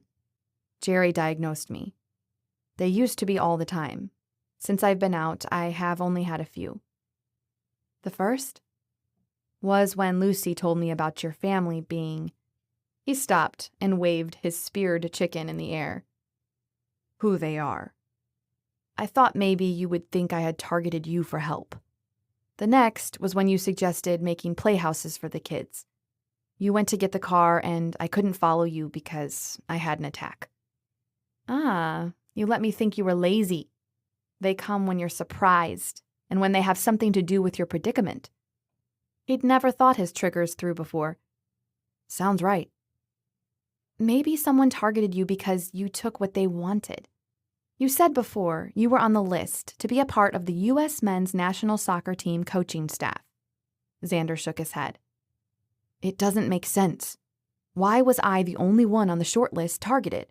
The others on the list were spread across the country. This particular dead end felt so familiar. After dinner, Gia roped him into watching an action movie while eating ice cream. She sprawled out on the couch and draped her legs over his lap like they were dating. Xander shoved the thought aside as he reached for her feet. She didn't pull away, so he pushed his thumbs into the arches of her feet. All the movie actors looked so much older these days. Some of them aged well, as they should have with as much money as they made. With millions to spend, anyone could look 20 years younger than their actual age. When the movie ended, Xander turned on the overhead light. In the brightness, her feet on his lap felt too close, too intimate. Suppressing a sigh, he set Gia's feet onto the couch. She moaned and threw an arm over her eyes.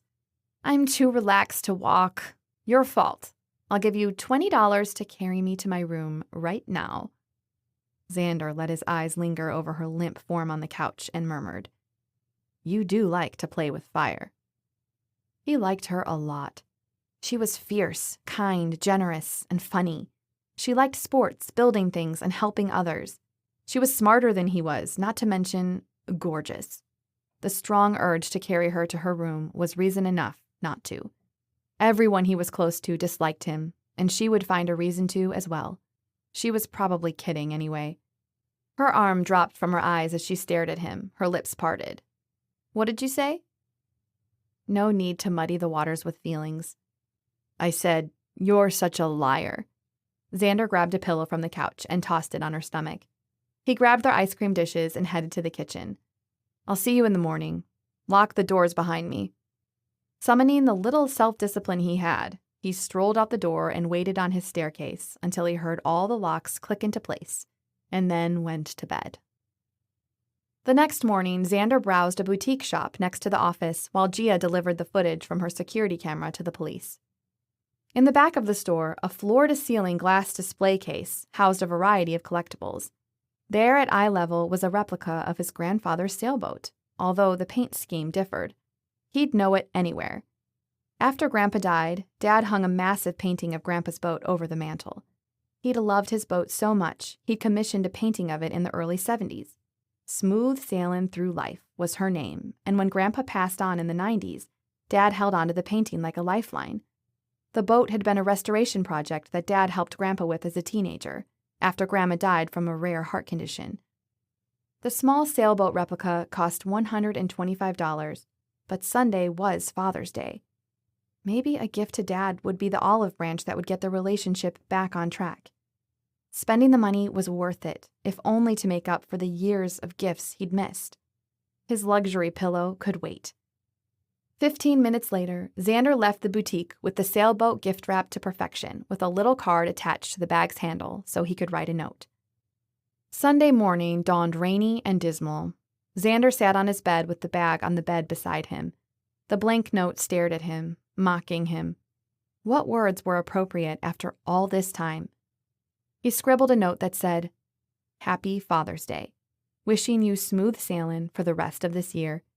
Hope to see you soon. I love and miss you both. A. At breakfast, he told Gia he was going out for a couple of hours and would be back. He drove Chachi to Lakewood, wishing for yet another year he could sit comfortably with his family at a holiday dinner. Unless things had changed, the family would get together after church for a big lunch and watch Dad and Kelsey's husband Doug open their gifts. His family was great about celebrating life with each other. Xander missed having someone or something to celebrate. Xander parked Chachi in the driveway. The house was quiet, as he expected. He sauntered to the doorstep, taking in the details of the flowers planted beside the walkway, the condition of the wood that was given a recent coat of paint, and the hole raccoons dug under the porch years ago to have their young. At the door, he placed the gift bag on the doormat, where it would be tripped over at some point and protected from the rain by the porch awning. Xander raised his finger to the doorbell, but froze. Wasn't it best for everyone if he stayed away? Xander dropped his hand and strode to the car. He sped out of the driveway and drove toward Denver. Since today was the day to torture himself with what could have been, it was the perfect time to make the visit he'd been putting off.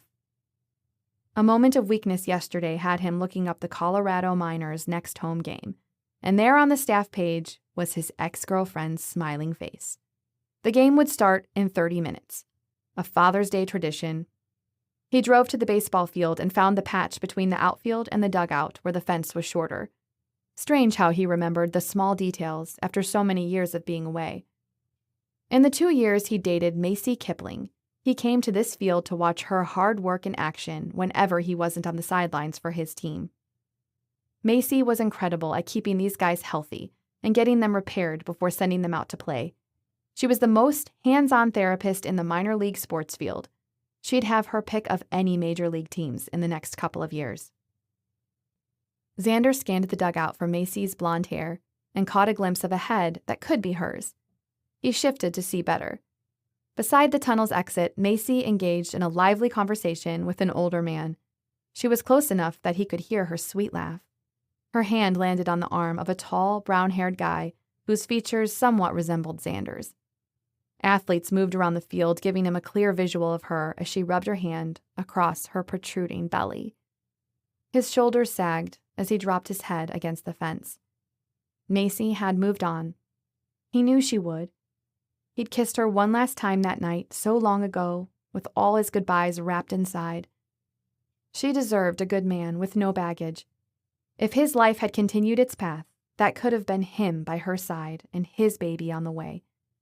Xander hadn't purchased the ring yet, but he knew which one he was going to get her. The inability to catch his breath lasted moments before clearing away. None of that mattered now. Turning to leave, Xander glanced one more time at his past that he'd been so sure would become his future. In the darkest moments through the years, he'd imagined that maybe she waited for him, that she believed in their love and in him. But in a way, he was glad she hadn't. Macy's eyes caught his gaze. Her registered surprise morphed into a tentative smile and a wave. The corners of his lips lifted as he gave her a nod. Then he turned and walked away, one last time. When his feet hit the pavement in the parking lot, he inhaled the fresh, warm summer air, the smell of healing, freedom, and life. It was time to move past the crippling pain and endless hurt.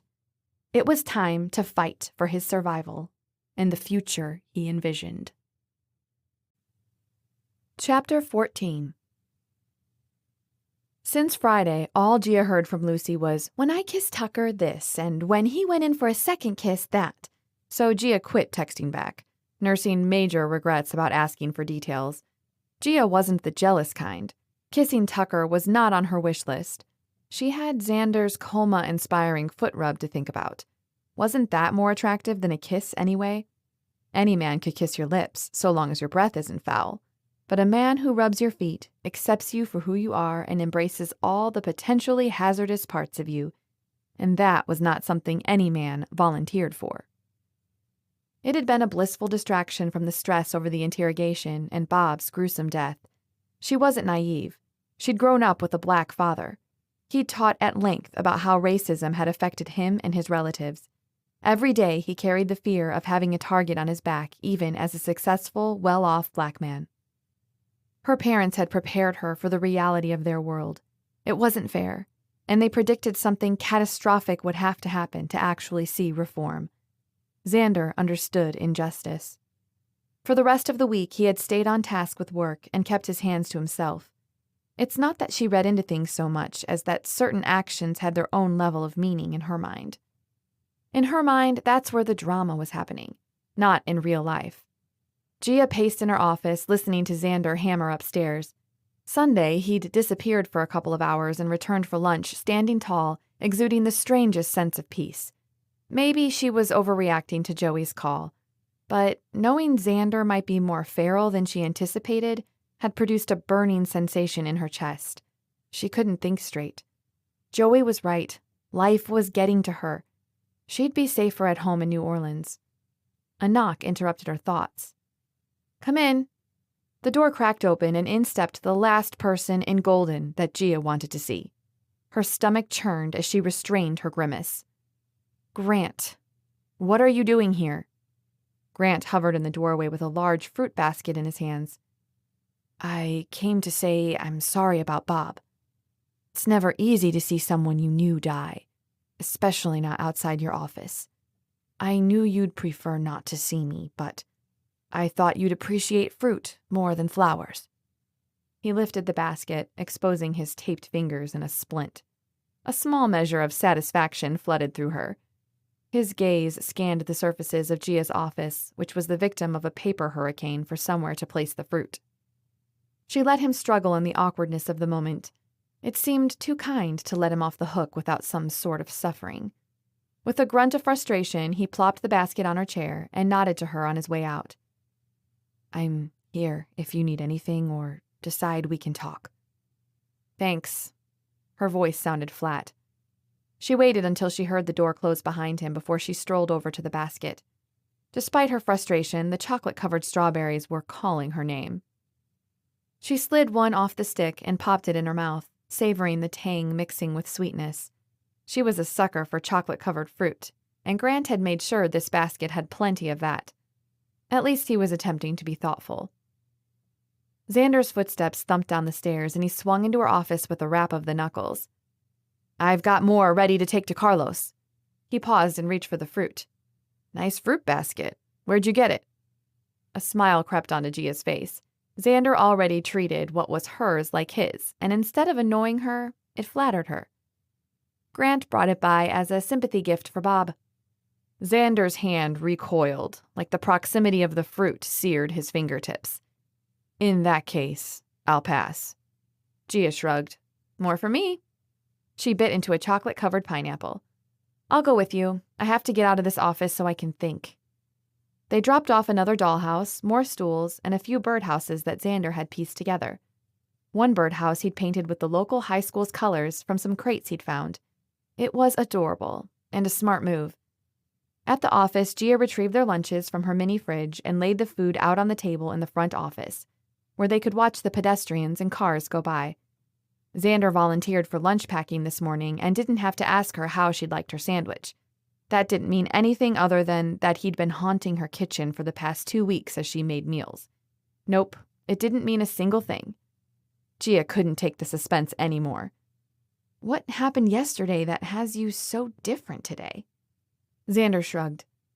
"I got some closure and decided I'm ready to fight for my future. Holding on to past hurt will rob my life faster than a personal vendetta ever will." Fighting back a gag, Gia swallowed hard against the wave of nausea sweeping over her. She shoved her sandwich into the bag. Stabs of pain splintered her abdomen. Gia blinked to bring Xander's face into focus. Spinning, the room tilted left, then right. She swayed to her feet in time to bolt for the trash can with a heave.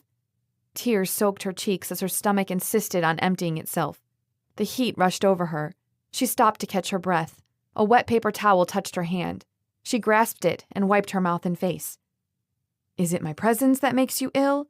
Or do you think you caught that flu Lucy said kids have been spreading all over town like diseased rats?" Gia almost summoned a laugh, but instead stuck her head in the trash can again. When she stopped, a tab popped on a can. Xander rested his hand on her back. "Take a sip for me." With a shaky hand, Gia sipped the cold ginger ale, dispelling the bitterness of bile.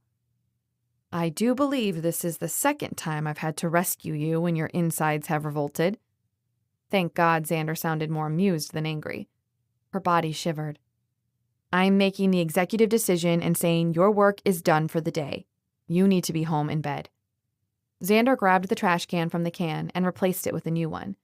He came inside and helped her stand while she clutched the trash can to her stomach. This was beyond humiliating. She settled into the car while Xander made a few trips inside and finally claimed the driver's seat. "Why didn't you tell me this morning you weren't feeling well?" He started the car and drove without any jolts or sudden movements. Gia winced at his words. I felt fine this morning. She rolled her head so she faced the window. The time frame is right for food poisoning, or it could be an aggressive flu virus. Her stomach clenched and she buried her head in the trash can. Almost home.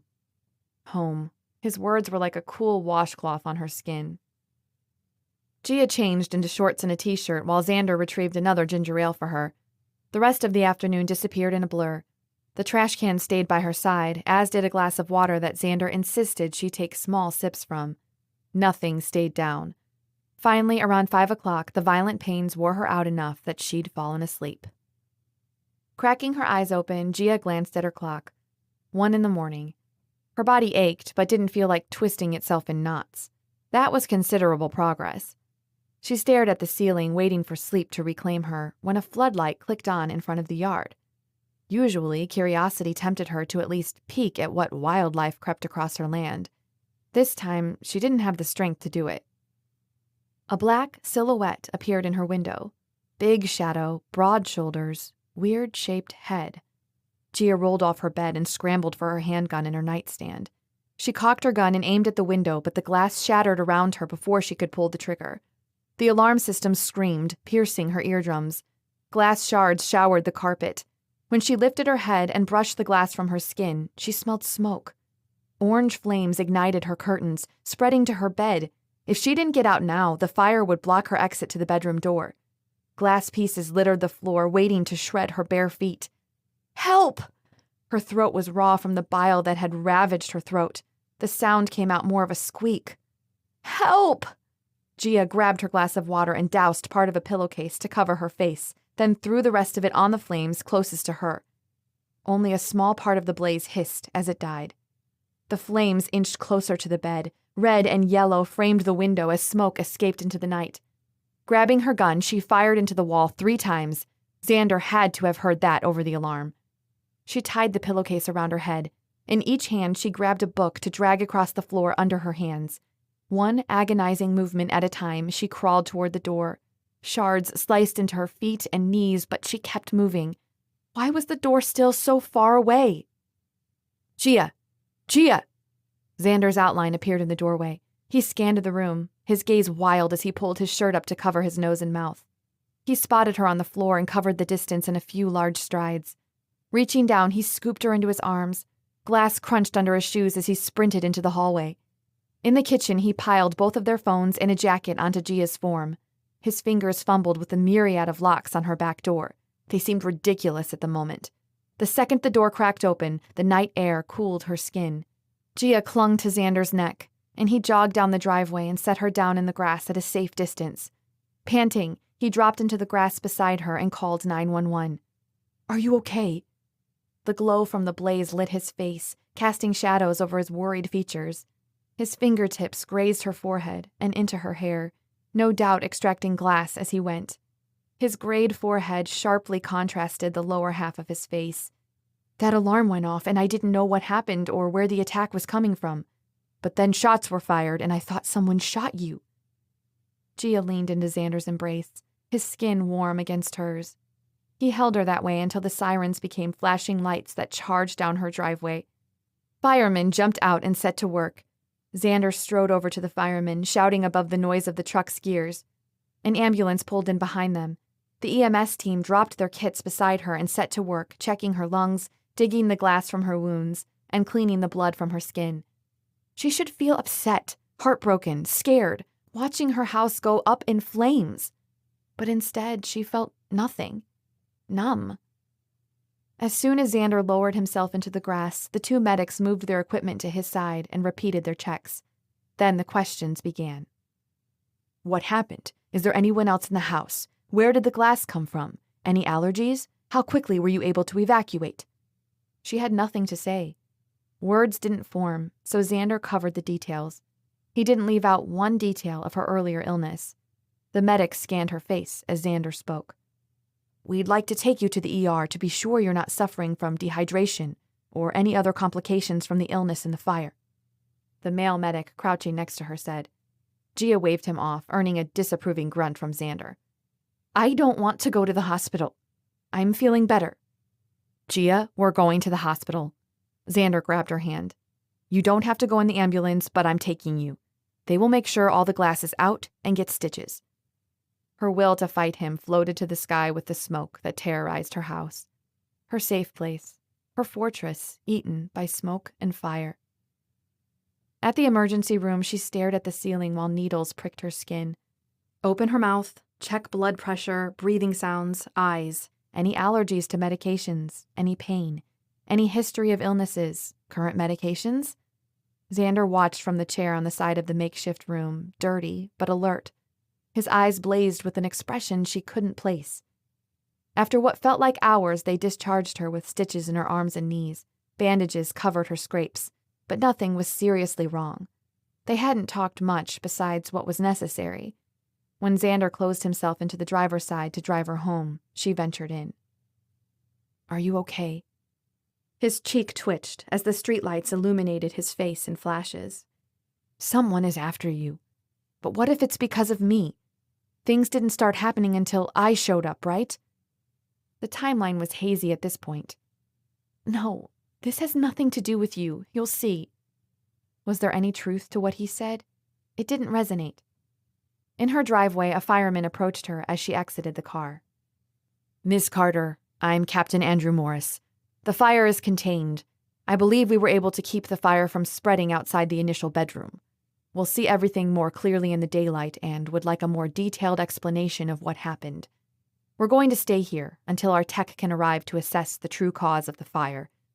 Also, it will be helpful to check everything in the daylight so we can be sure the house is structurally sound. Do you have somewhere you can rest?"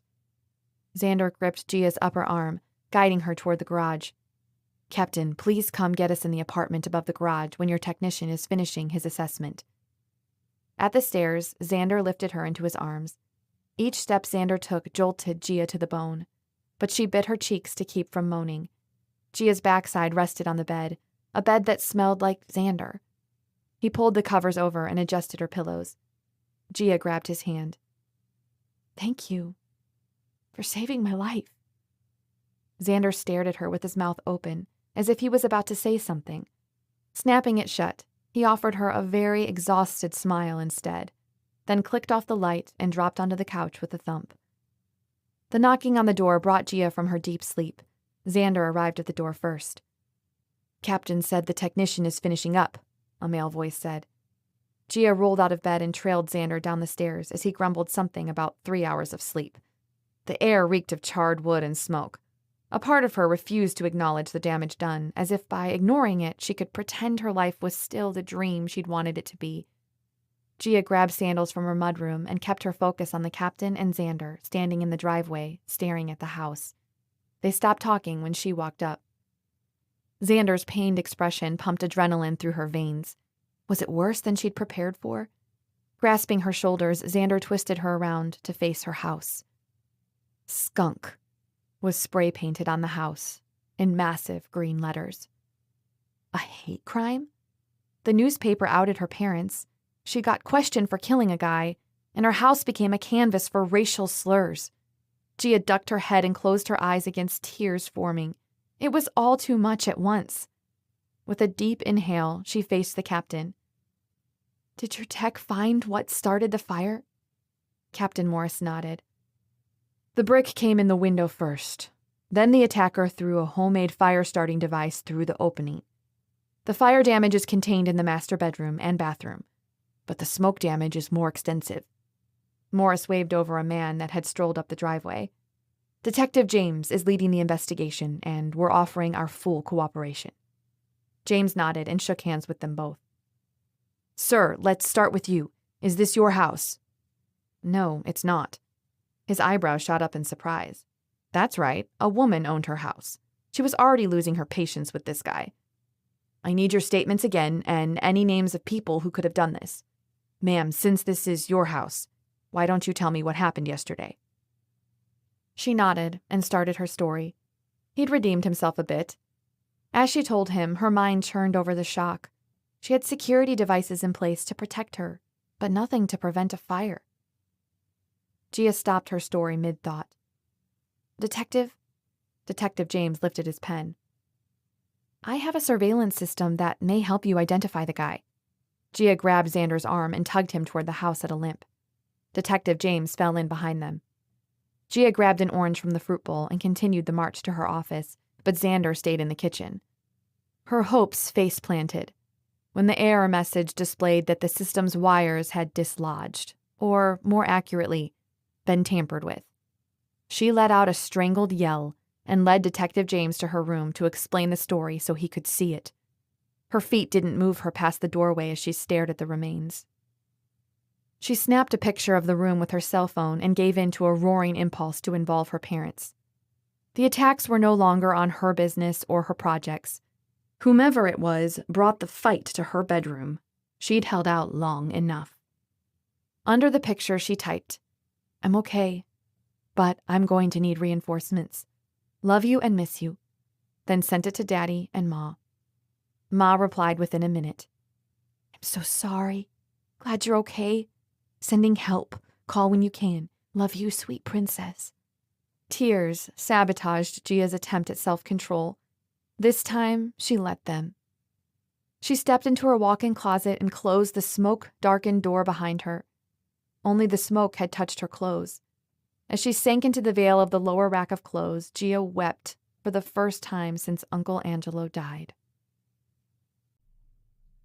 Chapter 15. Xander dished scrambled eggs and bacon onto a plate. His mind was foggy from the lack of sleep.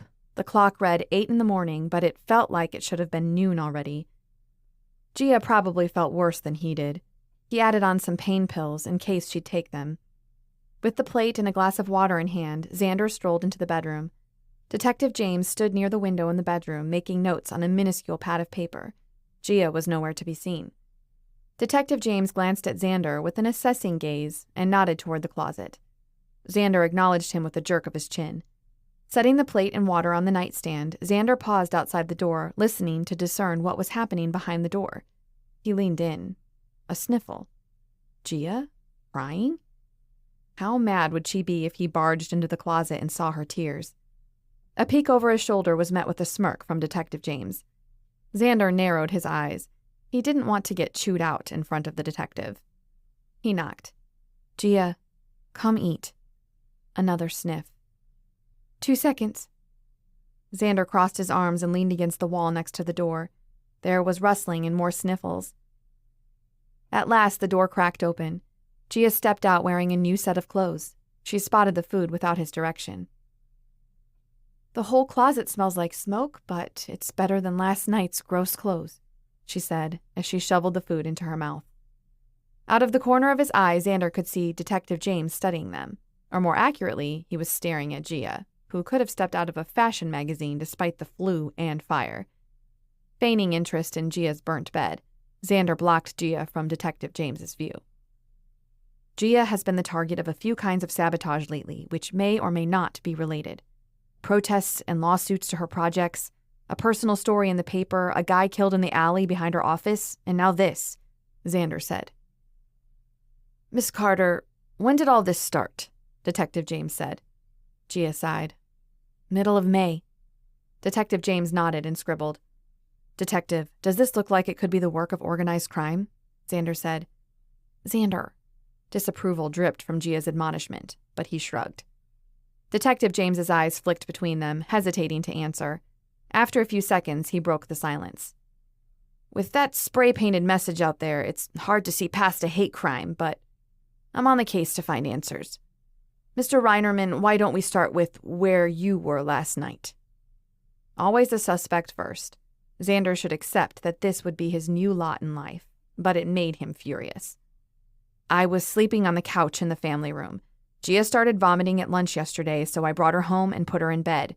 I slept on the couch in case she needed anything. Gia touched his arm.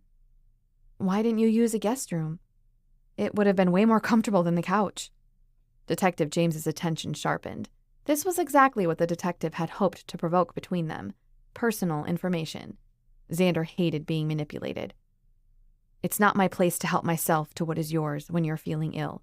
That'd be taking advantage of you and making more laundry, which no one likes. Gia rubbed her eyes. Anyone who cleans up my vomit on multiple occasions, drives me home, waits on me hand and foot, and still sticks around deserves to sleep on a bed. Xander inhaled. Detective James, I realize that I'm probably your first suspect, since I'm newly released and new to Gia's world. But Gia has helped me get on my feet. If I was upset about who she is or something she did, I'd have left. I owe her a huge debt, and messing with her home is detrimental to me as well as her. In the interest of checking my name off the top of your list, I don't suppose you can check the alarm system logs to see I didn't open a door to the outside or a window since we came home around lunchtime. Gia propped her hands on her hips. I'll look into it for you, but he's right, Detective. Xander's not your suspect. Who were you shooting at with your gun? Was someone in your room? Detective James pointed to the bullet holes in the wall opposite her bed and the shell casings on the bed. I pulled the gun and rolled off the bed when I saw a man's silhouette with broad shoulders and a weird-shaped head in my window. Xander whipped around to stare. You saw a guy in your window and didn't call for me then? He could have blasted you with an automatic or something, and you'd have been a sitting duck. Blood rushed to his face. Heat warmed his neck. Gia could have been dead. Really dead. It all happened too fast, Gia shrugged. She stared at the bed as if watching the scene all over again. I simply reacted. Then when the glass shattered, I couldn't get to the door without shredding my feet. I called for help, but the alarm was so loud I didn't think Xander would hear me, so I fired bullets into the wall to get him to come to the room. The fire was coming too quickly, so I crawled toward the door. Detective James tapped his lips with his pen. Miss Carter, is it possible Mr. Reinerman was the target here? Xander's eyebrows shot upward. The detective couldn't believe that Gia was the target, or that Xander was innocent in some way. Gia barked out a laugh. If that was the case, why would they target my bedroom? His room is above the garage. Gia's gaze switched between Xander and the detective, her brows furrowed. Oh, no, she paused. Well, maybe. What was she thinking? Xander jumped in. We're not involved, Detective. Think it through, Xander. Someone could have assumed we were, especially if they were watching the house and didn't see you go to your room last night. Heck, if they watched us all day, they might have thought that. At the office, you carried me to the car. With a trash can in your hands, Xander said through gritted teeth. You drove me home, carried me inside, again with a trash can in your hands. There was no physical contact that would suggest us having a physical relationship. Gia pursed her lips and squinted at him. Fine. It's a faint possibility, Xander said. I still think this isn't about me. Things were happening to you before I came along. A thought worth mentioning is that the word skunk could refer to a number of things. Miss Carter, it could refer to your mixed race, or it could refer to Mr. Reinerman being a prisoner. It's an old-fashioned term, but still used, Detective James said. Mr. Reinerman, if you'll excuse us, I'd like to talk to Miss Carter on her own. Xander shoved his hands in his pockets to keep from strangling the detective and stalked to the family room. What were the chances Gia would tell him everything?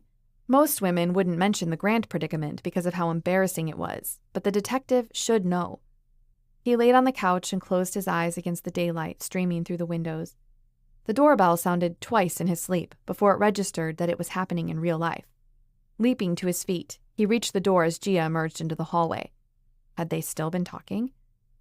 When Xander opened the door, two dark-haired, slim men with tanned skin and perfectly white teeth stood on the doorstep, relaxed as if they owned the place. One was taller than Xander, and the other slightly shorter. Can I help you? The shorter one shrugged. We're looking for Gia Carter, and by the looks of this house, we got the right place. The taller one grinned at his phone. Technology had ruined people's manners these days. I'm sorry, who are you? Xander said as the taller one slid his phone into his pocket. Running footsteps sounded behind him seconds before he was body-checked into the doorframe. Joey! Gia squealed as she jumped into the arms of the taller one. Joey mumbled something that made Gia giggle. The shorter one stuck out his hand. Where are the reinforcements? At Xander's blank stare, he chuckled. We're old friends of Gia's. This is Joey, and I'm Tommy. Xander shook Tommy's hand and backed out of the doorway, not thrilled with the way Gia clung to Joey's frame. Old boyfriend, old husband, old crush? Really, Joey? You had to bring my ex? Gia gave Tommy a brief hug before waving them inside, her face glowing.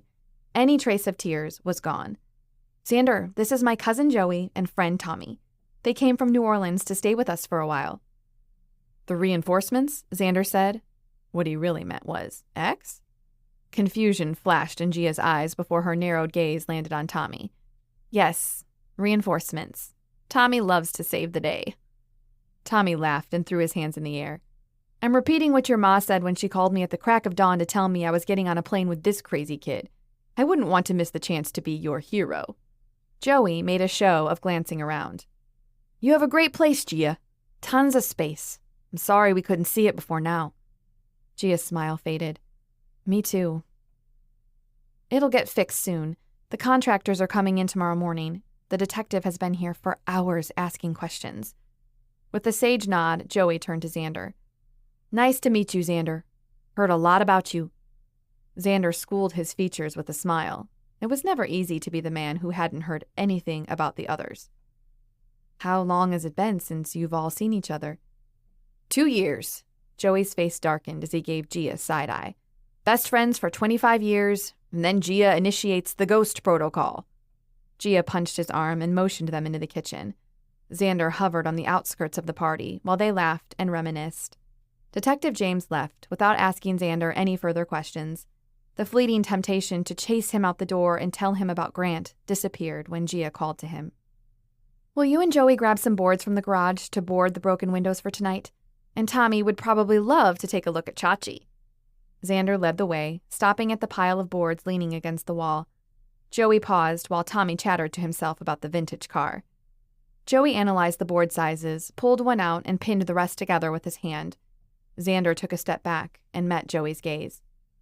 "You really didn't sneak roids into those players' Gatorade for months, huh?" Joey really had heard a lot about him. Xander crossed his arms. "If I had, I would have been a whole lot smarter than to be drugging them right up until the university's drug test." Joey huffed. "You never know with some people." "You dropped your job of running an architecture firm to come help her. That's incredibly selfless." These guys loved Gia. They'd find out the truth one way or another. Xander ran his hand across his jaw. "Listen, Gia's tough, and she can walk through hell with a smile, but you don't think the fire was aimed at you?" Joey widened his stance and leveled his gaze at Xander. "Why don't you tell me what you know about the mess Gia's in before she lets this go too far?" There were many words for what he was about to do, but none of them were words he wanted used to describe himself. "Gia is all I have right now. Not in a lifetime commitment kind of way, but she's allowed me to sleep upstairs and use space in her office to make money to help me get my life back together. I'm not interested in snitching on Gia and throwing that all away. She can tell you." Xander grabbed another board and moved to leave. Joey blocked his path. "A name. I'll do the rest." Grant Harrington has made a nuisance of himself recently. Start there. Lifting the second board, Joey trailed Xander to the master bedroom and hammered the boards into place. Xander strolled to the door. "Xander, I thought you should know Gia's connections are not interested in breaking any laws to help you get closure," Joey said. Xander ducked his head and turned to leave. "But you saved Gia's life and were there for her when she needed someone most, and that means something to us as her family." His throat tightened. At least one of them had a family who cared. Would his family ever be able to have his back again? Would he be allowed to be there when they needed him? Not unless something changed. And something was going to change. The next morning, Xander left a note for Gia on the door that he'd taken Chachi and drove to the University of Colorado. Football players would be pouring out of the locker rooms soon. Too chatty, overconfident, and mistakenly invincible. Strategically placed, he waited. None of the students were around when he'd been arrested, and football wasn't his sport, so his odds of being recognized were minimal. A group of 4 guys swaggered out of the locker room, laughing and cursing loudly. He followed them and sidled up to a lagger. When the kid noticed him, he stepped back and crossed his arms. "You flunk out of college and get sent to summer school, old man?" The guys elbowed each other as they laughed. He smirked. "Actually, I have something I'm trying to find out. I thought you boys might help me with." Eyebrows raised. "You asking where the girls are? Typical frat boys." Xander exhaled, praying for patience. Who do you go to for roids around here? The boys backed up 6 steps, ready to bolt. I'm not a cop. I'm looking for something to help my gym time, and my normal sources have dried up. The glances at his upper body must have convinced them he was a gym rat. He was in good shape. One kid shrugged. Athletes around here get tested randomly every few months. No one touches that stuff. If you do, you'll be signing up for community college before you blink. And the regular gym rats like me, who don't have to pee in a cup? A taller guy with a buzzed head spoke up. Look, man, we could ask around, but you'd probably be better off asking around at the YMCA or fitness centers in the free weight sections. These days, guys are probably making their drugs themselves. It can jack you up if whatever you take isn't pure. He nodded and stepped away. Thanks, guys. Next stop, a gym parking lot right off campus. Someone had to have a contact into the drug underworld. He did not waste 5 years in prison for nothing. He was going to get answers, whatever it took. Chapter 16. The morning after Joey and Tommy appeared on her doorstep, Gia found a note from Xander on the door saying he'd gone out. 1-on-2 time with the guys would give her a chance to hear the latest news from home. While they slept in, Gia set to work on plans for her master bedroom redesign. Tommy's presence had certainly been a surprise. Not every day your ex-boyfriend gets handpicked by your mother to come to your rescue. Gia had trusted Tommy with her life once. That lasted 8 months, until a mutual friend finally had the decency to tell Gia that Tommy had been cheating on her for 5 of those 8 months. Every piece of her heart thanked her for not going all in, although that could have been why he cheated. It didn't matter anymore. That mistake stayed where it belonged, in the distant past. If Ma thought their past would compromise Tommy's ability to protect Gia, she wouldn't have sent him. Ma was the first female leader of the Farah Empire. She played things smart and didn't let her emotions affect her decisions. Sophia Farah, a rare petite specimen with shiny black hair and sparkling brown eyes, practical and fair were her middle names with a personality bigger than Capone's bank account. Not every female had that distinction. Much to her dismay, Gia inherited small portions of Ma's best qualities and large doses of Dad's adrenaline junkie habits. Ma loved her all the same. A head poked into her office. Tommy slapped the door. We're going for a run. Let's go. She pulled her attention from her project to find 2 floating heads peeking in at her. Laughing, she dropped her pencil to the board and changed into workout clothes in her charred master bedroom. The boys loved fitness, and it showed. Joey had never let her slack in her workouts growing up. She envied his discipline. They ran for 10 minutes before both guys had their shirts off, and girls were slowing their cars and honking. Tommy ate it up, waving and smiling like a celebrity while Joey stayed focused. They hadn't changed in that regard. When a girl hung out her car window to take a picture of them running, Gia had enough and sprinted to the front to take the lead. The thought of that image popping up on social media, where more negativity could breed, gave her the shivers. She led the guys into the forest, running parallel trails to ones she'd run with Xander. The meadow was her destination once again. Who do you think it was that torched your room? Behind her, Joey was panting, not from lack of fitness, but from the altitude. Gia shook her head. My guess is whoever leaked that story about me is behind this. Joey's footfall behind her was the only response she received. That didn't mean the conversation was over. It meant that he was thinking through what to say next.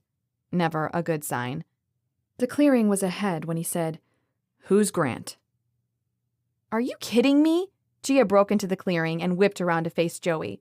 What did Xander say? Drying the sweat from her eyes, Gia circled and relaxed into a sun salutation. Joey's posture relaxed as he worked to slow his breathing. They ran through a series of poses and stretches, each one more difficult than the last. Tommy stretched against a tree, observing. He thought yoga was a chick thing. I asked Xander who he thought was responsible for the fire in your house. He told me that he was suspicious of Grant, but he wouldn't tell me why. Said it wasn't his story to tell. You get that honor, so spill. Gia wavered in her Vrikshasana. Your balance isn't as solid as it used to be. You need more practice, Joey said. It was manipulation, prodding, riling her with his words so she lost her focus. She wasn't so rusty that she forgot that part of their training. The problem with men is they get territorial over things that aren't theirs. Joey blinked. His posture stiffened. Since he was mentally thrown, she transitioned into Tai Chi. For the next 30 minutes, Gia went all out, focusing all her frustrations, her embarrassment, her guilt, her anger into her poses. As much as she wanted to continue, she made her final move and crouched into position. After every Tai Chi session, she and Joey did a wrestle burnout where they funneled all their calm into a battle of strategy. It was strange, but it was their thing. She hadn't been in his weight class for a very long time, but she'd been able to hold her own with keeping her head level. Not this time, though. She invited the punishment. She'd run from New Orleans. She blamed herself. She hid. She refused to let her family in to love her. She didn't deserve love after what she did to Joey's dad. It took Joey 5 seconds to pin her to the ground and freeze with his arms cinched tightly around her. He growled, "Fight!" Gia didn't move. He hovered on the edge of his control, and it was written all over his face. Tommy moved into Gia's peripherals. He'd seen it too. "Fight, Gia!" Joey tightened his grip on her. Gia sucked in a stuttered breath. The fire blazed in his eyes, his breath harsh. "You don't get to quit. You don't get to run again. You don't get to watch the world collapse in on the people you love and disappear when they need you most. You stay. You fight for what means something to you." 2 more seconds of their stare-down passed. All at once, Joey released her, turned his face to the side, and exhaled. He jumped to his feet and strode away, scrubbing the sweat from his body with his shirt. Tommy offered her his hand and yanked her to her feet. "That was intense," Tommy mumbled. Gia moistened her lips, her heart hammering in her ears. Fresh pain seared her soul, leaving her raw and twisted. She longed to have her family back. If they gave up on her, there was no one left that mattered, and Joey was as close to walking away as she'd ever seen him. It was time to give him what he asked for. "He forced himself on me." Joey froze and cocked his head, his back still to her. "Grant was the guy who took me on a date the night I thought Bronk was around. At the end of the night, he walked me to my door, I unlocked it, turned to say goodnight, and he jumped me. I broke his fingers before he got my dress any further than my waist." Joey faced her now, his expression veiled. "Xander saw the whole thing from his room above the garage and confronted me about it the next morning. Grant's not a bad guy. He got desperate when I didn't offer him what he wanted and acted on it, and he's been trying to make up for it with random acts of kindness." Joey glanced at his watch. "We should get back. The contractors are arriving in 45 minutes. With that, the conversation ended in true Joey form, leaving a sensitive topic open, like a gaping wound that would fester into a gangrene of the spirit. Vulnerability that never experienced closure was on her long list of reasons she was single at 25. Something had to be done to get control of herself again. These emotions wouldn't work themselves out through talking. A hint of an idea sparked in her mind for later. The guys stood at the trail waiting for her direction. In no mood for any more offhand comments, she led them back the short way. Together, they pounded onto the driveway and into the house. Gia snagged the shower first, then sat in front of her remodel plans. The contractors, the security system people, and the insurance adjusters were scheduled for today at some point. No part of her desired to be pinned down for decision-making. The upside was the master bedroom and bathroom remodel. The architect in her should enjoy the process, but dread had her cornered. If she hadn't left New Orleans, this would have never happened. The chime of the doorbell echoed throughout the house. She opened the door with as much enthusiasm as she could muster. The contractor introduced himself as Larry Stevens. Johnny recommended him for any fire-related renovations.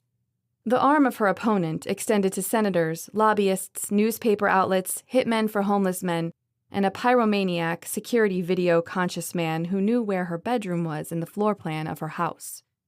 With a stop to her office for the plans, Gia showed Larry her room. He opened the plans and scanned them before unlatching the tape measure from his belt. Gia was pretty convinced that contractors had an entire preliminary class on using the tape measure before they were allowed into the residential construction programs. What if this guy didn't have his degree? Johnny wouldn't recommend someone who was unqualified, right? Gia texted Johnny about his qualifications. She was holding one end against a wall with Larry on the other side when Joey leaned against the door jamb and Tommy popped up behind him to watch. Larry threw out some numbers like $5,000 for demolition, ripping out the old to check for structural damage, and a minimum of $10,000 to implement the designs. Gia fed him a line about the insurance adjuster coming, and then she'd call him. She needed the man out of her house. There wasn't a moment of peace, though, because the security company pulled in as Larry was leaving, and the insurance adjuster was right behind him. Her house was Grand Central Station today. Joey met the adjuster in the yard and took him to see the damage, a small saving grace since it was all proving to be too much for her. What had she done without her family and friends all these years? The security guy agreed to write a detailed report for the detective when he replaced the wires and checked the cameras. At least this man seemed capable. A pounding built to a roar behind her eyes. Gia excused herself and swallowed painkiller in the kitchen. She set her forehead against the cool exterior of the refrigerator. The pain eased a fraction. Your eyes were glazing over with that contractor. Thought you were about to chew him out. Gia huffed. You would know that look, wouldn't you, Tommy? Tommy laughed. It's seared into my memory. Don't play poker. You're too easy to read. He fumbled with a spoon sitting on the island. When life is too much to handle, your eyes get this crazed look, which is a dead giveaway, and your mouth is only minutes behind it. With a laugh, she faced Tommy and really looked at him for the first time in years. Light crow's feet crinkled when he grinned. His tan complexion and dark eyes hadn't changed, but their levity had. The lines on his forehead furrowed deeper than she remembered. After he cheated on her, his well-being hadn't crossed her mind. He deserved whatever was coming to him for being a lying, cheating scumbag. What's going on in your life, Tommy? Any children come claiming you're their dad yet? Tommy snorted and smiled, but the humor didn't reach past his lips. They haven't found me yet. I blocked my address from public records, so they'd really have to search hard to find me. Gia smirked. Hard work builds character. Exactly. In the silence, Gia leaned her elbows on the counter and rested her chin in her hands while she stared.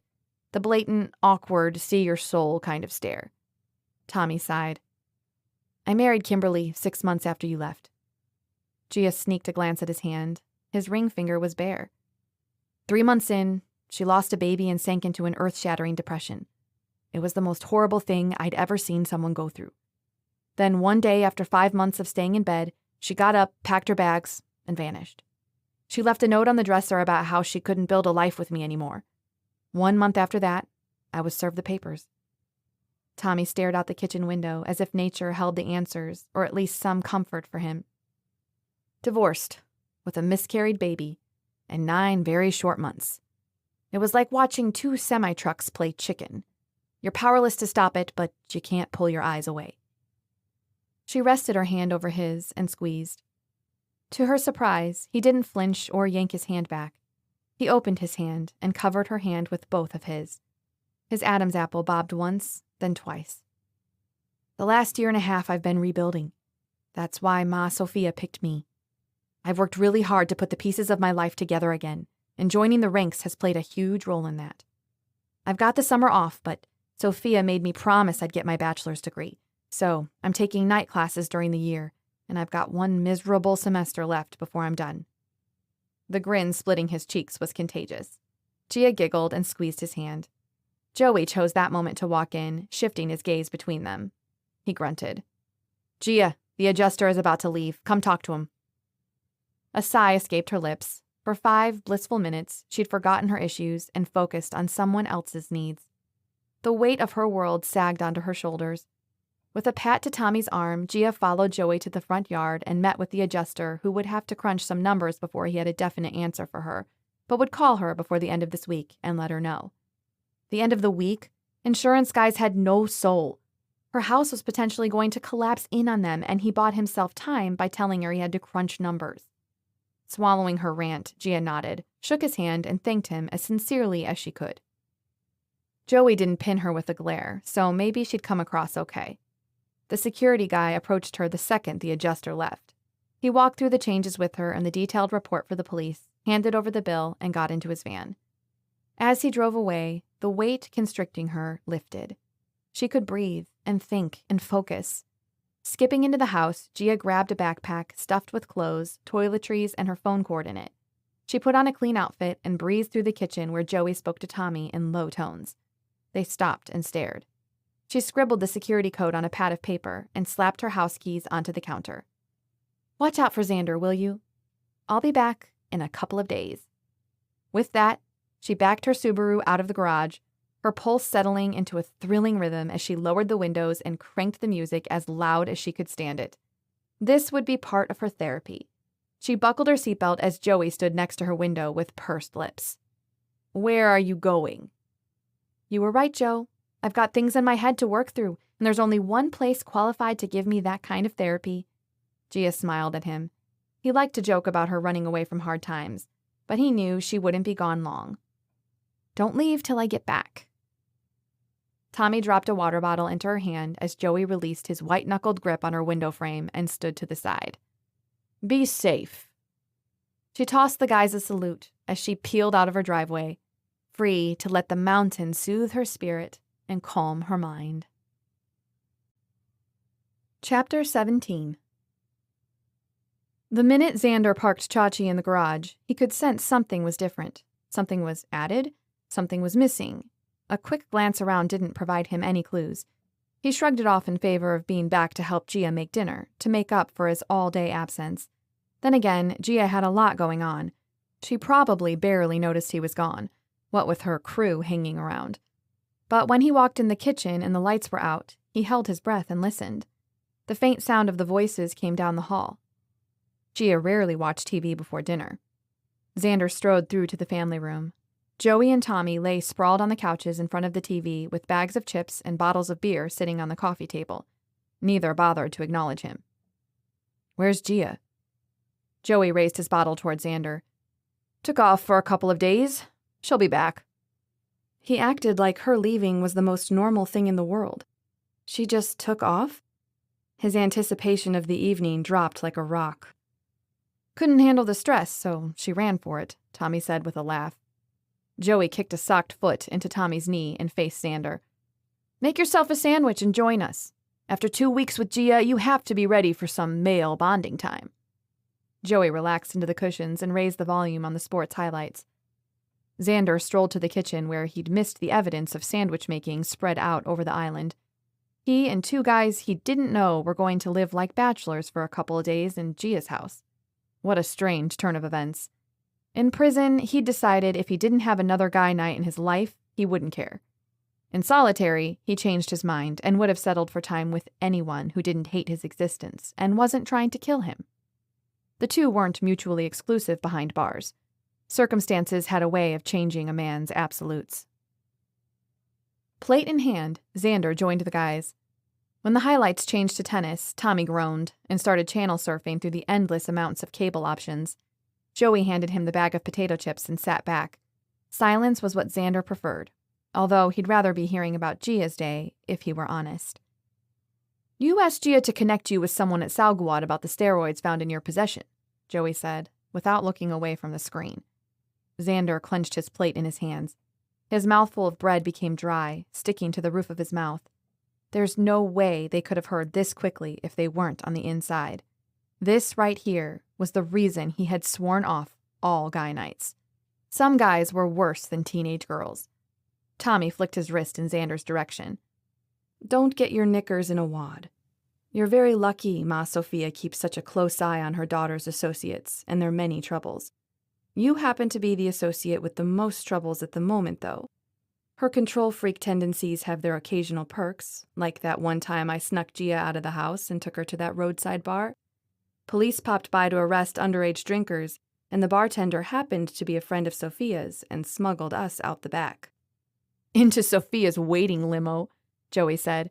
"The only perk of that was that you didn't die, because I think even prison is better than getting on Sophia's bad list." Joey swigged another mouthful of beer and plunked the empty bottle onto the table. "Which is why Tommy couldn't hack dating Gia for longer than 3 months, before cheating on her for 5 months with the most obnoxious girl he could have possibly found." Joey spoke with a confusing air of simple fact, as if he didn't fall on either side of the fence on the issue. Tommy was the cheating kind. That usually meant something to a man when he cared about the girl getting cheated on. What man in his right mind would cheat on Gia? Xander would have wagered everything in his bank account that Joey beat Tommy to a pulp and brought him back to life to do it again because Tommy cheated. The talking stopped as they all went back to staring at the screen. If he didn't say something, they might start sharing their feelings next. Xander relaxed his posture and inhaled. Yeah, Salguad is the biggest producer of anabolic steroids. One of the steroid bags in my possession was identified with Salguad's markers, Xander said. Tommy groaned. We're not babysitting. We're living an episode of some novice detective show. Besides Gia, what else have I done in my life for karma to kick me around like this? There are not enough digits on all our appendages combined to list off the reasons karma is coming for you. But I will say, the majority of those reasons were brunettes or darker, which is simply inviting karma and all her friends to your table of insanity. Joey rolled his head to look at Xander and blinked. What exactly are you hoping to achieve by casting your line into that very vast ocean? Xander counted the beer bottles on the table. 9, and no record of when they started. But Tommy seemed to be drinking at a faster pace than Joey. The chances of them remembering this conversation in the morning were pretty much 95% at this point. Xander opted for the truth. I want to find out what I did to deserve getting my life screwed over. 1 minute, I'm an assistant soccer coach to my undefeated soccer team. The next, I'm a drug-selling junkie who isn't willing to take responsibility for his actions. Someone covered every angle, every loophole to make sure I'd be put away for the maximum sentence. Tommy snorted. How are you going to find out if the detectives assigned to the case with all the evidence at their disposal couldn't acquit you? It's a lost cause. I'm going to start with the athletic director and work my way down. Someone saw something or knows something that they weren't willing to come forward with back then. Neither answered. Xander was about to leave to make himself another sandwich when Joey spoke. I'd do what you're doing, man. I'd search until I found who stole my life away. Then help me do it. You don't have to sit in the meetings, but help me find the truth. Joey traded looks with Tommy and then smirked at Xander. Fine. We'll figure it out in the morning. I think I know how to get these meetings scheduled. The next morning, they sat down at breakfast. Joey and Tommy had their faces in bowls of cereal. So what's my plan? Xander leaned over the island, praying they'd come up with something genius.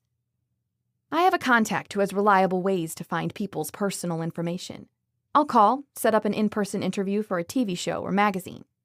Tommy and I go into the interview and disarm them, get them talking about the good old days. Then you walk in and nail them with an, you at least owe me an explanation, and we catch it all on video, Joey said around a mouthful of cocoa cereal. Tommy nodded. Though not fail-proof, the plan gave Xander a sense of relief. He'd have backup, people who could make him look less desperate or scary. They exuded confidence. The tension released its hold on Xander's stomach. What's our next step? Joey shoved his dishes into the dishwasher and smirked.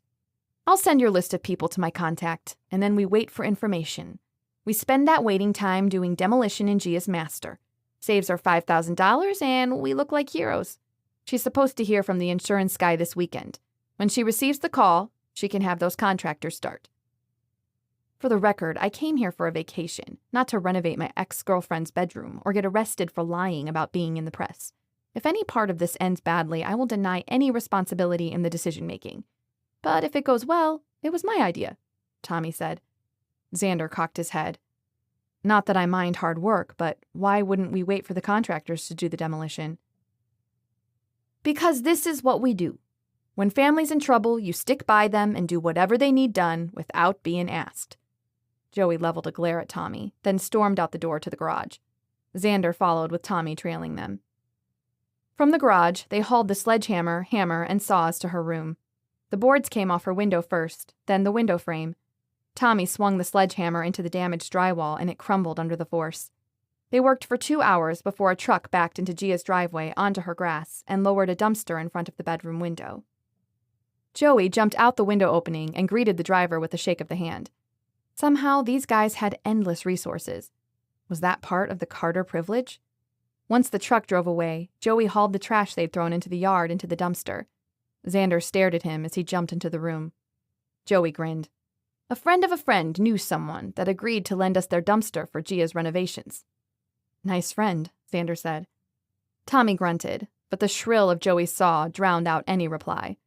The majority of 2 out of the 4 walls were ripped apart. After a quick lunch break, they finished dismantling the rest of the drywall, pulled off the doors, and tossed the burnt linens. Joey and Tommy moved the metal bed frame into another room, and the charred wooden dresser was sitting on the grass outside. Joey checked his phone. Part of your list is in. Looks like the team members are some of the easiest to find. We may have to hire a private detective for the volunteer staff. It's a really long shot, Xander. Anyone could have picked a lock and had access to equipment lockers, offices, staff lockers. This was part of what had started his anxiety, wasn't it? It could have been anyone. The list could be extensive. Someone he hadn't thought of in a decade. Tommy stopped and yanked off his work gloves. I'll get started calling to set up the meetings. I have a buddy in downtown Denver with a co-working place who would lend us a conference room. Xander exhaled and pushed off the doorframe. Lady A was nearby. He could feel her chill in his veins. Start with the seniors, and then do the scholarship kids next. The roster had 29 players on it, and by dinner time, Tommy had 5 confirmed interviews scheduled for himself during the day and 4 for Joey. Then they both had a couple of after-work meetups as well. 3 players had moved out of state, but 2 agreed to video in. His hope at the progress took a beating. The players weren't lining up to be interviewed about their time in the university soccer program, especially not with the scandal they were involved in. If only they knew Xander was behind all this, none of them would have called back. Every single player had signed a court-submitted request that he be given maximum sentence. If he'd been a student, his parents would have demanded the same thing, and he would have stood by that. Drugged without their consent by someone they trusted. He didn't blame the guys, but it didn't make their attitude change toward him easier to stomach. He'd worked with some of the guys for the majority of their time in the program, and he was proud of them and what they'd overcome. That evening, they walked through the interview questions and highlighted information that was important for Xander to know. More than once, he stopped to check his reality. They'd met him a couple days ago, and they jumped in to help him because Gia asked. No other reason. They had jobs and lives at home. Instead, they were here on the couch next to him, setting up fake interviews. For what? Closure, really. Was it really necessary for him to know who had set him up? No. But yes. The next day, Xander kept himself busy with the manual labor until the guys got set up for conducting interviews. They'd managed to link him to watch the interviews live and simultaneously. He clicked on the interview to hear one audio louder than the other. That way, if he had a more in-depth question, he could send it immediately to Joey or Tommy to ask. His nerves were strung as tightly as soccer cleat shoelaces, wrapping him in physical and emotional pain. He didn't realize quite how painful seeing his players would be until the first 2 walked in and gave updates on their lives since the soccer program. They'd had shared jokes, moments they laughed until they held their stomachs. They had teased each other mercilessly and still walked away great friends. With each new interviewee, Xander felt the exact same distress arise. If only he could look them in the eye and make them believe he didn't do it.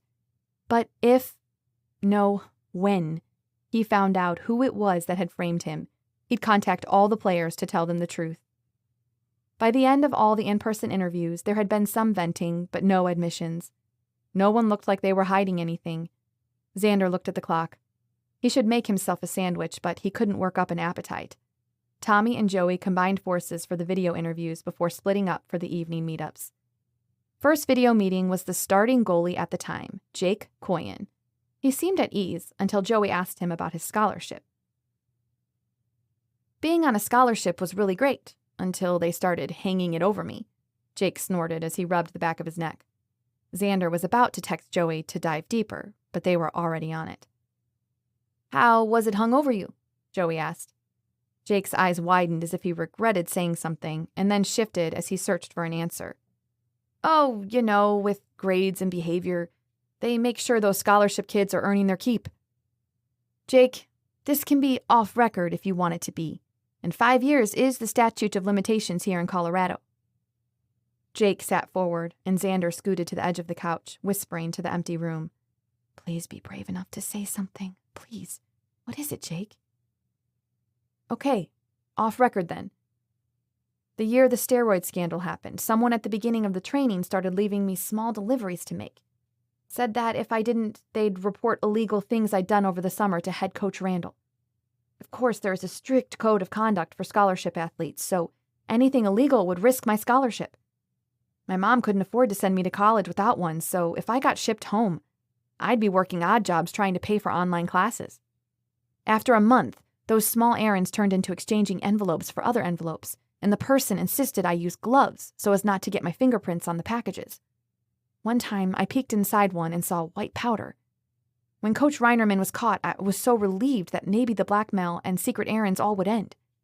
But instead, I got a warning envelope with pictures of me doing the exchanges as well as partying during the season, saying that if I had said anything about my jobs to the police, those pictures would be leaked to the police.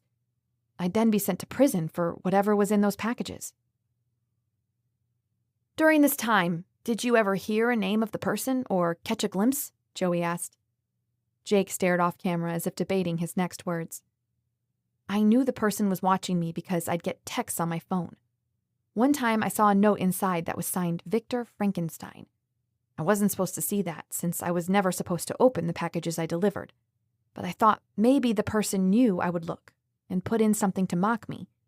I was an English minor, and my hunch was that the sender knew I'd recognize the name as a literature reference.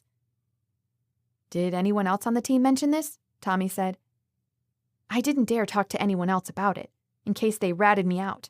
I was good at soccer, and I was making really great grades in my classes. I couldn't afford a slip-up. I needed every handout I was given.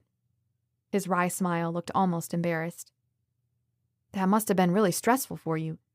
What else did you see in the packages? Tommy asked. Most of the time they felt really light, as if they were empty. All I saw was a powder substance in bags. Someone set me, and probably Coach Reinerman, up too. But I couldn't risk saying anything. My testimony could have set him free, but then I would have been a prime suspect. A heavy sigh accompanied Jake's confession. Xander sat with his hands in his face, unable to move. All that was now video evidence. He could have been free, his life given back to him. The most stunning part was something Xander had never considered, that whoever set him up would use someone who looked like him to do it. The guys continued with a few more probing questions, which didn't result in much more information, and they signed off with Jake looking considerably more relieved. They had some detective work to do with the numbers, places, and messages Jake handed over. This person had to have made a mistake somewhere, and Xander planned on finding it. Chapter 18. The drive to the Hawthorne Golf Club and Spa took 2.5 hours on back roads, cruising through the mountains with the fresh summer air whipping through Gia's hair. Her music playlist consisted of rock and pop, anything with a driving beat to keep her adrenaline going. She passed the gate and wove her way around the long driveway that led to the spa entrance. She stopped to talk to the valet attendant. I'm Gia Carter, here to see Martin Abbott. The attendant made a call behind his desk. 3 minutes later, he directed her through a private side gate. Hawthorne was known in the area for maintaining and training internationally acclaimed golfers. The Olympic Training Center wasn't far away, and it worked well to have an elite course and golf instructors nearby. The private parking lot could accommodate over 100 vehicles, but only contained a dozen or so. She parked and practically skipped into the training center. When the doors opened, the aromas of leather and sunscreen mixed with freshly cut grass in perfect harmony. So good it should be a candle. As far as trainers went, Abbott was the best of the best, and he happened to be a family friend who had given her the rare privilege of an open-door policy. Gia slowed her gait to a meander as she passed bay after bay of golfers at the driving range. Hopefuls of every level trained here, eating, breathing, sleeping, golf, day and night. Abbott had wanted to recruit her as a kid, but Ma insisted that God had different plans for her than chasing a white ball around the green. Gia found Abbott perched against a bay divider, a pipe clutched between his teeth. She relaxed onto the bench behind him and studied the guys teeing up their drives. They're in great shape, Gia said when Abbott plopped beside her. Their form is lousy and ungrateful. I spend so much time teaching them how to do it right. You think this once as a kind gesture to an old man. They'd have the decency to look like I taught them. If they're ungrateful, they don't deserve to be training with the best. The almighty Martin Abbott, trainer of hundreds of international cup winners and 6 consecutive Masters winners. Kids come from around the world to train with you. If they don't know what they've got when they've got it, then they'll know what they had when it's gone. Abbott growled as his pipe bobbed between his teeth. You sound like a Hallmark card. I try to keep my shame to a minimum around here, so if you wouldn't mention numbers, I'd be much obliged.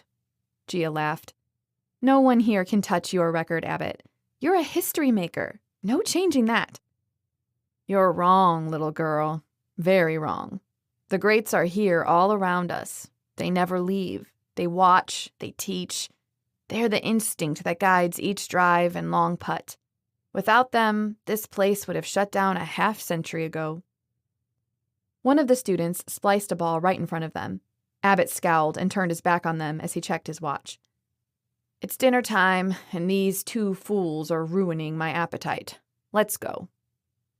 Abbott's stride had shortened considerably since she'd last seen him a year ago. Not that he would tell her what was ailing him if she asked. He let her come hang around and sharpen her skills because he said he liked to have someone to complain to. And that might have been true if he actually talked about himself ever. He was a surrogate grandfather who had trained Dad for 5 years before Dad quit and married Ma. Abbott forgave Dad in time to go to the wedding. Abbott had known golf wasn't Dad's dream, and Dad said Abbott's intuition knew when it was time to let a student hang his clubs on the recreational side of the cart. With a flash of his badge, Abbott ushered Gia inside the dining room for free. Lifers had to have some benefits. Last year, one of the dining room staff said that Abbott ate all his meals alone. Maggie, his wife of 53 years, died 2 years earlier and left him to fight the good fight on his own. The woman was a saint to live in clubhouse staffing for most of their married life. Maggie said she didn't mind because they had everything provided for them and that wasn't something she'd had as a kid. Not one single day did she take for granted. How long you in town for? Abbott grabbed a salad for his tray and one for Gia's. A couple days. Joey said my reflexes are getting slow. Uh-huh. Again, Abbott picked up a plate of lasagna for himself and one for Gia. They continued that way through the vegetables, carbs, fruit, and dessert. Gia's tray had more food on it than she could stomach, but she'd eat it because tomorrow Abbott would work her until he saw it draining from her pores. With the garlic in the lasagna, there was a small chance he'd base quitting time on the stench radiating off her. They set their trays on the table and took their seats. Abbott filled her in on the changes to the program and the statistics from the rising stars. Gia made it halfway through the food and groaned. Her stomach wasn't used to this much food. Abbott raised a bushy eyebrow. Eat that. You're going to burn it off tomorrow. Gia nodded and laughed. I'm not used to eating this much food anymore. I don't burn it off like I used to. Weakness starts in the mind, Giovanna.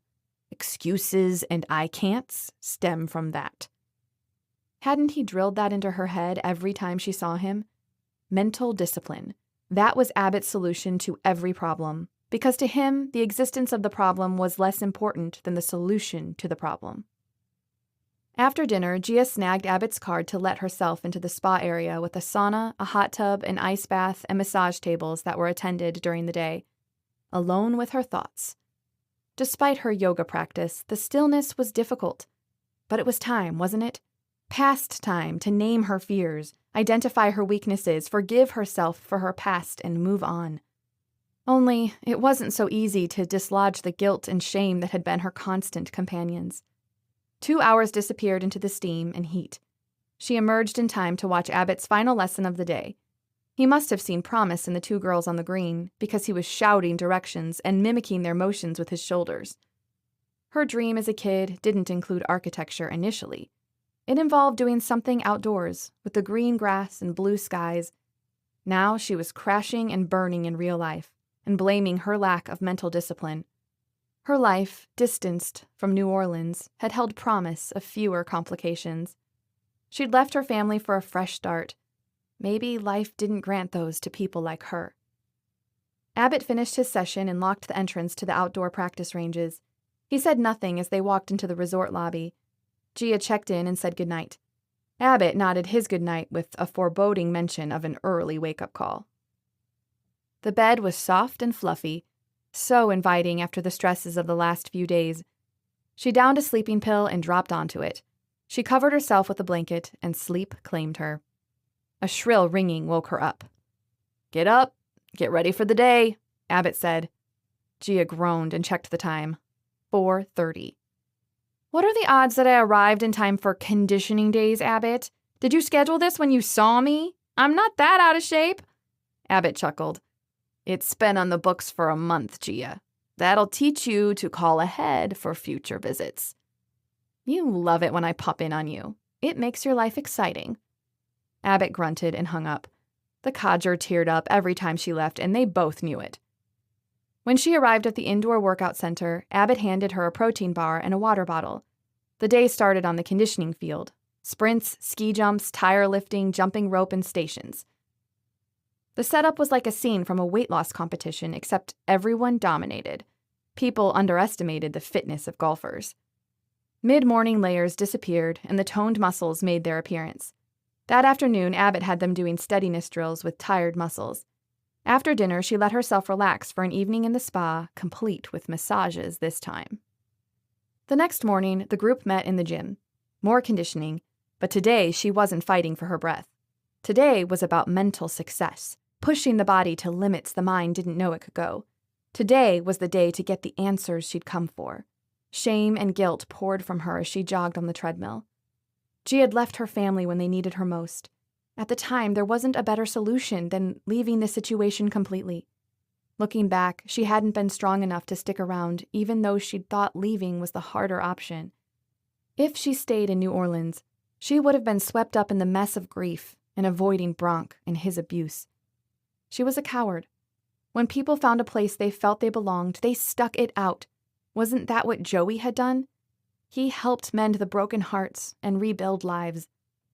A whistle blew. "Switch stations!" Jumping off the treadmill, Gia bent over her knees, gasping for air. Her past exposed, her house set on fire, her projects put on hold. Was this her chance to go home and attempt to live the life she should have 3 years ago? Or was it running away when she should stick it out and be tough? Timing determined whether a move was cowardly or heroic. The critics ranted and mocked, and the supporters watched with bated breath for each successive move to determine the defeat or success despite the mistakes. How she dealt with her current problems would silence the critics or make them yell louder. The bigger picture wasn't obvious yet, but her next move was. To not surrender, but to take the beating and stay standing at the end. That's what would make her a champion. At lunch, she ate with Abbott again. "I have to go home, Abbott." Abbott nodded. "You always do. Did you find the answers you were looking for?" Gia's lips lifted in a half smile. He knew her too well. "Not all of them, but my goal is to survive this. Once it ends, I'll decide what my next step is." They ate the rest of the meal in silence, and then Abbott walked her back to her room. She gathered her things, walked out to her car, and popped them in her trunk. Abbott rested his hand on her shoulder. "Letting yourself make mistakes is how you learn and grow. Every decision you make will not always be the perfect one. So forgive yourself and be ready for life's next twist. You are not responsible for anyone's actions but your own. Don't carry that burden. It'll crush you." Tears blurred her vision. Gia grabbed Abbott into a hug and kissed his leathery cheek. "I'm sorry I can't stay longer." "Me too," Abbott said in a whisper. "Just don't always be a rolling stone." She wiped her eyes and dried her cheeks before shutting herself into the car. With a backward glance, she waved. Abbott saluted her, his red-rimmed eyes dry. Without hearing one word of her circumstance, he never failed to provide her with perspective. Gia drove home without seeing the scenery. Exiting the highway, she cut through downtown Golden and stopped to see Lucy. She ducked out of her car when Lucy bolted from the bakery. The force of her body hitting Gia's rocked them back as Lucy wrapped her arms around Gia. "I thought you died! I've called your phone 1,000 times in the past 2 days." Lucy dropped her arms and punched Gia in the shoulder. "Do you understand how worried I was about you? Why do you keep doing this to me?" "You should have stopped by my house. The guys could have told you I left for a couple of days." Gia strolled toward the front door. "I have issues, Luce." "I know you do. What are you going to do about your house? Fireman Landon came in here the other day asking how you were doing, and I had to pretend like you were fine, while on the inside, I was shriveling in embarrassment that my own best friend wouldn't call me to tell me her house burned to the ground." "I bet you enjoyed the news coming from Landon, though." Lucy grinned. "That man in uniform. Gia sat down and patted the chair beside her. "I'll tell you all about the last week." The story came out in bits and chunks since Lucy had customers in and out. "So you're telling me you have 3 hot men staying at your house right now and I've only met one of them?" Lucy said. "Yes." "You're the worst friend ever, and you can make it up to me by inviting me to dinner at your place around 7, and I'll forgive you and accept your invitation and volunteer to bring pie and muffins. Good?" Gia laughed and hugged Lucy. "I'll see you at 7. The first thing Gia noticed when she pulled into her driveway was the dumpster, and the next was how stuff was flying out her window into the dumpster. She parked in the garage and went inside. Bags of chips, empty pizza boxes, and bottles littered her island counter. The blaring music led to her bedroom, where 2 guys perched on ladders, hacking at the drywall on her ceiling, and one was chucking the falling pieces out her window. Her jaw slackened. They did this in the 2 days she'd been gone? The contractor had said he'd do it for thousands of dollars, and they were doing it for free. Her heart swelled, and for the second time in one day, she felt like crying. Pulling her phone from her pocket, she took a picture. The camera sound clicked right as the music changed songs. All 3 whirled around, their tools raised. They were skittish. She watched them with wide eyes and raised hands. "Hey, guys! It looks great in here." Joey and Xander backed down their ladders while Tommy took a swig of water from his bottle. She admired the room, as well as Xander's sculpted arms, showcased by his sleeveless shirt. She'd miss these guys, all of them. But the sight of Xander made her smile a little bigger. "Welcome home," Joey said. "Thought it might be nice to have something done when you got home. All we have left is a part of the ceiling and the carpet. The rest we'll leave for Contractor Dean." "You do realize that your music was so loud anyone could have walked in here, right?" Tommy snorted. "Who would do that besides you?" "I don't know. The people looking to finish what they started with the fire." Gia propped her hands on her hips. "What all did you do while I was gone?" Joey and Tommy exchanged glances, and Xander didn't budge a centimeter. "What?" Gia edged closer to Xander. "Did you find answers?" Xander wiped his hands on his pants and then crossed his arms. "Some." The breath hitched in Gia's throat. She lowered her chin and moved within inches of him. When he didn't continue, she raised her eyebrows. He squirmed. "Someone was using a scholarship student to do drop-off and pickups for drugs and money, and then threatening his scholarships if he squealed. We have some data we're following up on and hints that seem to be pointing to someone with authority at the school. Someone with the means to obtain blackmail information on the guys, as well as be a credible source to the coaching staff if the lackeys strayed." Xander continued with the story from Jake. "He could have saved you 5 years of your life by speaking up." Gia scrunched her nose. "You're a better man than most if you're accepting that sitting down." "You were right, though. Someone thought you were in the way." Joey shook his head. "Jake proved a point that is really valuable. Once he knew the statute of limitations on prosecution was already up, he told us everything he knew. We're closer to the truth than we were before. Now we need to find the next person involved."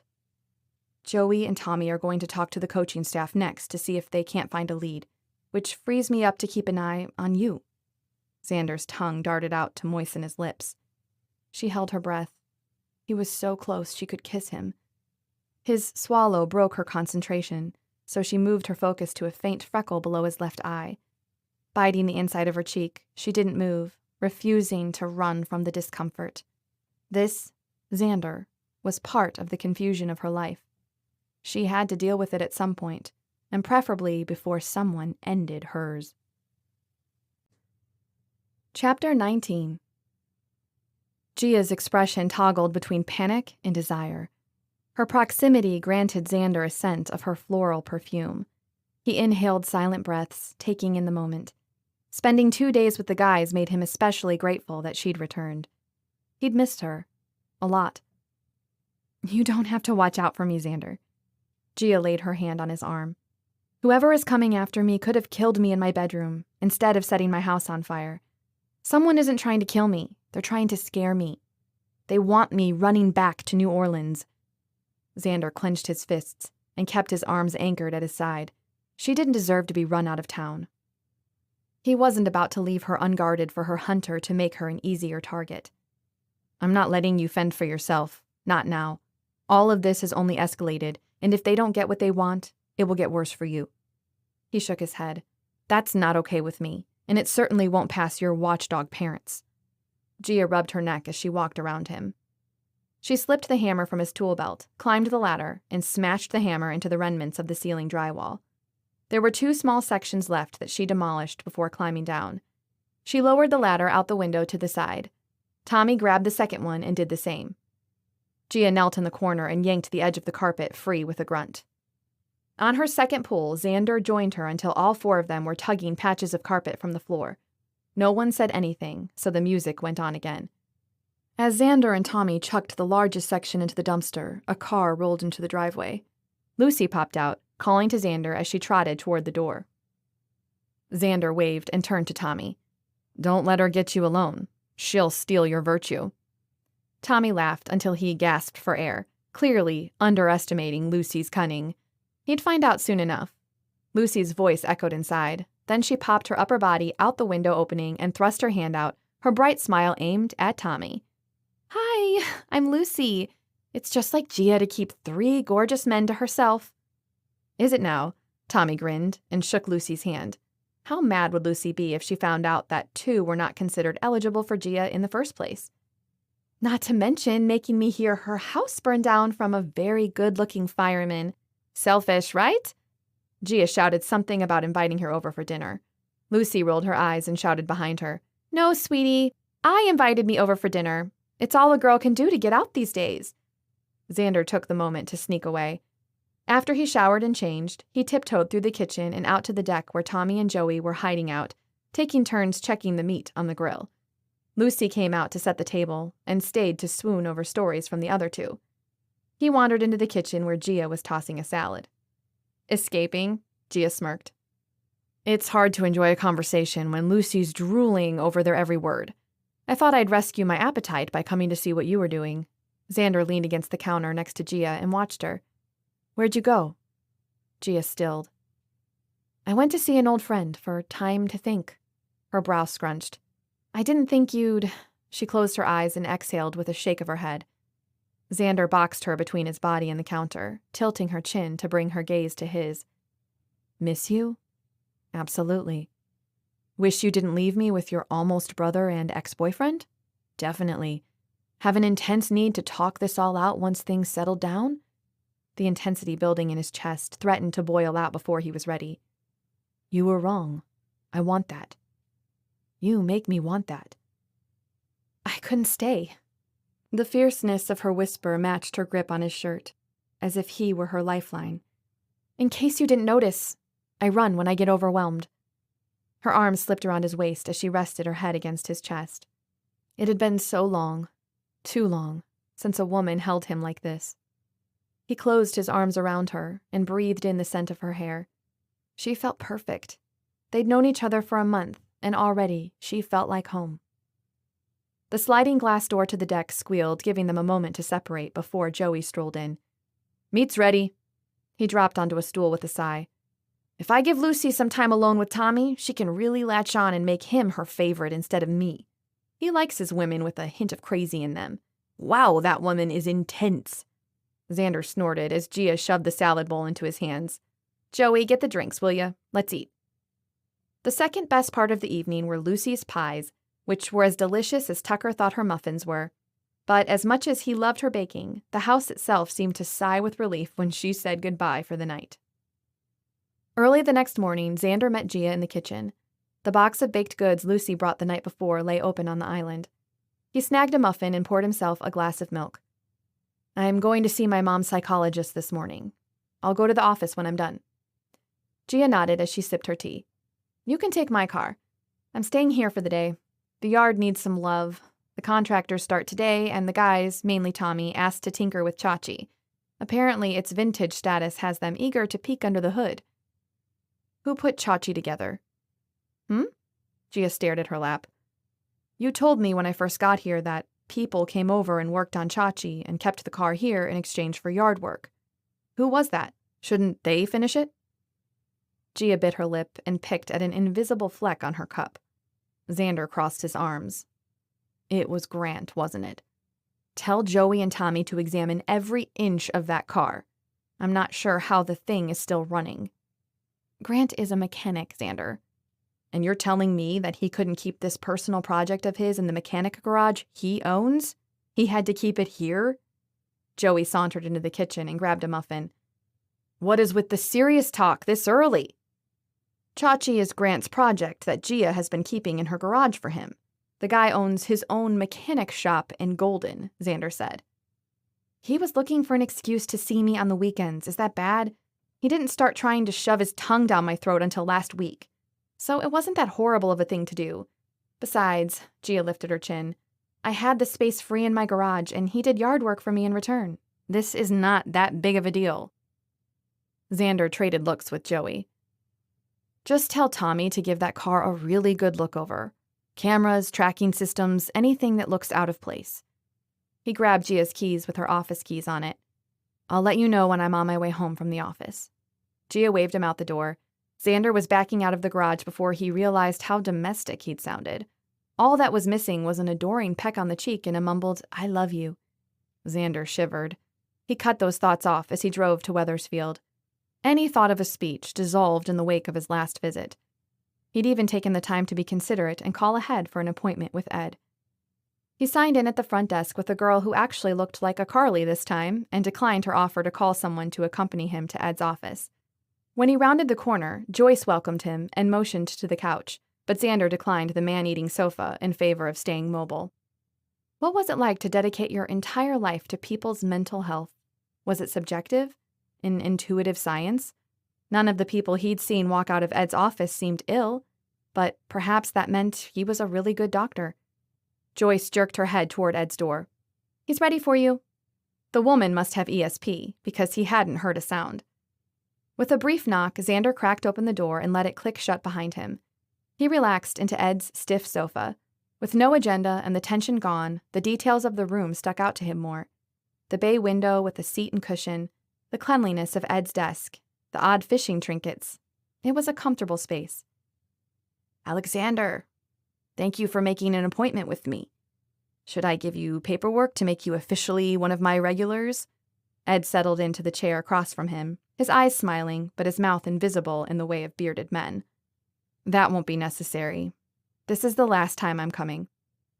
Ed's bushy eyebrows rose. "I've come to accept that my parents aren't interested in contacting me. I did find out in the last couple of days that a scholarship soccer player was being blackmailed into dropping off and picking up envelopes which were used to implicate me. Of course, he didn't come forward, as that would have endangered his future." Ed said nothing, so Xander continued. "The reason for my visit is to ask for your psychological expertise. The list of people who could have had the money to gather blackmail material over a number of years on the players would probably limit who it could have been. It seems that the person needed to have been in the athletic world at our university, as they had access to records and information that is limited to the coaching staff, athletic director, and team doctors." "Alexander, I'm not a criminal profiler." "There's something I'm missing here, Ed. I'd love it if you could provide any insight." Ed tilted his head and stroked his beard as naturally anyone with that length of beard should do, often. "Before I agree, answer a couple of my questions first." Xander's heart jumped into a chaotic rhythm, but no panic attack. He opened his hands and nodded.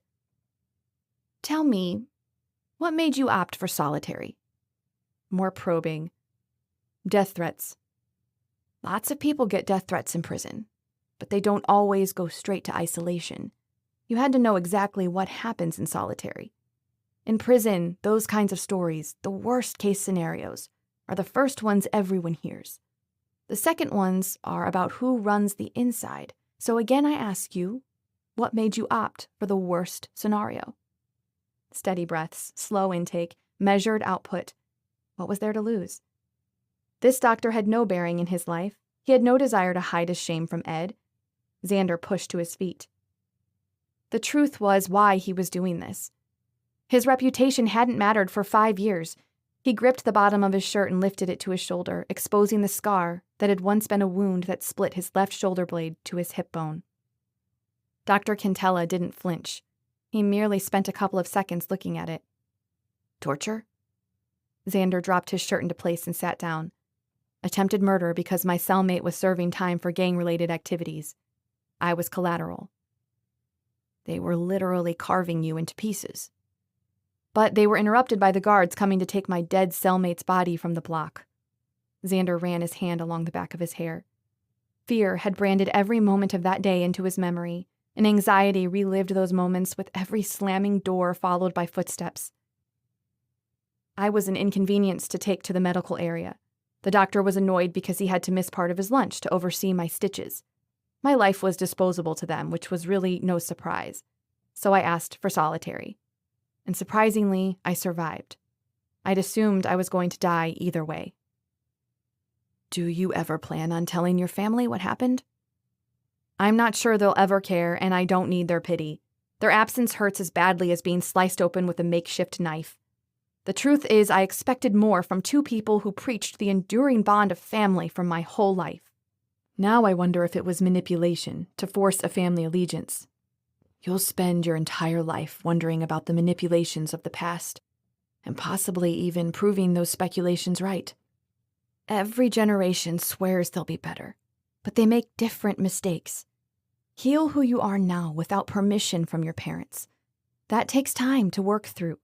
It won't happen in a day. Stay with it. Ed shifted in his seat. Now, you gave me what I asked for.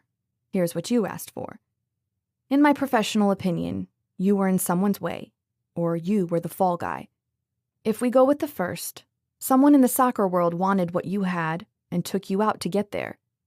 Look at who replaced you, or maybe who you replaced. Did someone get fired and you get their spot? If we go with the second, someone drugged your team and you were the person who got caught with the hot potato. It seems the steroids were intentional. Who benefited from a team on steroids? The starting lineup? The athletic director? A doctor with something to prove? Start there. Xander's mind raced as he took notes. Ed had so much clarity, it was stunning. Your insight is genius. Thank you. Glad I can help. From what I see and hear, you seem to be adjusting well. Would you say that's true? Xander swallowed hard. I have a lot to be grateful for. Someone is helping me become independent again, and that is one of the greatest gifts life has offered me thus far. In the silence, Ed stood, grabbed a card off his desk, and pushed it into Xander's hand. Please, call me if you need anything. Offering him a half smile, Xander shook Ed's hand. This could be goodbye for good. Remember that your past doesn't define you and what you become. You decide that. Labels can be identity limitations, and we all have them to varying degrees. As time goes on, there will be labels that fall away, and others that we hold on to because we think they identify us. But when it comes time, let them go. With a nod, Xander left Ed's office and waved at Joyce, who was on the phone. What he wouldn't give to have experienced what Ed's perspective provided him. To be on the other side of this, looking back and knowing it was all going to be fine. His age didn't offer that kind of wisdom yet. He'd have to wait another decade or two. Hopping in the car, the radio cranked up to pull him from his funk. The car smelled so much like Gia that it was distracting. Pulling onto a 4-lane highway, Xander was in autopilot mode. He hadn't thought of looking at who he'd replaced. There was a late opening and he'd applied. A black car in the right lane swerved over the line. He couldn't see the driver's face. The black bumper inched closer to Xander's front bumper at an alarming speed. The person would not back off. Xander stomped on the brakes. The anti-lock brakes activated. His front bumper nicked the black car. No, not in Gia's car. Xander jerked the wheel to keep from hitting the car full force. The rumble strips hummed their warning. In the moments of silence between the rumble strips and the ear-splitting smash into the steel side rail, Xander slammed his eyes shut and relaxed his arms. The car dove into the railing, whipped around, and hit again. The airbag deployed in his face. When the movement stopped, Xander sucked in the air to replace the breath he'd been holding. He was alive.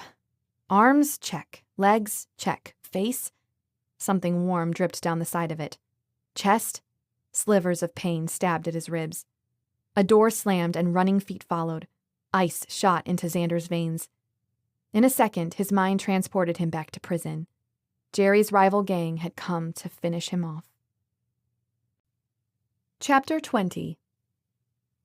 By mid-morning, workers overran Gia's property like ants. Tommy was halfway under Chachi on the driveway.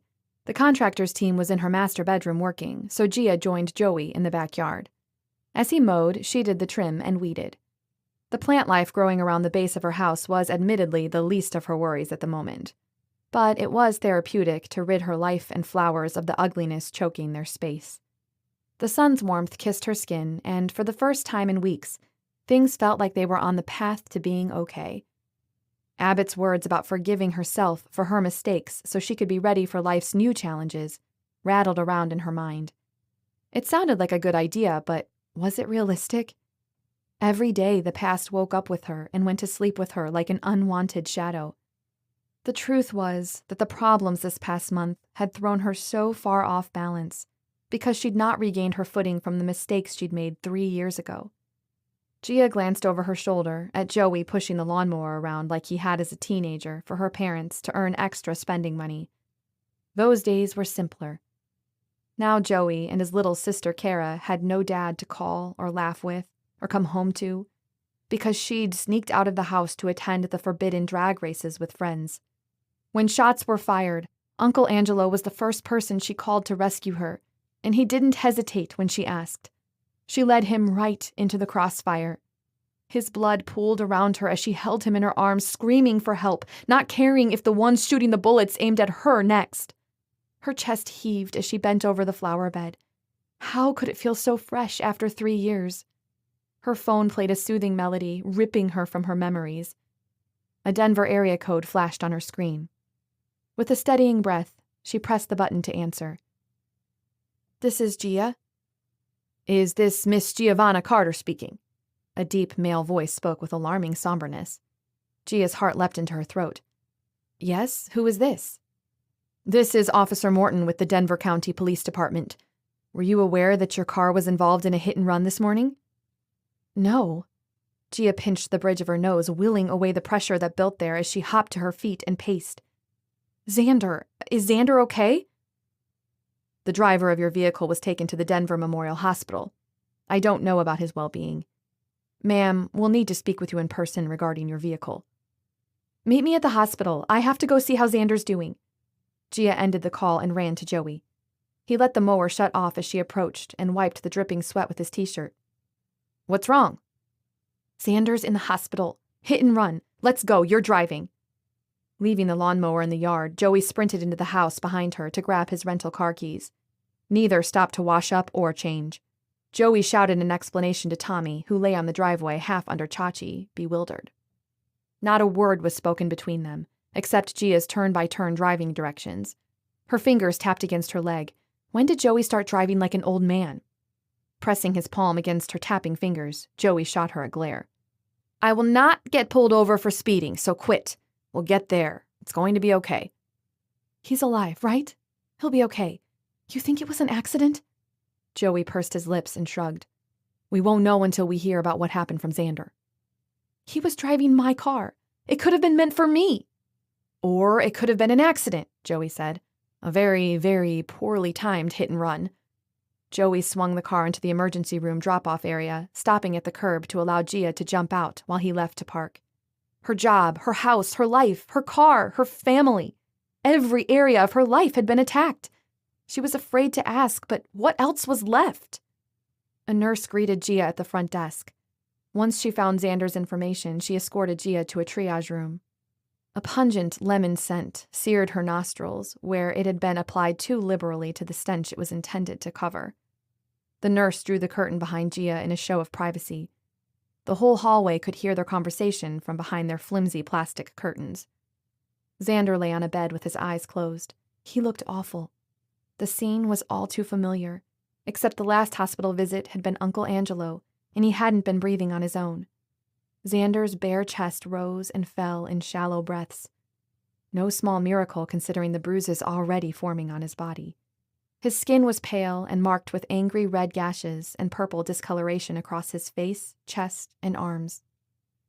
In 2 steps, she hovered over his bed and stroked his arm. He didn't open his eyes. "Please be okay." Her whisper sounded too loud. After scooting the chair beside the bed, she settled in, leaving her hand on his arm, as if in his sedated state, her touch would comfort him. Joey pulled the curtain aside and took a seat in the room without a word. A few minutes later, he shoved away from the chair and ambled out. He returned with 2 bottles of water in hand. At the same time, a petite nurse appeared with a clipboard. "Hi, I'm Carmen. Are you Alexander's family?" Gia tightened her grip on Xander's arm. "Close friends." They'd have to drag her out if they wanted her to leave. "How is he? What happened?" "A car hit Alexander's vehicle, which pushed his car into the side railing. He doesn't have any broken bones except his nose and maybe his ribs. When the EMS team approached the car, he panicked and they had to sedate him to get him into the ambulance. He's been sleeping a while, but should be waking up soon." "Did anyone catch the license plate of the person who hit him?" Gia said. Carmen pursed her lips. "You'll have to ask the police. He hit that railing hard. It's a miracle the crash didn't cause any more damage." She inhaled as if she were about to continue, but stopped and blinked.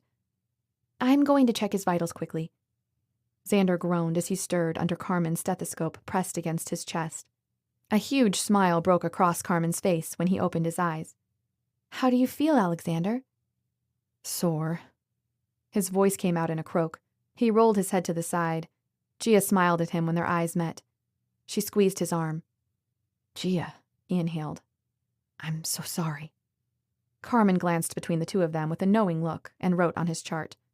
What could she know if he'd been sedated 95% of the time she'd been with him, unless he talked in his sleep? Gia gripped his arm and smoothed her thumb over his skin. "The accident wasn't your fault. A car is replaceable. You are not. I'm glad you made it out okay. The safety ratings were one of the reasons I bought it in the first place, so I guess it did the job, huh?" Xander's eyebrows flicked up as he grunted. "Alexander, I have paperwork for you to fill out while you wait for the doctor. He'll come see you and give you a thorough exam and talk through the injuries with you." Carmen's fingers lingered on Xander's hand. Gia forced herself to look away. Her frown deepened at the stupid smirk on Joey's face. The ever-silent observer noticed far too much for his own good. She stood, grabbed Joey's wrist, and yanked him into the hallway. They faced one another against the wallpapered wall, where the cart-pushing, speed-walking nurses were most unlikely to crash into them. "Why are you smirking?" Gia crossed her arms. Joey shrugged. "It's been years since I've seen you be jealous of the attention another woman paid a guy. I find it," he waved his hand in the air as if sifting through words for the right ones, "charming and sweet." "I'm not jealous. I'm suspicious of that nurse." Joey glanced around and leaned toward Gia.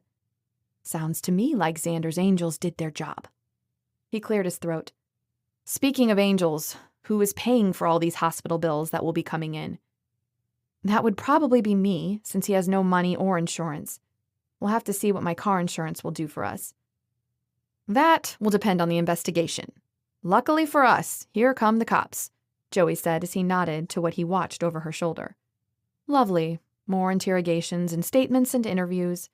The cops stopped next to them outside Xander's room as if waiting for an invitation to enter the room. When Detective James appeared at the end of the hallway, their behavior became very clear. "Miss Carter, I'm sorry to have cause to see you twice in a week." Detective James stuck his hand out and shook Gia's hand, then Joey's. "My colleagues were kind enough to give me a call when your name came up in another case. Do you have time to talk to us?" Gia pasted a smile on her face and motioned the group into the room. No need for a scene in the hallway, not that the curtain room made much of a difference. Xander opened his bleary eyes when they filed in, but didn't make a sound. "Mr. Reinerman, I'm sorry about your accident." Detective James withdrew a notepad from his pocket and scribbled on the open page with his pen. "The officers and I would appreciate you telling us anything you remember, starting with where you were coming from." The rise and fall of Xander's chest was the only visible movement. Her heart hurt for him. A few more silent moments passed before he responded. "I had an appointment at Wethersfield and was driving back to Gia's when a black car came into my lane. I swerved to avoid hitting it, but the car ran me into the railing. I didn't catch the license plate numbers, but from what I hear, the driver didn't stop." "Can someone at Wethersfield verify your presence?" Detective James said. Xander nodded. "Miss Carter, reports say this was your car. Did you give Mr. Reinerman permission to drive your vehicle?"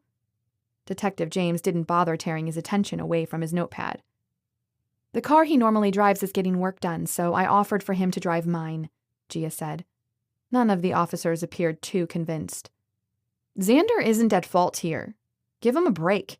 Someone's been coming after me recently, and unfortunately, he's the victim this time, not me. Detective James granted her a grunt as he shoved his notepad into his pocket. I'll call you when I know more. That's all the detective gave her as he strode from the room with his cop buddies behind him. Wasn't he supposed to provide her some measure of comfort that they were doing everything in their power to find the people responsible for the wreckage her life had become? The officers on the cop show seemed to have better manners than the actual real deal. They waited for over an hour for a doctor to stop by and speak with Xander. It couldn't be life-threatening if they didn't come very quickly. After he gave the go-ahead to be discharged, Xander swung his legs over the side of the bed and pushed to his feet. He cringed as he lifted his shirt over his head and swayed left. Gia's hand shot out to steady him, her fingers splaying across his warm skin. When he stilled, she dropped her hand. There, under her fingers, was a long scar that trailed from his shoulder to his hip. She'd missed that when he'd been jogging by, shirtless. With mumbled thanks, he tugged his shirt all the way on and grabbed his wallet and phone from the plastic bag on the desk. Gia trailed Carmen, who chattered like a perky cheerleader while she pushed the wheelchair to the front door. Joey waited outside the front entrance with the car door already open. Xander sank into the seat, and Carmen leaned in after him to secure him. With Xander buckled in, Carmen waved them off, and Gia exhaled long and hard. What next? Gia, if you don't mind, I'd like to still go into the office for a few hours, Xander said. You need to rest. I don't have money to pay the medical bills. Gia twisted in her seat. Don't worry. No, you aren't paying for the bills. I'm an adult. Now that I have a way to make money, I can pay them myself. You're stubborn. I'm also not a leech. Joey dropped them off with a promise to return when Gia called for a pickup, and Xander disappeared upstairs without a backward glance. The pile of mail heaped on her desk begged to be sorted, and her email was in no better shape. An email from Senator Johnson's office popped into her inbox. We're delighted that you and one guest will be attending the Senator's Ball this Saturday. Cocktails and hors d'oeuvres will be served at 6 p.m. Dinner begins at 7 p.m. We anticipate a fabulous evening. Gia dropped her head into her hands. Senator Johnson sent out the invite 2 months ago, and she'd responded assuming Grant could go with her, or at the very least, she could take Lucy with her. Now, in the middle of all her issues, wasn't the best time to have to put on a happy face and make small talk with Senator Johnson and his vast network of donors. Joey would go with her if she asked. He looked great in a tuxedo, but Xander probably looked better. When was the last time he had a reason to clean up and go somewhere in a penguin suit? Trudging up the stairs, Gia mentally sorted through her dress options, none of which were smoke-free at the moment. Her green floor-length gown combined the perfect amount of elegance and class without being overstated. Lucy could do her hair and help with her makeup, then she'd be set. Ma had made sure Gia had appropriate attire to go along with the proper manners for every occasion. This was her first reason to don a gown since moving to Golden. At the top of the stairs, Gia turned into the main room where Xander sat on a small stool piecing together another kid's plastic bucket bench.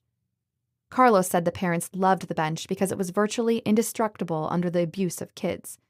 In her opinion, both the bench and the bench builder were more durable than she'd expected. I never pictured myself doing this, Xander said as he secured the final leg in place, wincing. My 5-year plan included positioning myself to take over a university soccer team. Yet here I am, somewhat self-employed, repurposing trash and digging into who set me up and why. The irony of reality can be painful, can't it? She leaned against the doorframe and smiled. Having a hands-on impact on saving the environment and keeping a major construction company from a lawsuit are 2 massive successes. You should be proud of your work. Flipping the bench right side up, Xander motioned her over. Be my test mouse. Take a seat. Is there a weight limit on it? Xander eyed her, his gaze traveling from her head to toe. Of course, but I figure it's at least 3 times your weight. To hide the blush creeping into her cheeks, Gia put a fraction of her backside on the bench, keeping her weight on her legs. Xander's hands covered her knees and shoved her into the seat the whole way. That's better. Bounce around a little bit, will you? Are you crazy? Gia held onto the edge of the bench. Xander smirked and shrugged. It has to withstand rambunctious kids. We don't need another lawsuit on our hands because our bench collapsed on little humans. After the last month she had, a lawsuit over a bench wouldn't surprise her. In fact, the person coming after her must have overlooked that small possibility in the plan of ruining Gia Carter's life. The thought would normally have provided her some relief, but she had a feeling the grand finale was yet to come. That was a worry for another day. I'll do it on one condition, Gia said. Go on. Saturday is Senator Johnson's ball. It's a big fancy event where the elite of Denver gather for food and dancing and planning out their scheme for staying on the senator's good side for another year. I got invited to go this year and I responded 2 months ago saying I'd bring someone. Xander's expression darkened as she continued. I figure we both could use a little break from life and find out what Denver's elite society does for a night, so would you go with me? His silent stare was all the answer she needed, but she pressed the issue anyway. Don't worry about what you'll wear. I'll take care of that. More silence. We both know I'm not interested in taking Tommy. Please, don't make me take Joey and have to explain to everyone why I brought my cousin. At that, Xander cracked a smile and nodded. Yes, I'd be happy to. Chapter 21. Xander spent the rest of the week working and sleeping, or rather, attempting to sleep with the pain in the meetings next week with the soccer staff. Chachi and the bedroom remodel lost Joey and Tommy's interest, so they joined Xander at the office every day from dawn until dinner, dumpster diving, tripling Xander's output of repurposed items, and selling them at Carlos's store faster than they could make them. Birdhouses, dollhouses, bases for skateboards, small tables. The internet had a wide variety of ideas for how to reuse plastic and wood, and the rest they supplied with their imaginations. Both guys refused to take the commission from the work and insisted the money go toward Xander's medical bills.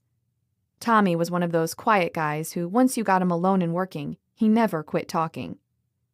He let it leak that the Carters were paying him and Joey to stay with Gia until things resolved. The guys would have stayed with her regardless because they were her friends, but the money added an extra incentive to bail on their daily lives and babysit. Tommy's rambling granted insight into how close an eye the Carters kept on everything that involved their daughter. Gia might have walked away from their world, but they didn't leave hers untouched for a minute. Saturday evening, Xander tugged the bow tie into place and pulled the tuxedo jacket over his shoulders. Gia had discovered the discarded tux in a mass of clothing donations she'd hauled in for her project of housing strays. Rather than toss it, she stuffed it in the back of the closet for a rainy day. Turned out today was that rainy day. He went to a tailor and had it taken in to fit him. Then she bought him shiny shoes to complete the transformation. He had yet to see Gia. 3 hours ago, Lucy disappeared down the hall, her arms full of overflowing bags, no doubt filled with girl stuff. They needed to leave for this ball in 20 minutes, but Gia didn't seem like the type to keep a man waiting. His facial bruises had faded to slight discoloration.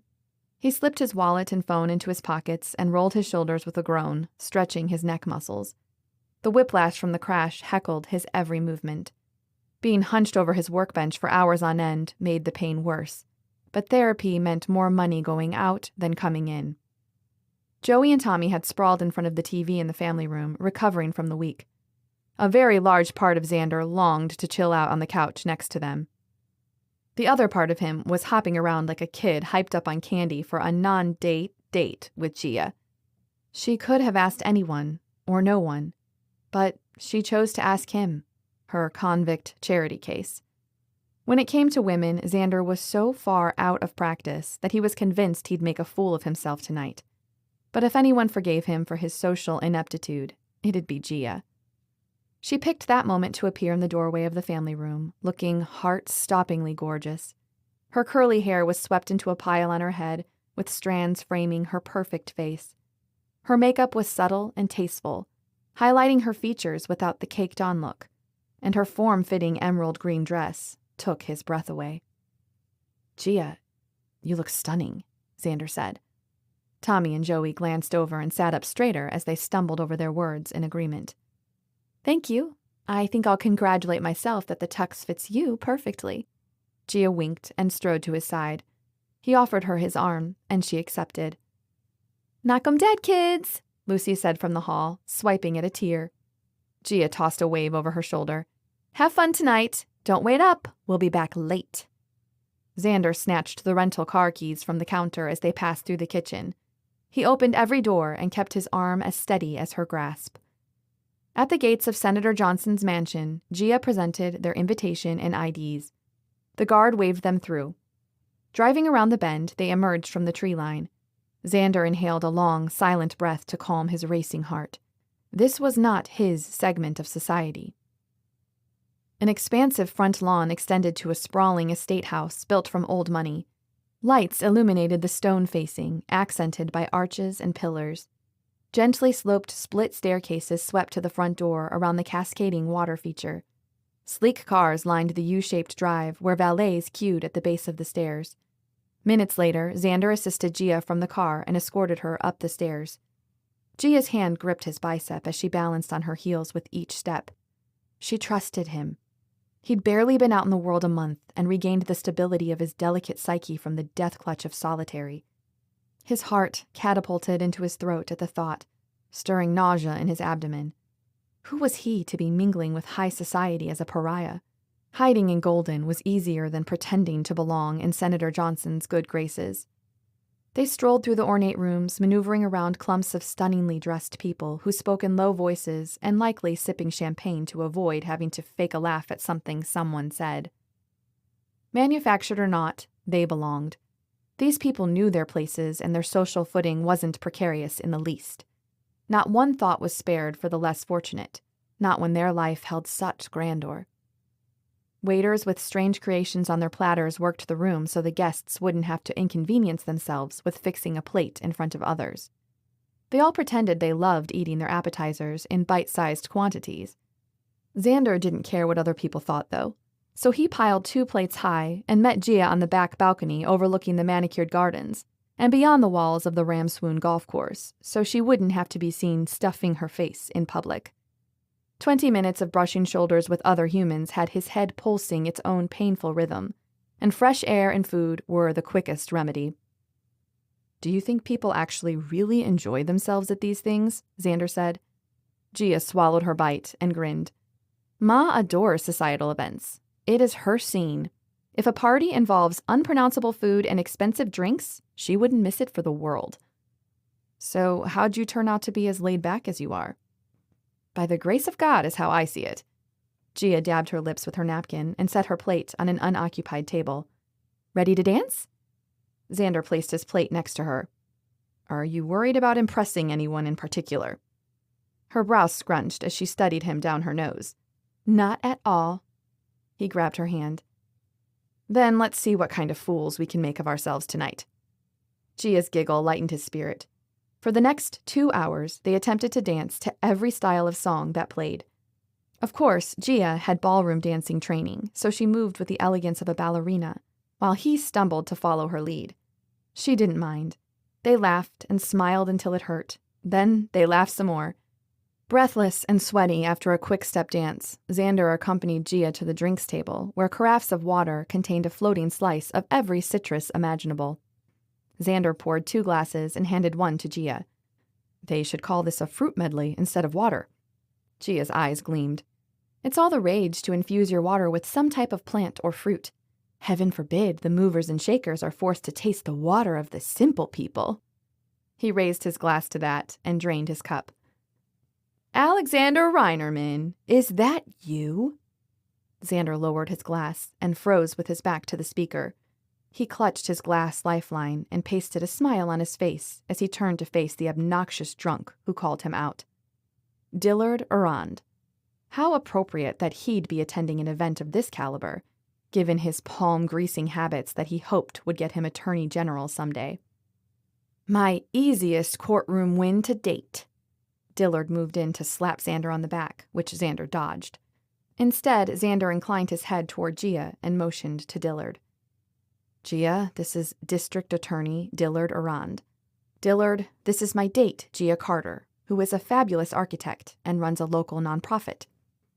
Dillard's flushed cheeks worked like a drinking gauge. The redder the cheeks, the more sauced he was, which is why Xander prayed to God the next words out of his mouth were polite. "Alex, where's your police escort?" Dillard bent over and stumbled forward as he grabbed onto Xander's pant leg. "Do they have you on an ankle bracelet or something?" His hyena laugh echoed around the room, drawing unwanted attention. People were stopping their conversations to listen. Time to leave. With his palm grasping Gia's elbow, he ushered her away from Dillard. "What? Now you think you can walk away from me?" Dillard's volume escalated to shouting, although music from the other room was really the only white noise. All eyes were on them. "Does your date know you're a felon? That you drug others without their consent?" The words sucker-punched Xander harder than he'd anticipated, shortening his breaths. His mind whirled as glares and looks of disgust shot toward them. After they made their point, onlookers turned their backs as if they didn't see anything. Men in dark suits with earpieces and gun holsters sped-walked past them to get the situation under control. Maybe they'd throw Dillard into a cab and make the night better for everyone. Gia didn't deserve this after all her hard work to get into the senator's good graces. As security corralled Dillard, Gia's arm snaked around Xander's waist and led him outside. The cool air soothed the poison Lady A had set free in his veins. Gia walked across the deck and down the stairs into the garden, then onto a paved pathway that ran beside the course. A small lit building sat off to the side. Gia stopped next to 2 rows of golf carts that sat in front of the building. "Pick one."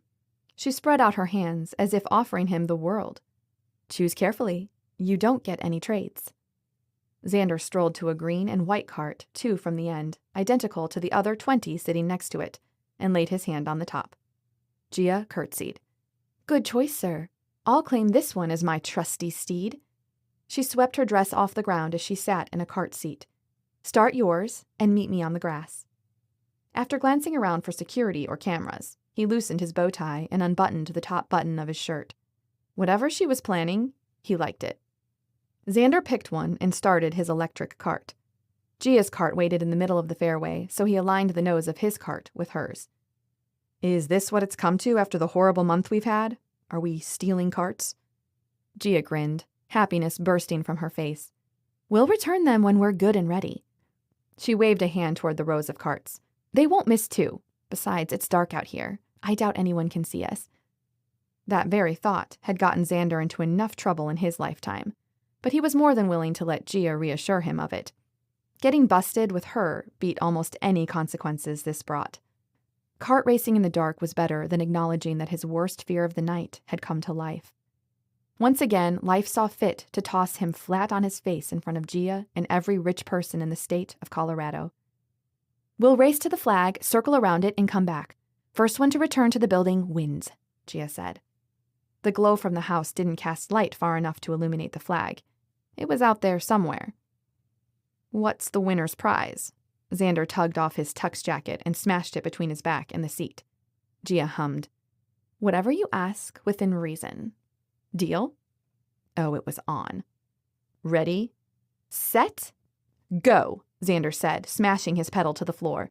His little cart jolted and bumped as it picked up speed downhill. Gia's cart edged next to his and swerved toward his bumper. He jerked away. "This is not bumper cars. I've already been in a wreck this week, thanks." She flicked her wrist at his shout and hunched over her wheel. Her gorgeous hair loosened from its hold and flowed in the wind.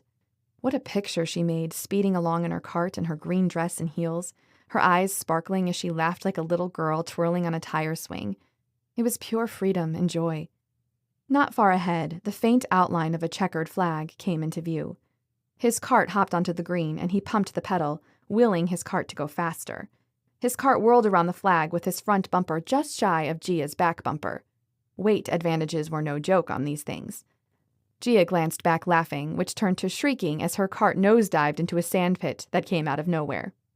Xander swerved toward the middle of the course, managing to steer clear. He circled to the other side of the pit and peered down as her cart came barreling out and bumped into his. The cart tumbled sideways, tossing him into the grass. He lay still as a giggling Gia drove up beside him and stopped. She gasped when he didn't move and came to his side. "Xander! Oh my gosh! Xander, are you okay? I'm so sorry!" her fingers pressed against his throat. He seized her hand, pulling her down on top of him. The attack provoked a squeal. Weak punches and kicks knocked into him as Xander stood and tossed Gia over his shoulder. "Where are we going? Put me down. You're cheating, you jerk. This is not fair." Xander strode on. He stopped and swung her into a cradle position in his arms. When she saw they were on the edge of the lake, her thrashing campaign renewed. "Do you want me to drop you into the water? My ribs are very tender," Xander chuckled. This was the ultimate justice for her cart wreck. Gia froze. Her eyes were huge in the dark.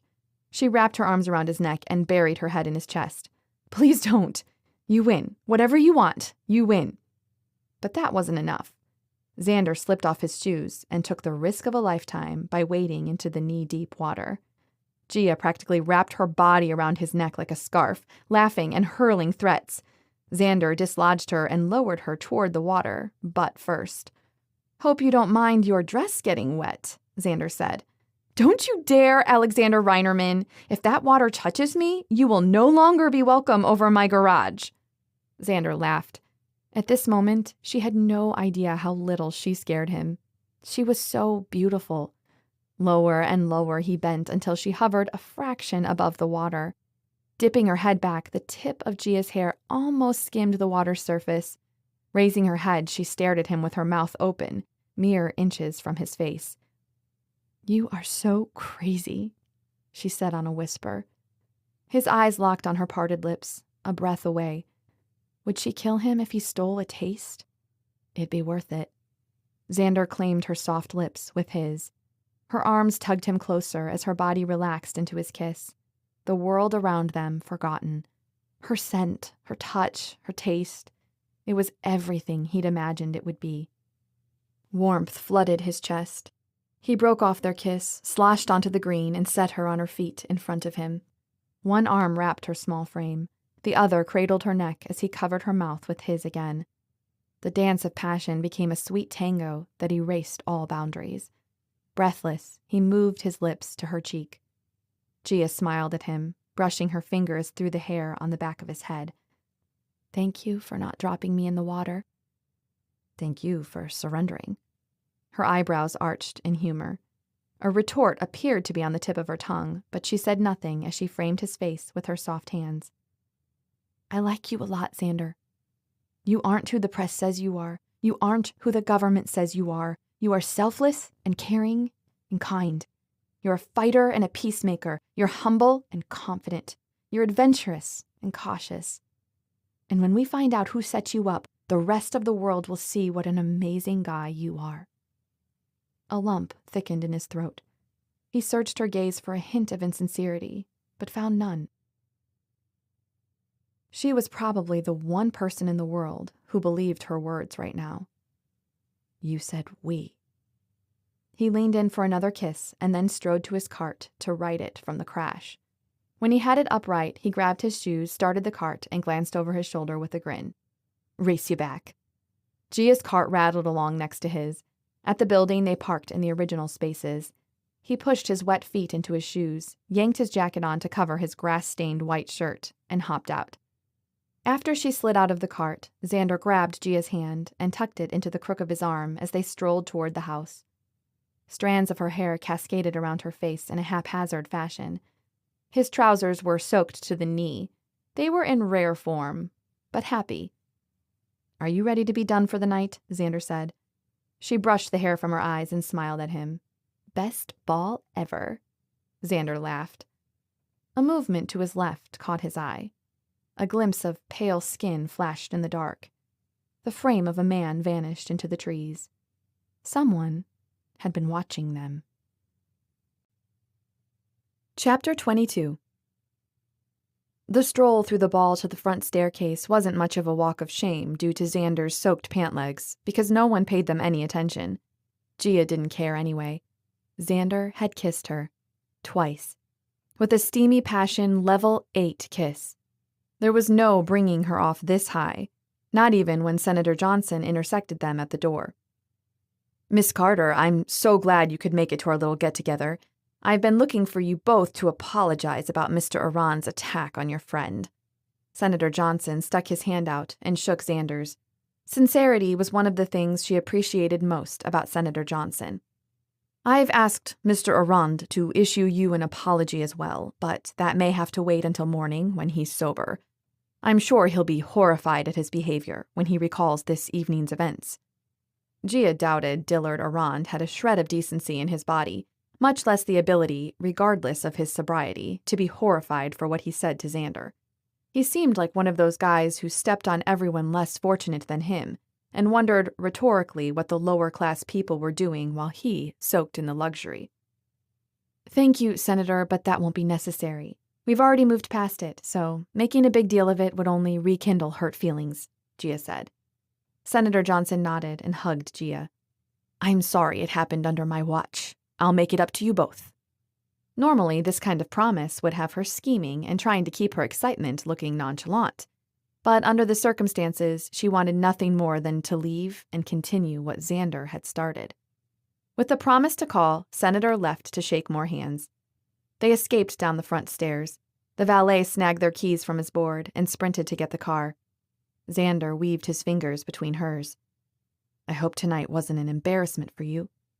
His big hand engulfed hers, lending her his warmth. The contact sent electric currents across her skin. "Are you kidding? That's the most fun I've ever had at one of those things. And it was thanks to you." She squeezed his hand. "Thank you for tolerating a stuffy dress-up party." The side of Xander's mouth quirked as he winked. Hard to pass on free dinner, dancing, and golf cart racing. His soft lips brushed against hers. The sound of a car arriving in front of them interrupted the moment. Xander helped her into the passenger side and ducked into the driver's seat. As he drove, he reached for her hand and linked his fingers with hers again. They sat in comfortable silence on the way home. With the car parked in the garage, Xander walked Gia to the door. She'd never done this part before. This was his home, too. Did she invite him in? Did she leave him at the door? She oscillated for a few seconds and opened her mouth to say goodnight, but Xander moved in and kissed her again, his hands cupping her head. It was perfection, kissing him. A far cry from the last goodnight kiss she had at this door. Certainly enough to erase the bad memories. She leaned her forehead against his. "Good night, Xander. Thank you for a fantastic time." At that, she opened the door and strode in, stopping long enough to bolt the locks. From the kitchen, she watched through the sheer curtains as he stood on the other side of the door, grinning for a few moments before heading to his room. The next morning, an early call on her cell phone awoke her. The name didn't register, but she answered anyway. "Gia, good morning. This is Detective James. I'm calling to update you on your case. We've been working tirelessly to find the person who set your house on fire, and we believe we have a lead from an outspoken racist in the area." "Detective, respectfully, I don't think this was racism. It felt more personal than that." "Well, Miss Carter, I'm going off a little more than a feeling here." He couldn't go into detail on an open case, naturally, but sounded very sure that they were hot on the tail of the offender. Gia hung up without sharing his assurance. Without a further thought, she dialed the one person who could get her answers. "Giovanna Sophia, it's been too long." A deep voice rumbled into the phone. Why did everyone make it sound like she never checked in? She clearly needed to call more often. "Daddy, I've missed you. I'll start calling more." She paused. "I have been trying so hard to make a fresh start for myself, and I'm so afraid that if I call too often, I'll end up running back home and—" A sigh escaped her lips. "You had to make your own way in the world. We know that," Daddy said. "And we supported it wholeheartedly. You chose what was right for you, even if it does seem a little like self-imposed exile." "I'm trying not to blame myself for Uncle Angelo's death anymore." "That's a big step, baby girl. It's about time you forgave yourself." Yes, it was. And she'd spend the rest of her life learning how to do that. "I just got off the phone with the detective. He thinks the guy who tried to burn down my house was a white supremacist." Daddy snorted. "Although not out of the question, that's low-hanging fruit. Sounds like a lazy detective." Gia grinned. "That's why I call you, Daddy, for perspective." His chuckle was a splash of water for Gia's thirsty soul. There was no bond on earth like hers and Daddy. His black hair, brown skin, and chocolate eyes were her favorite features, of which she inherited his smile. She missed their heart-to-heart talks, asking him for advice and listening to his stories, and how he always had a solution for her every problem. "I'll look into it for you and tell you what I find." "You're the best." "Giovanna, Senator Johnson called me this morning to make sure I knew how sorry he was that a Mr. Arand was horrifyingly rude to your guest. Alexander, was it?" She winced. 6 years as an adult of her own right, and people still called her parents to grovel. "Yes, Daddy. I took Xander with me." "I trust your judgment of who you associate with." He paused, filling the silence with everything he wouldn't say. "Xander must have some very special qualities if you, the head of a prestigious nonprofit, are willing to take a felon to Denver's social event of the year." He started out as a charity case, but has become a friend. For the record, I believe he's innocent. He's gone through some really tough situations recently, and I thought he'd enjoy the event more than Joey or Tommy. "Tommy's single again, you know." Gia huffed. "I heard. Been there. Dated that. He cheated on me." "He has been a major asset to your mother this past year, and Joey's seen 9 straight quarters of a rise in margin. His architect firm is in high demand. They are very successful young men." "Uncle Angelo would be proud." "Both guys are sacrificing quite a bit to be there with you, but they care about you and want what's best for you." "And I have you to thank for sending them to my rescue." "Our baby girl deserves to be safe and happy. Before I let you go, how's your master suite coming along?" Gia sighed. She had so much to do.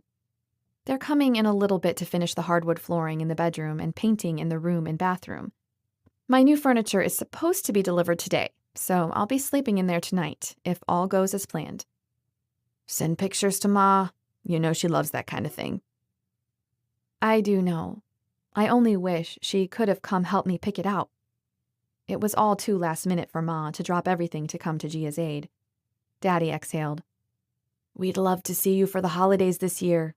Nana's been asking about you." "Once I make it through this mess, we can make plans."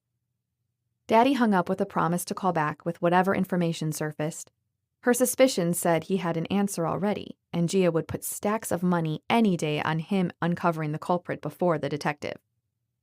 Nothing against the detective and his skills, but having connections around the country, even internationally, made it easier to find the truth than in the realms where the police dwelt. Her nerves buzzed in an unusually reckless fashion. The morning after a great date didn't have to be awkward, right? Going out with a man who lived above her garage was a first for her. Gia's heart sank as it dawned on her that she'd asked him out first. Did guys care about that anymore? Granted, Lucy called her old-fashioned, so maybe Xander liked it. Regardless, there would be no calling last night a date in front of Xander. Any self-respecting man would want to be the first to ask a girl out, right? His presence was merely an appeasement to her invitation, that's all. She dressed for the day and made a big breakfast for the guys. Thank God Tommy and Joey were around to diffuse any awkwardness. One by one, they stumbled into the kitchen with Xander strolling in last, showered and ready for work despite it being the weekend. Gia met his eye. They traded large smiles as he filled his plate and murmured his thanks. The kitchen was too quiet. "Detective called this morning." All 3 guys' heads popped up at the same time as they waited for her to continue. "His lead involves racism." Gia shook her head. "It could be, I suppose, but what if there's something else we're missing here? I called Daddy to see if he could find anything out." "It could be repayment for getting the contract with the senator," Tommy said. Joey lifted an eyebrow. "That was nice of you to call your dad. He'll get to the bottom of this for you." "We had a good chat. He bragged about you two and how successful you are. Thanks for sacrificing the time to be here with me." "Wouldn't want to be anywhere else." Tommy took a dramatic bow over his plate. "Happy to do it," Joey grinned. "So, how was the ball last night? Did it fulfill your secret Cinderella fantasy?" Gia and Xander exchanged a glance and laughed out loud. "It was fun. Daddy said he'd already heard from Senator Johnson this morning about me being there." Xander tilted his head. "Was our golf cart race exposed?" Thankfully not, but your presence was mentioned. A nod of understanding, followed by a scrunching of his features. My identity exposed, no doubt. That's not really how I plan to be introduced to your parents, but I suppose I can't stop them from hearing what other people say or think of me. Tommy leaned back in his chair. How exactly did you imagine that meeting going? Leave him alone, Tommy. Everyone deserves a chance to be liked based on their own merit. Gia hoisted her chin in the air. Again, Joey watched, taking it all in, and noticing more than he should. Who was she kidding if she thought she could keep a secret from him? Gia, after lunch, let's go to the country club. You can show me what you worked on with Abbott, Joey said. She loved him for changing the subject, but cringed at his blatant request that they talk alone. The doorbell rang, saving her from continuing the conversation. The workers filed in with their equipment and trudged to her room without any direction. By the time she returned to the kitchen, the food was gone and the dishes were done. After having everyone here, living alone had lost its appeal. Seclusion was good and necessary for a short time, but being so far away from her family and friends wore on her. New Orleans wasn't her scene anymore, but that didn't mean she couldn't visit more often. Daddy was right. It was time for her to go back for the holidays again. Once the guys left for the office, she threw dinner into the slow cooker and hid in her home office, away from the talking and laughing of the work crew in her bedroom. In 4 hours, they were done. When she gave her approval, they took off, leaving her in peace. Her latest design was for a new soup kitchen for Denver's underfed population, big enough to seat 1,500 at a time. When it wasn't acting as a soup kitchen, the nonprofit requested that it be a desirable event space for special occasions. Although a strange request, she would deliver them the best space they could afford. The guys arrived in the middle of the delivery of her bedroom furniture and mattress. They offered their approval of the colors and quality of the furniture. Joey and Tommy left the room to bring in her clothes, as Xander grabbed the other side of her sheets to help her make her bed. The senator called your dad about last night to apologize, that's all. He apologized to Daddy that such a scene happened at his event. Xander nodded. Did your dad scold you for being seen with someone like me in public? The sides of Gia's lips quirked up. He trusts my judgment. I'm not saying he doesn't, but I must have gotten the okay from Joey or Tommy, or else I think, regardless of his trust, he'd be up here himself taking matters into his own hands. Xander shrugged. That's how parents work. Is that how your parents are with your sisters? Yes, and so was the dad of the girl I was going to marry before I was arrested. Gia froze. She left you because of your arrest? That was a long time ago. She's married and expecting, so I think she found her happily ever after. Joey and Tommy barged in with their hands full of Gia's clothes and shoes. Gia, look, I think these heels fit me. Gia turned around as Tommy shoved his socked foot into a strappy sandal that ended under the arch of his foot. Get your nasty feet out of my shoes. She crossed the room and shoved him off balance. He fell over in a fit of laughter. In case you didn't notice, wicked stepsister, your clown feet are too big for my delicate shoes. Let's do this after dinner. Joey, meet me outside in 10 minutes. Tommy and Joey left the room laughing. Xander stopped at the doorway. Thanks for letting me go with you last night. I'd like to go on a date with you Thursday. Me and you, if you're up for that. Gia inhaled to suppress the giant smile creeping over her face. I'd love that. Joey and Gia listened to music on the way to the country club. They unloaded the golf clubs and headed for hole 1. What'd you work on with Abbott? Joey asked as he took a warm-up swing. Gia pulled out her driver and did the same. Cardio. I arrived for the 2 days of straight exercise. His drive sent the ball mere yards from the flag. No way. That's serious bad luck. Tell me about it. She felt the moment her muscles relaxed and loosened. Then she hit a solid drive to the other side of the flag. What'd you want to talk to me about? Joey didn't look at all shocked. Who says I wanted to talk? You did. Otherwise, Tommy would be in line offering to beat your tail in golf. Unlikely. He shook his head. Mama isn't doing well with her fibromyalgia and lymphoma. Her health has gone from bad to worse in the past year and a half. Her depression over Dad being gone isn't helping. Joey, I'm so sorry. Joey putted and sunk it into the hole like it was second nature. I know you still blame yourself for Dad's death. If Mama dies, you'll feel guilty about her death too, because you like to carry that weight. Promise me you won't blame yourself.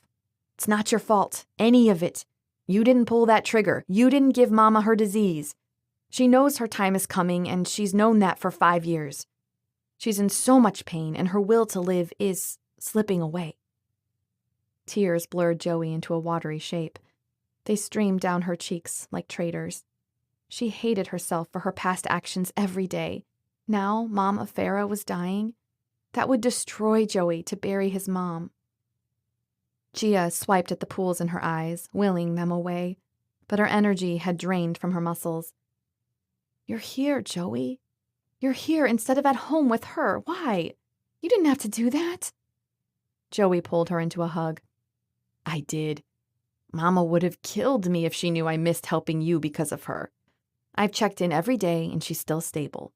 After those last couple of interviews I scheduled for Xander, I'm going to head home. Gia dropped into the cart, gasping for breath. Joey, please, don't miss this time with her, not because of me. I'm so selfish. Joe, I am so sorry. No more of that. I'm here until Sunday and then I fly home. Tommy's going to stay here until the person who torched your room is found. Then he'll head home too. We came because that's what family does, not because anyone forced us to, okay? Gia nodded. She was the worst human being on this planet. There was no end to her selfishness. Her best friend's mama was dying and she'd seen only her problems. He yanked her to her feet, and they putted half-heartedly for 5 more minutes. Joey said nothing as she drove their cart back to the car. She needed to be home, where she could cry in peace. Alone. When would this misery end? Chapter 23. Joey and Tommy had 6 interviews with the soccer staff scheduled today, with everyone from the doctors to the field preparation crew. He paced Gia's office, waiting for something helpful to appear. The first interviewee had nothing new to say about the steroid scandal. He was simply a cog in the great churning wheel. In the second interview, the guy said he often saw Xander working late. He'd noticed Xander carrying envelopes that looked like the ones they'd found the drugs in. The guy in the third interview said he'd heard Xander joke about the guys having a secret weapon, which helped them win games. Xander growled. He meant their goalkeeper, not steroids. With every interview, Xander grew more frustrated. His answers would never come. To occupy his time, he'd tried sending a note to Link's old email account, signed onto social media to reopen his accounts to see what his sisters were doing, and sent them messages asking for their phone numbers so they could catch up. None of his requests had been answered yet. Finally, lunchtime arrived. During the lunch break, Xander grabbed Gia's hand and pulled her to him. Mind if I steal you early today to get a head start on our date? Gia's eyes sparked to life. Sounds like the perfect afternoon. They locked up the office and got into the car. Gia tapped the steering wheel. Where to? First, we go home and change into athletic wear. Then we'll head to our destination. All the way to the house, Gia carried on a conversation with the occasional, "So where are we going?" slipped into the dialogue at opportune moments, as if Xander would forget it was a surprise and tell her. He'd been nervous that Gia wouldn't like what he had planned, but as soon as they were alone together, his doubts dissipated. If she felt like he did, they could watch paint dry and still have a great time. They changed in record time, reconvening at the car. Even in athletic wear, Gia made gorgeous appear effortless. This time, Xander drove. That didn't stop Gia from pestering him about their destination. He parked at North Table Mountain Park and walked Gia over to a trailer that sat on the other side of the lot. Dirt bikes? Her squeal and grin were the closest he'd seen her freaking out in a good way. Xander caught her before the hug she gave him bowled them both over. Surprise! How did you know I could ride a dirt bike? Xander grinned and said, Joey, at the same time Gia did. Of course he told you we'd spent hours buzzing around on our little bikes. He hadn't imagined it possible, but Gia's smile grew wider when he brought out purple boots and a helmet that were her size. The guy who loaned them the bikes was a friend of Andrea's from high school who owned a rental business. They were taking the bikes and riding gear for the day for the price of fuel. Andrea had been more than happy that he was dating already. She'd asked a few questions, but agreed to make the connection for Xander so long as he met her for lunch a few times over the next few months to talk about what happened in prison. Apparently, the meetings were for her professional enrichment, an insight into how she might better serve the integration office. Xander also suspected she knew he could use an ally and a confidant. They jumped on the bikes. The engines roared to life with a kickstart. Xander flashed a grin in Gia's direction and peeled out of the parking lot. Gia wouldn't be far behind. When he glanced over his shoulder, she was gaining on him. No surprise there. They buzzed through the park for a little bit before riding to the top. He popped the bike into idle, clicking it off. Xander swung his leg over the bike. Gia followed his lead. After removing their helmets and jackets, they plopped onto a rock that overlooked the valley. In the distance, downtown Denver glinted in the afternoon sun. The warm air smelled of summer and bike exhaust with the hint of a breeze wicking away the sweat. Best date ever. Gia slipped her arm around his waist. Xander leaned into her grasp. We've only just begun. Tell me, Karen Carpenter, what could beat this? I didn't say it was going to be better. I said there's more. They mounted the bikes again and zipped along flower-lined dirt paths, cutting through grassy plains and bouncing over rocks. After a couple of hours of going up and down the mountain, Xander led Gia across the road to the open space where they had unrestricted access to all the fields and paths. Gia took the lead for a while.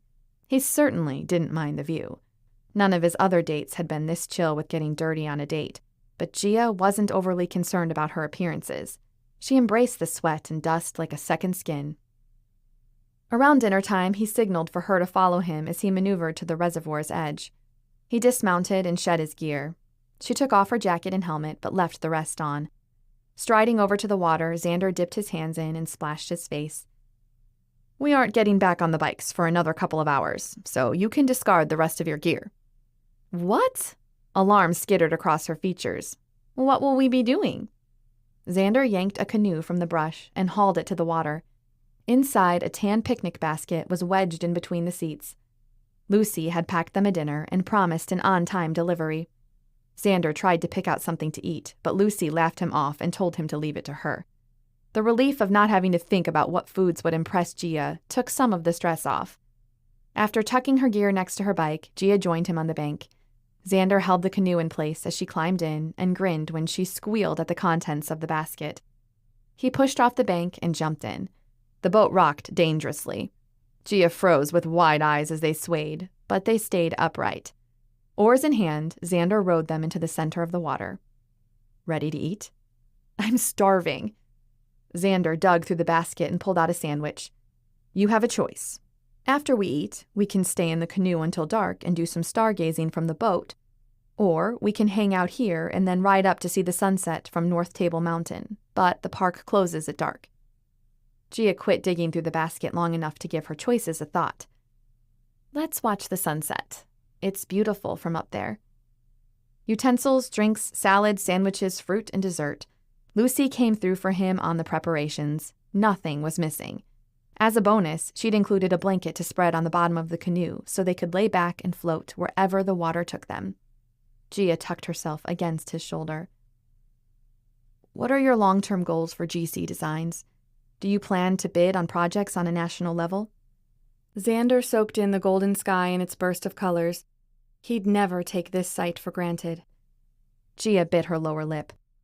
Call me crazy, but my dream is to work on nonprofit projects internationally. Xander smiled, just like her to dream big. Lots of places could use help. I know, and I spent a lot of time in Brazil with Ma's family growing up. There's a huge need there. The lower and middle class are separated by a massive chasm. A stunning difference. A lot of them barely have adequate shelter because gangs run the favelas and make money off them. People aren't allowed in to help without a huge threat of physical violence. She pushed her hair back and gave a small laugh. I get really passionate about it, and if I'm honest, I'm desperate to do something good for others, like Uncle Angelo did for me. Not in a savior complex kind of way, but in a pay-it-forward kind of way that gives someone a chance to live a life they've always dreamed of. Xander's heart ached in his chest. That's why he'd loved coaching. He loved helping others achieve their potential. It sounds like what you do right now. What you did for me. Gia shifted, putting her face inches from his. Her eyes blazed with intensity. I gave you access to a couple of tools and a bed. You did everything else. Not everyone who asks for help wants a launch point. Some are fine with a comfortable docking station. He nodded and leaned forward to kiss her forehead. You've been both for me. Thanks. The sun's warm haze cooled slightly as it made its descent, announcing an end to their perfect floating dinner. They rowed to the bank. Xander rocked the boat as he went. Gia laughed and splashed him. When she made a move for an oar, he lunged forward and threw her over his shoulder as he stepped onto the dry ground. 20 minutes later, they sat on top of the mountain as the sun blazed toward the horizon in an orange and pink fury. This peace, this happy fullness was what he dreamed life could be like on the outside, but he never saw it happening. After years in a cell with the same white walls and harsh lighting, the sky's palette of color stole the air from his lungs. He intertwined his fingers with Gia's. She didn't flinch or jerk her hand out of his. Instead, she rested her head on his shoulder. It felt perfect there. The sun disappearing below the horizon broke the spell of silence. Gia, I can't thank you enough for what you've done for me these past 2 months. It's been my pleasure, Xander. Gia stood and gave him a hand. Let's not end the date yet. I have an idea. They dropped the bikes and gear at the trailer in the parking lot. In less than an hour, the sky was dark as they reclined on the hood of the rental car with slushies in their hands, parked in the empty refugee housing community. No one had moved in yet, so it was the perfect place to get away from the noise and lights to see the stars. The faint moonlight highlighted her smooth skin and dark eyes. Xander hugged her to him. Soft music drifted from the car radio. It seemed like any minute the peace he felt in this moment would be ripped away, and that he'd be shown once again how undeserving he was of having a normal life. He dared to think for a second that maybe he could have the life he dreamed of. Maybe he would be able to look forward to his future. Xander tightened his arms around Gia and stole a kiss from her lips. Her soft hair tickled his cheeks. In this moment, the only thing that mattered was that she, the small-town philanthropist, was here with him, an out-of-town felon. A ding from his cell phone interrupted their embrace. He opened his phone and took a second to glance at it. The text said, "We got a lead. Meet you at the house." Gia saw the text over his shoulder and was waiting in the car in a matter of seconds. She knocked on the window. "Let's go. This sounds big." The tension in his chest warred against the peace that he'd felt with Gia in his arms. Today had been the most perfect distraction from the string of disasters. As Xander drove, Gia slipped her fingers between his. The strangest sense of rightness filled him. He didn't have to prove anything to gain her acceptance. And that wasn't any type of love he'd experienced before, especially not with his parents. Back at the house, they quickly made their way inside. Joey and Tommy leaned over papers spread on the kitchen island, and a computer sat to the side. Xander stood next to Joey, and Gia picked a stool near Tommy. "We pulled a few strings." Joey cleared his throat. Gia rolled her eyes. "My parents have connections everywhere." Joey winked. "And one of them was able to get permission to retest a wide random sampling of the steroids found in Xander's desk. Our contact at Salguad compared it with their structure of their composites. He found that, while they have the same general markers, the samples we tested did not come from Salguad. But since the crime unit labs tested some that matched Salguad, it was immediately assumed that the steroids came from Big Pharma." "What does the origin of the steroids change? The players all tested positive for steroids regardless of where they came from." Tommy held up his finger. "The differentiating markers gave the lab technician reason to believe that the majority of the steroids came from a home lab. Decently well done, but not the same quality as Salguad's." Xander scratched his neck. "We're looking for an amateur chemist who planted this stuff? You know, Bob the homeless guy mentioned that he'd been a part of something like that. Could this have been done in the university science labs, meaning any student with access could have done this?" "No, the quantity would be obvious to the lab monitors at the university. This would be something done in a basement, guided by a book like this homemade steroids we found online. This former professor wrote a book and put it out there for all the world to buy and perform experiments on their own." Gia's head fell into her hands. "So now we're back to anyone being the culprit. A home science lab lines up with Jake seeing a Victor Frankenstein written on the papers in the envelopes." Joey made a note. Someone was bragging about the homemade steroids to whoever was receiving them. We still have the athletic director, head coach, and main assistant coaches to interview tomorrow. We'll ask them in person. No one recognized a Victor Frankenstein. I'll send emails to the players we interviewed and ask if they know any science buffs, said Tommy. A phone rang and Gia reached for her purse. As she walked toward the family room to answer, she said, "Hey, Luce." She stopped abruptly and turned back around, her eyes connecting with Xander's as they grew bigger. "Tucker's in jail?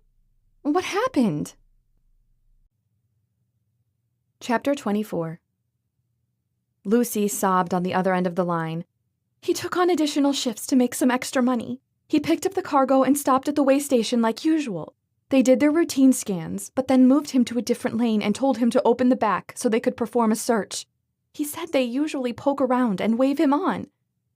But something stopped them this time. Gia rubbed her temples, the dull ache becoming a heavy thumping now. "He thinks the metal containers triggered their x-rays or something." "Where did he get stopped?" Gia asked. "Somewhere near Santa Fe. But he's being held in Santa Fe City Jail. They're questioning him and probably going to torture him for answers next." She sniffed. "You've seen the cop shows. Poor innocent Tucker." Gia grinned. Lucy had definitely seen one too many of those hot cop shows. She'd bragged about being her own defense lawyer someday if she needed one. "He must have been coming close to here if you had a date with him tomorrow." "He picked up the cargo at the Corpus Christi port and was supposed to drop it off at a warehouse in outside Denver." "What was in his truck?" Lucy sniffled. "He didn't tell me, but they kept him in a holding cell while he contacted the person who contracted him for the cargo transfer. He hasn't been able to reach the guy, and they're going to make him stay until then." A wail cut off her words. "We were supposed to go on a date tomorrow night. I made him a pie and everything." "What happens if he can't get in touch with the contractor?" "They mentioned lawsuits and prison, and he is scared for his life. I could hear it in his voice. I know your parents aren't going to be happy that one of their employees was arrested in the truck they helped him buy. But is there anything they can do to help him out of this?" Gia swallowed. The headache spread from the front to her whole head. Tucker's manager might fire him if he heard he was arrested. Any pleas to take it up the chain for help could get sidelined. She sighed. Going straight to her parents would be the best option. As Joey already had said at least 1,000 times since his arrival, her parents could be very persuasive and influential. One of their employees being arrested was definitely something they took notice of. "I'll call my parents tonight, Lucy. But promise me," Lucy interrupted her with a string of thank yous, "promise me you will let them handle the lawyers and cops. You are not qualified for anything law-related." Lucy huffed. "Promise me, Lucy, or I won't call." "Fine, I promise. Just bring my Tucker back to me, please."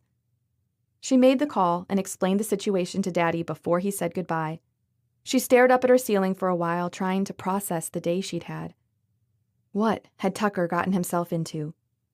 After breakfast the next morning, Gia showered and dressed. The boys were discussing the interviews of the day. A set of designs were due next week, and her ability to focus wavered. 2 hours of sitting, staring at her desk in her rented office offered her no solutions to her biggest dilemma. She turned on a classical music playlist from the Romantic period and stared at her project. What if something happened to Tucker? "I see your work music tastes haven't changed," a deep voice rumbled from behind her. Gia jerked upright and whirled around to face the doorway of her office. The speaker took a second to register. "Daddy." In 2 steps, Gia crossed her office to throw her arms around his neck and kiss his weathered cheeks. His tight hugs and the fantastic smell of his aftershave took her back to her childhood in an instant. She missed him so much. Pulling away, she glanced around. "How'd you get in? I didn't leave the door unlocked." Daddy chuckled. "I stopped by your house first. Alexander drove me here and let me in." Daddy leaned his sturdy frame forward and whispered, "With his key." His eyes grew bigger. "To your office." Gia waved him off. Daddy suspected every boy, but he had a right to suspect this one. "Xander's office is upstairs. He got a key, so I didn't have to give him mine every time I couldn't be at the office." "Is Ma here? Is everything all right? You should have told me you were coming into town. I would have picked you up at the airport." Ma couldn't come with me this time. Daddy patted her arm. And don't worry about the airport. You have other responsibilities, baby girl. Daddy cleared his throat and adjusted his stance. I have a special meeting tomorrow. It's not my usual kind of business, Giovanna, so I was hoping you'd be willing to accompany me to the meeting. His attention shifted around her office, no doubt noticing the chaos. What kind of meeting? When he didn't meet her gaze, she waited. There was more to this story. He probably came to Colorado dozens of times in the last few months without calling her. Gia crossed her arms and studied him. He was so handsome, exactly the same as when she'd left. Did parents ever really age? What kind of business, Daddy? He checked his Rolex that hid under his tailored tan suit cuff. The color was stunning against his dark skin. Actually, I have a meeting in 30 minutes to discuss that very thing. Let's grab a quick bite to eat on our way. Her project sat 85% done, but Daddy counted on her accompanying him, so her duty was to do that. After locking the office door, they stopped at a sandwich shop before Daddy navigated her to a grayish office building with the name of a veterinary association on the top. A run-of-the-mill office park. Daddy's usual meetings were in warehouses. Gia met his eye. You're not trying to get me to ditch architecture and take over the family business, are you? He gave her a half smile. Are you planning to continue going on dates with Xander while he lives over your garage? Do you and Ma need to approve of who I date these days? Always. Will you come home for the holidays this year? He wouldn't rub the mistake named Bronk in her face, but his meaning was clear. They rode the elevator to the 3rd floor, the speed of the lift throwing them off balance and jerking to a halt in an instant. Daddy muttered a few choice words and motioned for her to precede him out the doors. In the hallway, 4 businesses split the space. 2 had glass door fronts that exposed appealing waiting areas, while the other 2 solid doors were surrounded by tan walls in the most uninviting manner, as if they had something to hide. Gia knew a great interior designer that could work wonders for their lobby appeal. To her dismay, Daddy headed straight for one of the solid doors. The plaque tacked on the wall next to it read, Havisham and Associates. No clues there. Daddy gripped the doorknob and held it without attempting to turn it. She leaned forward to check his face. Daddy, you okay? You need help? A second later, something beeped and the lock popped. Gia jumped backwards. Daddy flashed her a grin and twisted the knob. You okay? You need help? Narrowing her eyes, she punched his arm lightly. With the door braced open, Daddy motioned her in and set a hand on her mid-back as he guided her down a hallway to stop in a sparse waiting area. You underestimate my knowledge of all things. You think I'm frail. You forget how much strength and manliness it takes to handle being married to a Brazilian firecracker like your mother. Gia scrunched her nose. Daddy, respectfully, I do not want to hear about how your manliness handles Ma. You've got golf buddies for that kind of thing. Besides, you like her sass. Daddy laughed, then kissed her forehead. I've missed you so much, Giovanna Sofia. What kind of business did you say this is again? Gia cocked her head to listen. No one walked the halls or sat in the waiting area. No phones rang, no employees talked obnoxiously loud, no doors slammed. Nothing. Just the sounds of her heartbeat quickening in her own ears. I didn't say, Daddy said in a low voice. Mr. Carter, a man spoke from behind Daddy. Daddy shifted and nodded his greeting. Gia eyed the guy, short, balding, and stocky. White-colored shirt and nice gray slacks. He could be any regular paper pusher. Accountant, maybe? Thanks for coming. Would you follow me, please? They followed him to the first door on the right. He unlocked the door by holding onto the door handle. Fingerprint metric scanner? High tech, whatever it was. The door swung open, revealing a large conference room. 2 men sat next to each other at the table, speaking in low tones. Pictures and maps with pins scattered across them crowded the walls. The men stood and faced them on the other side of the shiny wooden table. She choked on a gasp, interrupting the short man's introduction of Agent Wheeler with the CIA and... Excuse me. Gia patted her chest to clear her airway. Detective James, good to see you again. Agent Wheeler, nice to meet you. And I'm Agent Pirip. I'm no stranger to your father, but I'm afraid we haven't had the pleasure yet, Miss Carter. Agent Pirip shoved his hand into the empty space between them. She nodded and shook his hand, withdrawing from his clammy touch. Her eyes narrowed as she assessed him. She had not expected him to be an agent, of all things. Agent Pirip plopped into a chair at the head of the table, motioning to his left. "Agent Wheeler, would you like to get us started?" Agent Wheeler was tall and thin, with a goatee and a rapid blinking habit. He appeared to be in his lower 40s. "Miss Carter, let me bring you up to speed. The FBI and DEA have been investigating illegal shipping around the country." Gia resisted the urge to stare at Daddy. Was he involved? Was he caught? She moved her fidgeting fingers into her lap to play it cool. "We've been tracking the movements and searching for the leader of a certain organization that we believe is shipping banned exotic wildlife and unauthorized drugs, as well as involved in other highly illegal dealings, like smuggling high-level criminals across borders."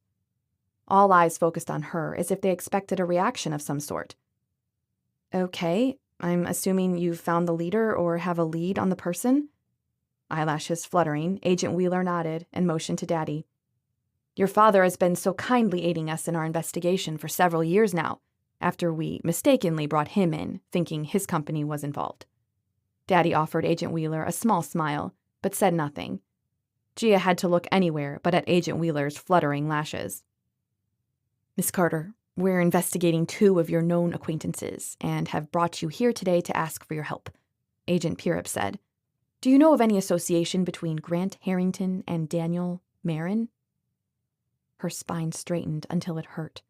Grant Harrington? Daniel Marin? Gia's jaw dropped open. Bronk and Grant? How are they related? Daddy captured her hand with his, stilling the rage before it started. "The agents believe that Bronk was trying to get to you by using Grant to get closer to you." That snake. She wanted to take a driver to something so hard right now, including Grant's face. His nice guy routine, fixing the cars, job recommendations, date nights, all at the hand of Bronk. "So, Detective James, you were assigned to my cases because they believed it was Bronk or Grant? Or was it coincidence?" "Miss Carter, we're not completely confident yet whether the incidents you reported had anything to do with either man. But Mr. Carter requested that Detective James be put on your other cases since they'd worked together on this shipping case. We do believe that Grant was monitoring your friend Lucy's business with cameras, as he is the landlord through a shell company," Agent James said. Gia gasped. Grant was Lucy's landlord who'd required that new security system. She'd said it was some investor guy from Denver that she'd never seen in Golden before. Agent Pirip clasped his hands on the table in front of him and cleared his throat. "The point of this briefing, however, is about tomorrow evening's meeting. Please be dressed and ready to go by 5 o'clock so that we can fit you for mics and cameras, Miss Carter. We believe your presence will capture Daniel's attention, and with some persuading, you can reassure them that you will be taking over the family business, since your father is there to bid that his company get the contract with Masters International." A hysterical laugh threatened to bubble to the surface. "Agent Pirip, I think you must be mistaken. I severed my relationship with Daniel and did not leave on good terms. I strongly doubt my presence would seal the deal for Daddy's company to get that contract," Gia said. Daddy held his hand up. "Agents, if I may." At their nod, Daddy squeezed her hand. "Giovanna, to both Grant and Bronk, you are a prize, not only because of how smart and beautiful you are, but because you represent the future of my company and the potential alliances they could acquire for their business. They see dollar signs when they look at you, which is why both men have pursued you so hard. Bronk probably thought Grant would get you back into their control. You were wise to call it off with both of them. But now I need you to go to that dinner tomorrow night. Act happy to see them, and let them think they have earned your respect because of their business acumen. Once I get this contract with them, we'll continue to deal with them until the agencies have all the evidence to shut them down for good and throw the whole book at them. When we catch them, we'll be able to put them away for a long time, and you can move on with your lives," Agent Wheeler said, tapping the table. Gia inhaled. "And if this goes terribly wrong, then what?" Was she alone in her concern about these 2 very volatile men not acting predictably? Agent Pirip met her eye. "There's a backup plan, but don't worry. Everything will go off without a hitch.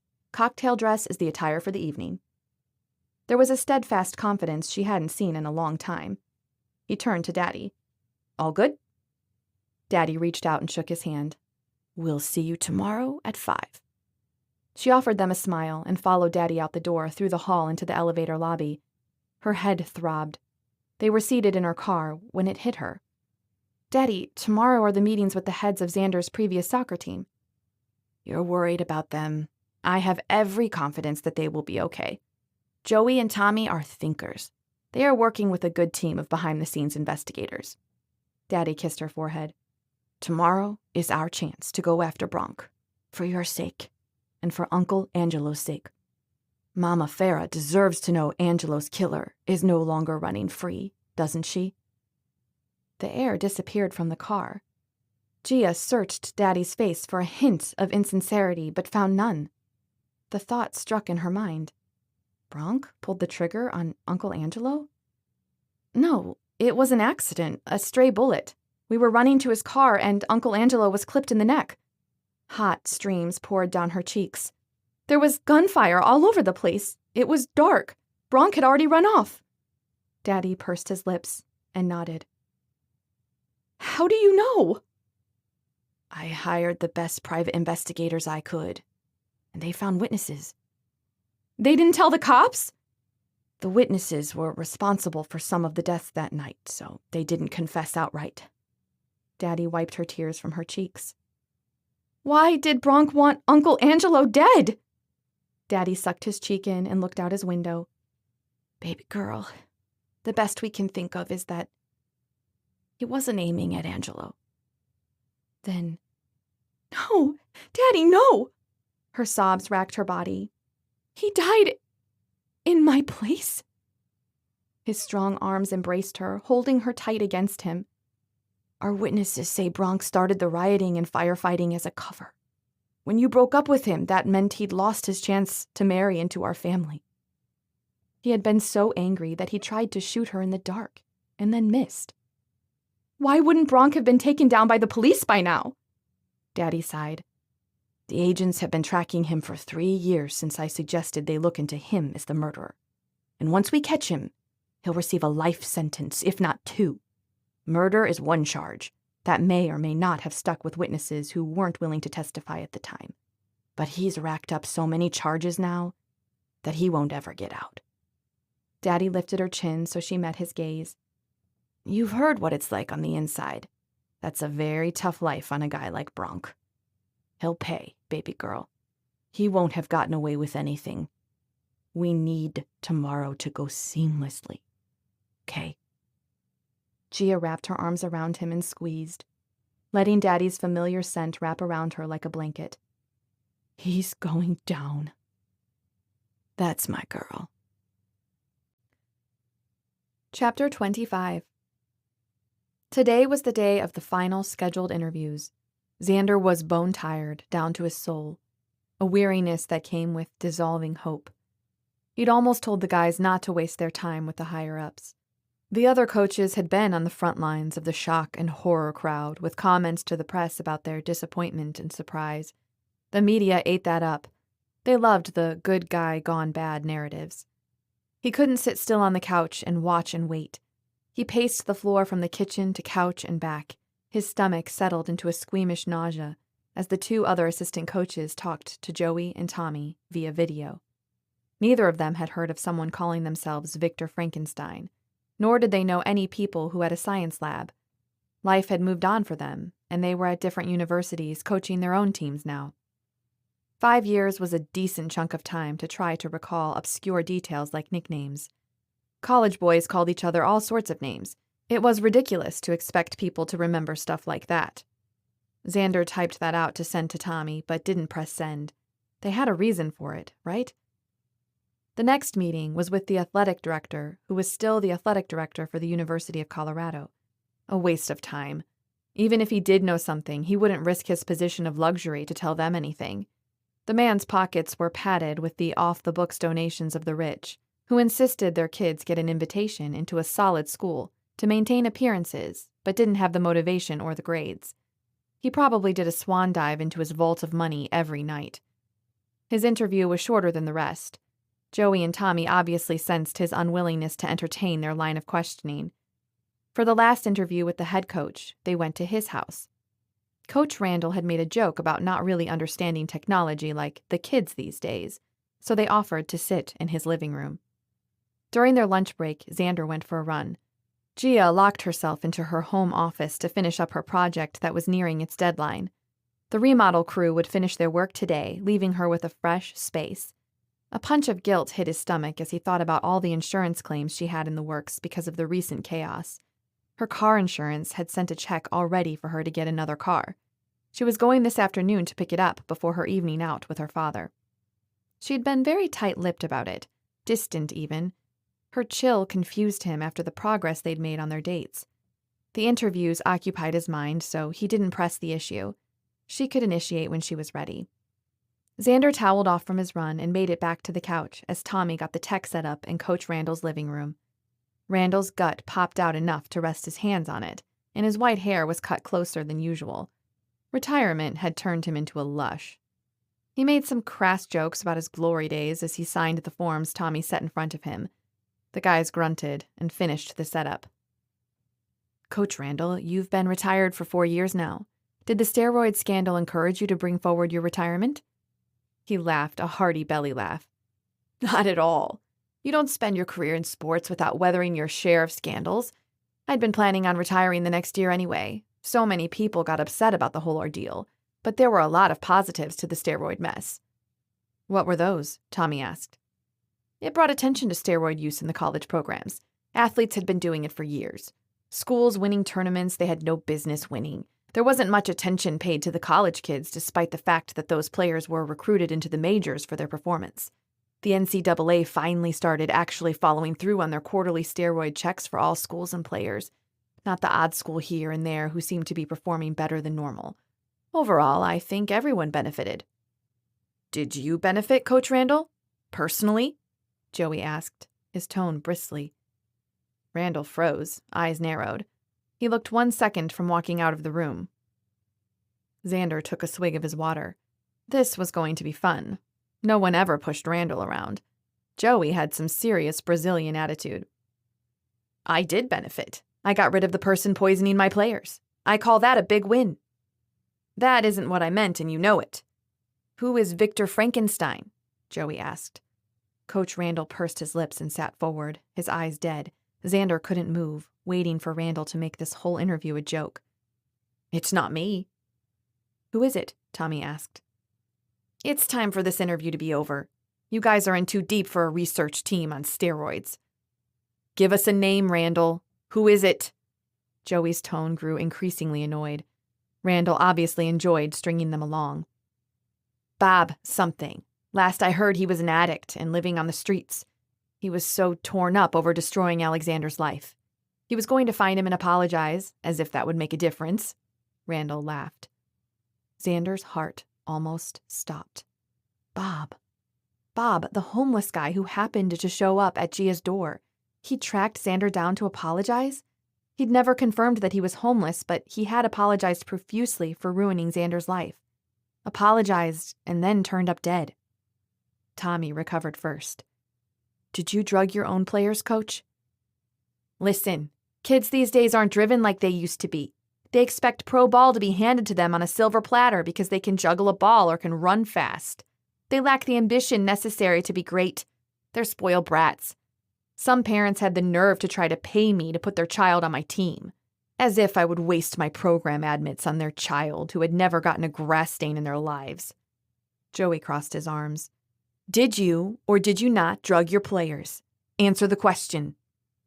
Get out of my house. Randall struggled to stand.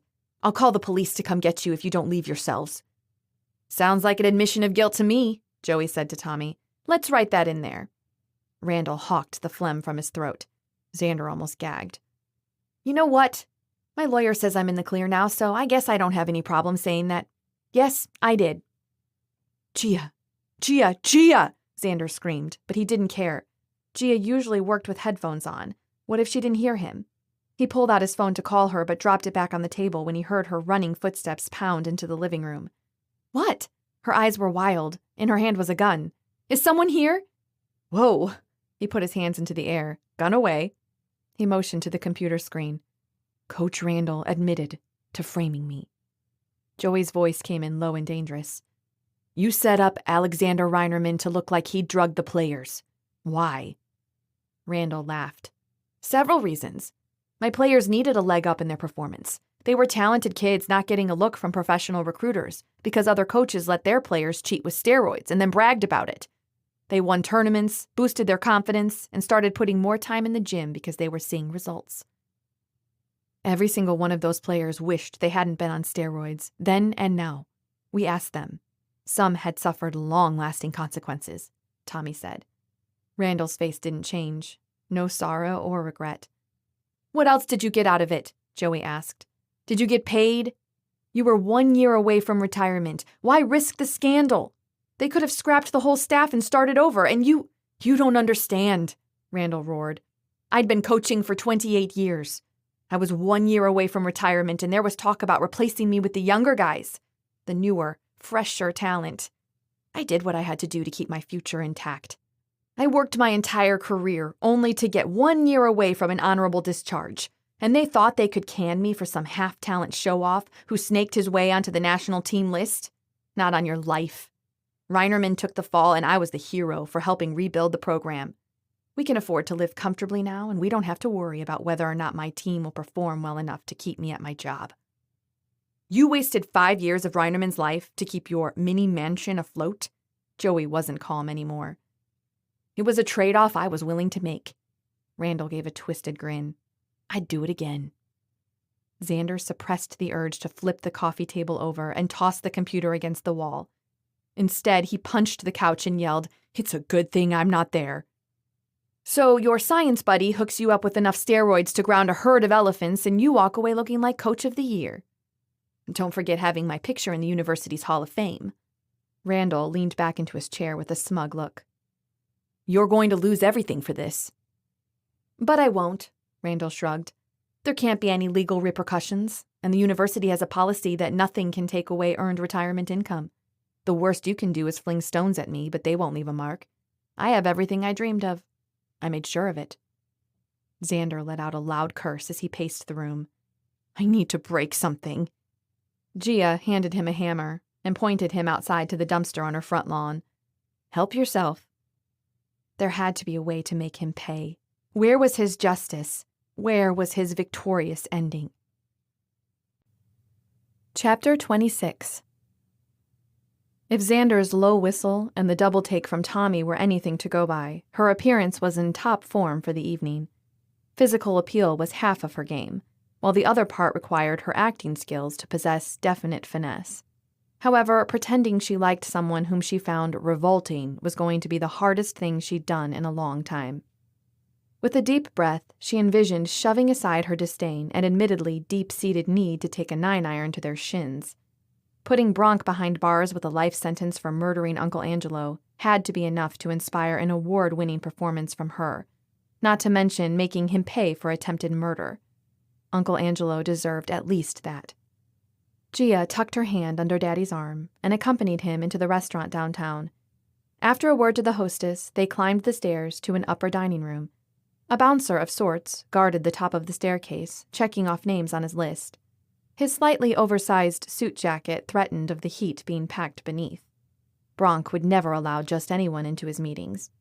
Daddy handed the guard an invitation, which granted them entrance and an approving nod from the bouncer. Showtime. As soon as her heels touched the carpet on the other side of the threshold, Gia came face to face with Grant. His whole body straightened to attention as recognition registered on his face. Grant, what a surprise. I didn't know any other businesses from Golden had been invited. He squirmed a bit before offering her a smile. I was recently approached by friends of mine looking for investors in this shipping venture. Thought I'd get in at the bottom. Seemed like a well-rehearsed line. Have you met my father? At her words, a shadow passed over his features before he offered his hand to Daddy. Was that intimidation? Mr. Carter, it's a pleasure to meet you. Your reputation precedes you, sir. We're delighted you could make it to our presentation. Daddy smiled, showing his straight white teeth as he shook Grant's hand. She was partial, but she wasn't the only one who thought Daddy was ridiculously handsome. Mr. Harrington, we are looking forward to it. This business opportunity has captured the attention of my company's executives. There is much we could do with resourceful minds like yours." Daddy leaned forward as Grant attempted to stifle a wince. "I do hope you try to make a more favorable second impression on my daughter this time around." "Yes, sir, I can't tell you how sorry I am about that." Grant swallowed. Her arm twitched as she tried to disguise her disgust when his lips brushed the skin on the back of her hand in a pathetic display of repentance.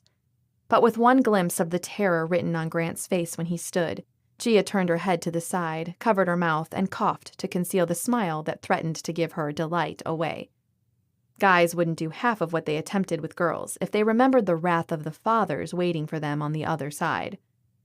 In Gia's case, Daddy held a particularly fierce reputation for those who went against his wishes. Only men who hadn't heard of Daddy or didn't believe the rumors about him dared to date her.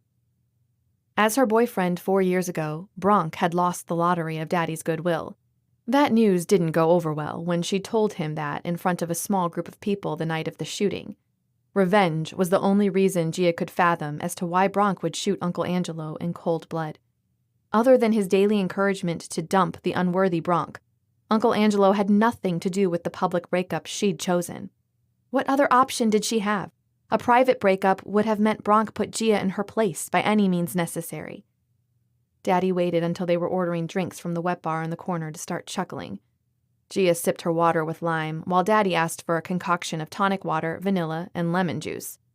The cops insisted on their drinks looking alcoholic, but not actually being alcoholic, because of the relaxed message it would send to the attendees. They worked the room of about 30 people, occasionally stopping to fill their plates at the hors d'oeuvres table. Daddy never left her side. The lights flickered overhead. As the final person took their seat, Bronk breezed into the front of the room from a side door. Always one for a flashy entrance. His expensive tailored suit shone in the stage lights, highlighting his broad shoulders and trim waist. His tousled hair rounded out the picture of a dominant and dangerous man. Was he wearing makeup, or had he always been that tan? Gia checked her phone. What had she seen in him? Her text message app flashed. Xander asked how the night was going. More boring than she expected. Now there was a man who deserved a woman's attention. Bronk thanked everyone for coming and monologued for 30 straight minutes about how great he and his partners were, and how genius they were to be in the venture that would provide the world the shipping experience they couldn't live without. The ostentatious presentation began to vaguely resemble a timeshare pitch, instead of a talk to interest prospective business partners in his illicit affairs.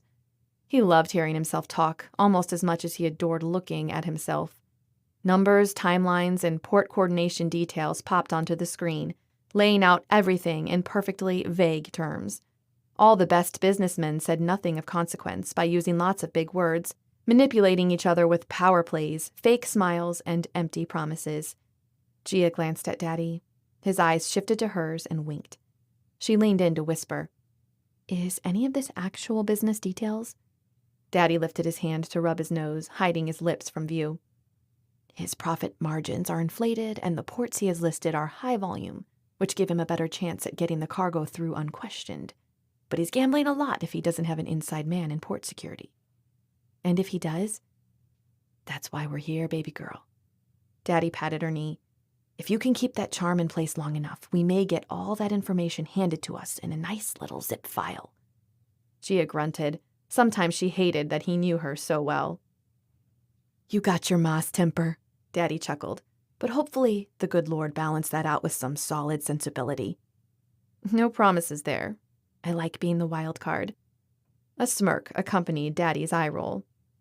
"I'd like to speak with each of you individually this evening and hear your thoughts on the proposal. So please enjoy the beverages and food in the meantime," Bronk said. Gia snatched her clutch and excused herself to the restroom. The dim hallway off the side of the meeting room led around a corner before a bright restroom sign overhead pointed to the right. A hand gripped her shoulder before she could push into the women's restroom. Gia's heart jumped into her throat. She blinked as her back bumped against the wall next to the door. "Well, hello, beautiful. I thought I might see you tonight." The corners of Bronk's lips tilted upward. "Play nice." She tilted her head and let her eyes linger as she took in his whole frame. "Bronk, you're looking well. Business is treating you kindly, I see. Heat leapt into Bronk's gaze as he stepped closer. I'm glad you could be here to witness one of my greatest successes yet. He lowered his chin so his nose brushed hers. His touch stirred the embers of fear in her chest. After all these years of running, she stood a breath away from him and wasn't in the panic she'd thought she'd be. It was always you that I imagined by my side when I envisioned celebrating my successes in life. And yet, you never said goodbye. Gia inhaled slightly, willing her nerves to calm into submission. His cologne, mixed with the smell of his skin, danced across her senses. She'd bought him his first bottle as a Christmas present. He knew she'd loved it. A man of strategy used all the tools in his arsenal without apology. I was grief-stricken over Uncle Angelo dying in my arms. I needed time to heal. It wasn't a lie, and she had said goodbye the last time they spoke. He just didn't realize it meant for good, and tonight wasn't the time to remind him. You seem to be all right now. Bronk's hand glided up her thigh toward her hip. Did you wear this dress for me tonight? Did you think of me as you strapped on those heels? You know I love how your legs look in strappy heels. Her limbs wouldn't work as the rest of her body reacted out of habit. Get it together, Gia. Do not lose your focus. You're nothing but a toy to him. This outfit is all for you, Mr. Marin. Her voice came out breathy and low as she arched her back away from the wall. I'm glad you approve of my choices. She trailed her finger down the scar next to his trimmed sideburn.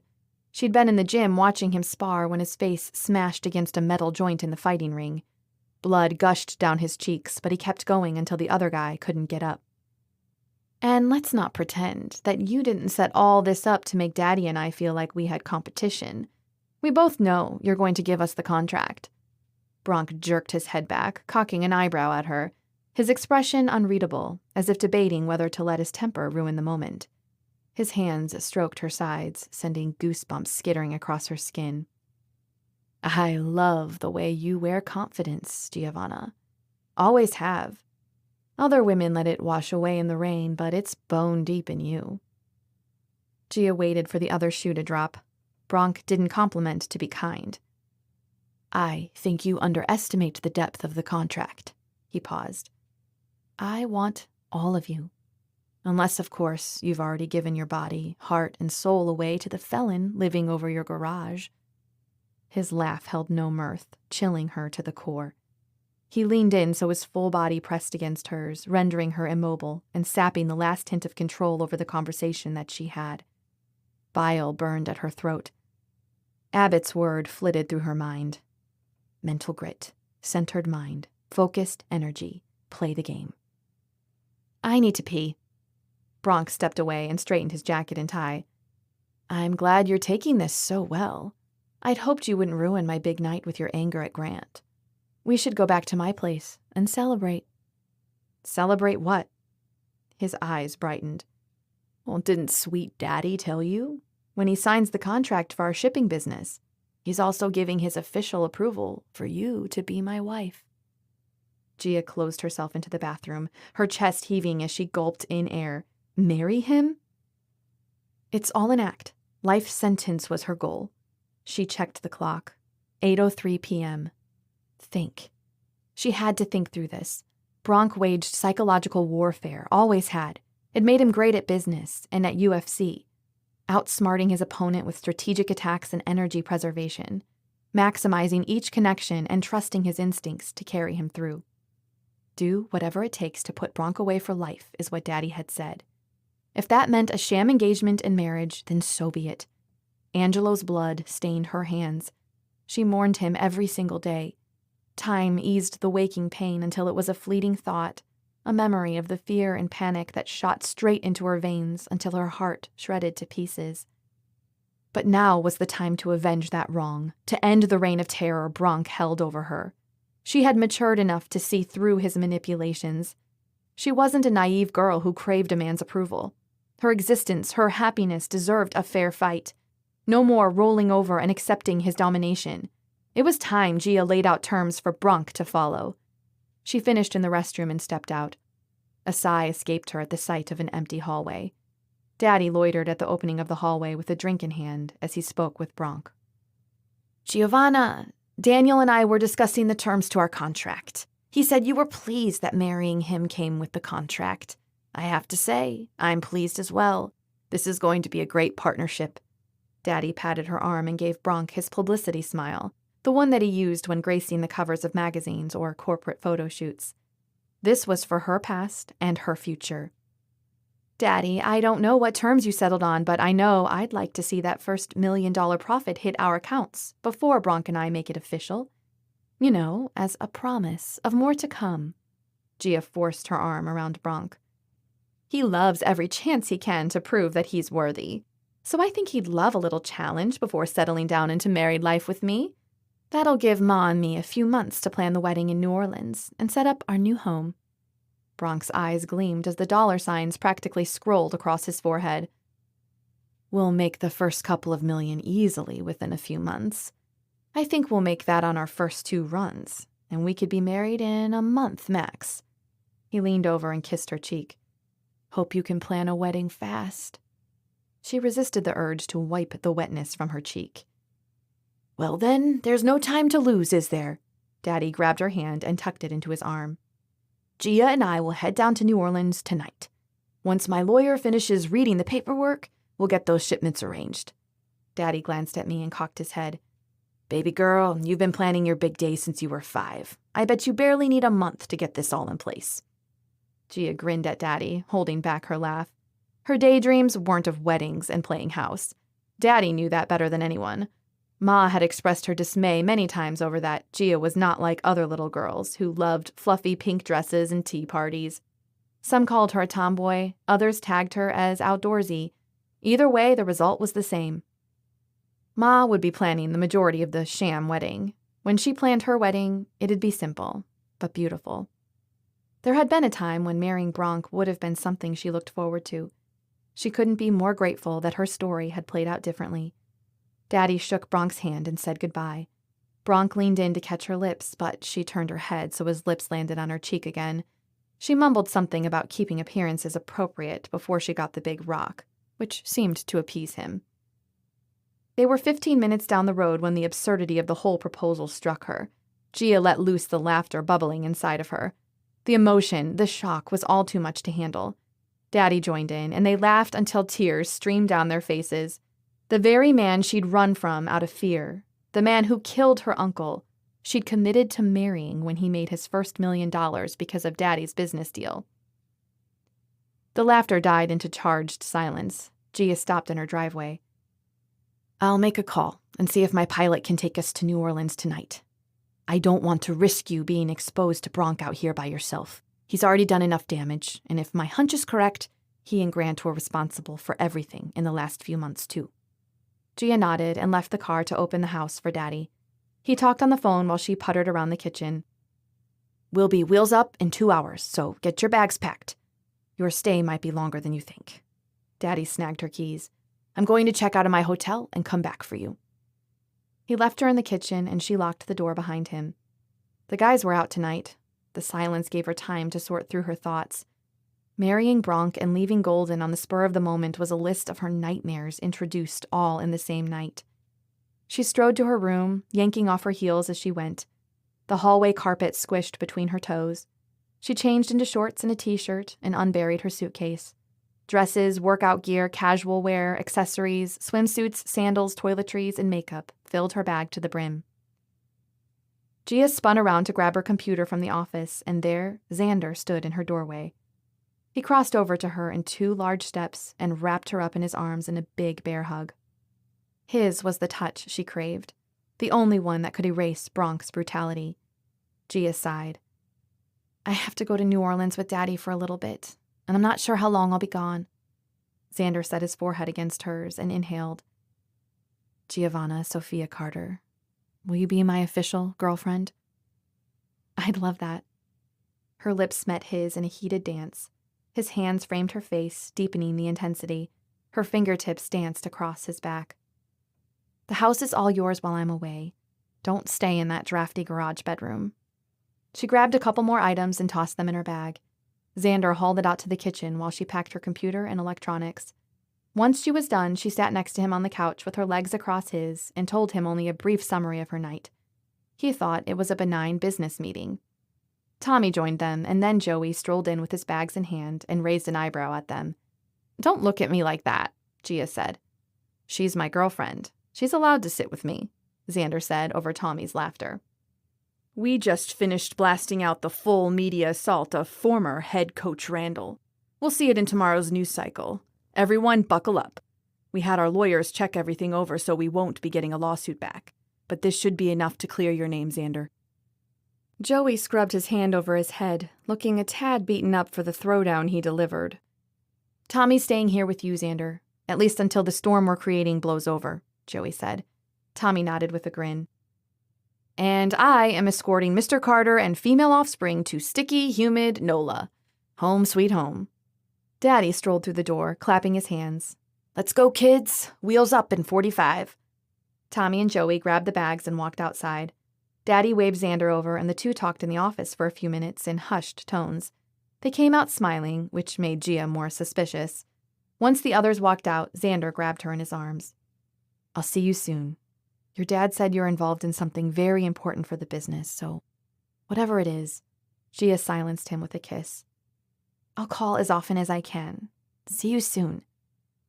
She strolled to the door and stopped to take one last look at his gorgeous, ragged appearance. "Promise me that whatever you read in the news about me, you won't believe." He stared at her as if waiting for an explanation. She scrunched her nose. "I can't tell you any more. Just promise me." His nod accompanied a faint smile. "As long as you promise to believe what you read about me." "Deal." And with that, she walked into the night to start living the very life she'd run from for 3 years. Chapter 27. Wednesday morning, Xander's phone chimed in his back pocket as he bent over the workshop table, manipulating a metal wire into the shape of a toy car. The car he designed in his imagination looked cooler than what it was turning out to be, but keeping his mind distracted with work preserved his sanity. Not hearing from Gia in a few days took its toll. Grabbing his phone, Xander opened the text from Link. "Come to dinner tonight at M&D's, 6 p.m. His eyes reread the text again and again. The invitation he'd anticipated for 2 months popped onto his phone without pomp or circumstance, as if he'd never been uninvited to his parents. His initial anticipation morphed into a churning dread of what-ifs. Xander texted back, "See you there." Until Xander rolled Chachi into his parents' driveway that evening, his nerves blasted a crater into the calm he'd felt since seeing the media taking Randall to the woodshed about the steroid incident. The moisture disappeared from his mouth, leaving his throat a desert. What if it had been Link's idea to invite him to Mom and Dad's instead of his parents? The thought propelled him to the front door with his finger pressed against the ridged doorbell. The breath rushed into his lungs at the quirk of Link's smile appearing in the crack between the door and the frame. "I'm glad you could make it," Link said as he backed away from the door. Xander stepped into the house, and the familiarity spread over him like a comfortable blanket, as if he'd be anywhere else in this moment. Link led the way down the hall to the kitchen. "Who was that, Lincoln?" Dad's muffled voice called from the kitchen. Link didn't answer, but stepped to the side so Xander could enter first. Xander stopped inside the doorway. The air was scented with whispers of garlic and parsley. Elbow deep in water, Mom cleared out the first round of dishes while Dad stood over the stove testing whatever was in the saucepan. Up close, their pale skin emphasized the gray hairs that framed faces filled with deep lines. Mom glanced over first. Dad's head whipped around at Mom's gasp. "Alexander?" Mom whispered his name, her posture stiff and her eyes wide. "You came." Measured steps brought her in front of him with her hands extended. Her pained expression froze on her features as her fingers, dripping with water, grazed his face and left trails of moisture running down his cheeks. "Hi, Mom." Xander wrapped his arms around her thin shoulders in a brief hug. Dad didn't offer a hug. His expression was tight. "Dad, thanks for inviting me to dinner." Mom dried her hands on a towel, then smoothed her hair. "We thought we'd celebrate. We saw your story all over the news. Coach Randall admitting he did it himself was very unexpected." We hoped it wasn't some fancy video editing that kids do these days to humiliate other people, Dad said. Maurice, Mom said, a warning clear in her tone. Ouch. Despite being shown the truth, Dad refused to believe him. Xander ran his tongue over his teeth, trying to steady his temper. What you saw was unhampered truth. I wasn't there to force him into a confession, but it's clear you still don't trust me. Xander shook his head and took a deep breath in hopes it filled him with courage. Apologies are hard for you, aren't they, Dad? Being wrong isn't your reality. You must think not apologizing makes you untouchable. I came here hoping you'd changed. Hoping that you weren't just inviting me over because you finally believed the truth, since it came from someone else's mouth, but because you loved me enough to reach out. Everyone was frozen. Link's eyebrows raised enough to crinkle his forehead, his eyes wide.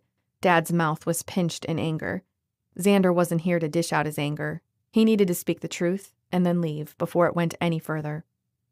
Mom, I hope you're feeling better after your mental breakdown.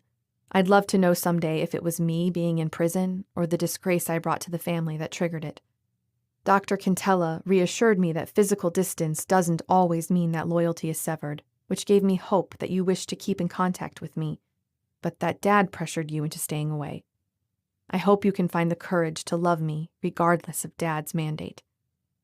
At the mention of Dr. Quintella, Mom burst into tears and dropped into a chair at the table. When Xander rested his hand on Dad's shoulder, Dad flinched. I should go. But it doesn't have to be this way, Dad. We can all forgive each other and move on. I'm moving on. I hope you let the others in our family have a relationship with me, even if you don't. With a backward look, he gave Link a small smile. Link has my phone number if you want it. I hope to hear from you.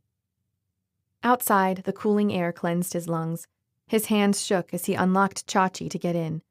Why was the truth so painful to say? Before prison, he never would have had the courage to stand up for himself like that and rock the boat. But now, he only wanted to rebuild with the whole and good. If that meant he severed relationships that used to be lifelines, then so be it.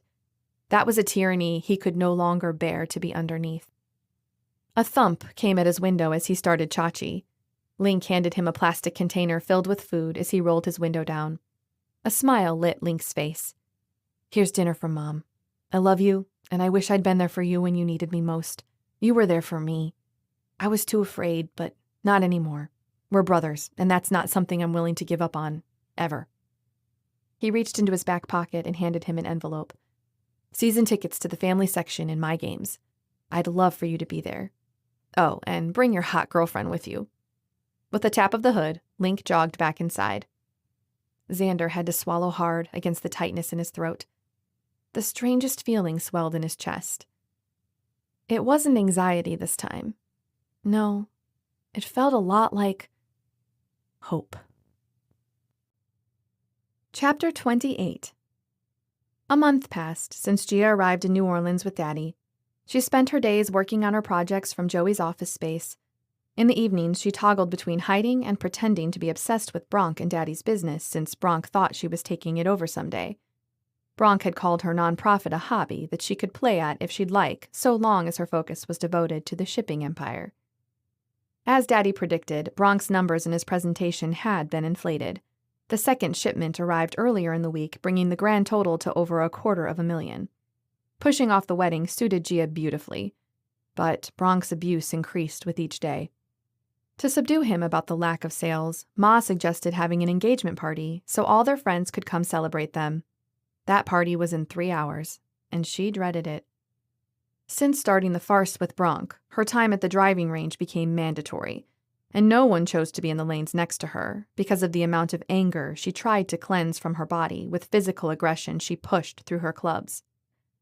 She finished wrapping her glove and sauntered out to check the sign-in sheet to see if she could bribe anyone to compete with her. No one stuck out to her. Gia popped her head in the office. Hey, Reg, want to take a break and hit the driving range with me? Reg sent her a death glare. And face your fury? I got a family to think about. He motioned to his torso. If I throw my back out, I can't keep up with my kids. Gia shook her head and laughed.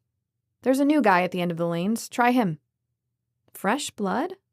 Gia left the office but couldn't catch a glimpse of the newbie's face without approaching him. All he could do was say no, right? She tapped him on the shoulder. Any interest in a friendly competition? Yeah, I'll take you on. He turned to face her, taking off his cap and sunglasses. Gia gasped. Xander! She pushed him behind the water station and threw her arms around him. He smelled of some type of manly soap mingled with laundry detergent.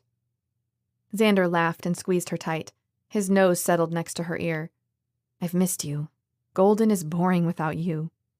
What are you doing here? She pulled away to study his face. He pressed his lips to hers. I came in for the engagement party. Couldn't let my girl pick another man without making sure she knew my hat was in the ring.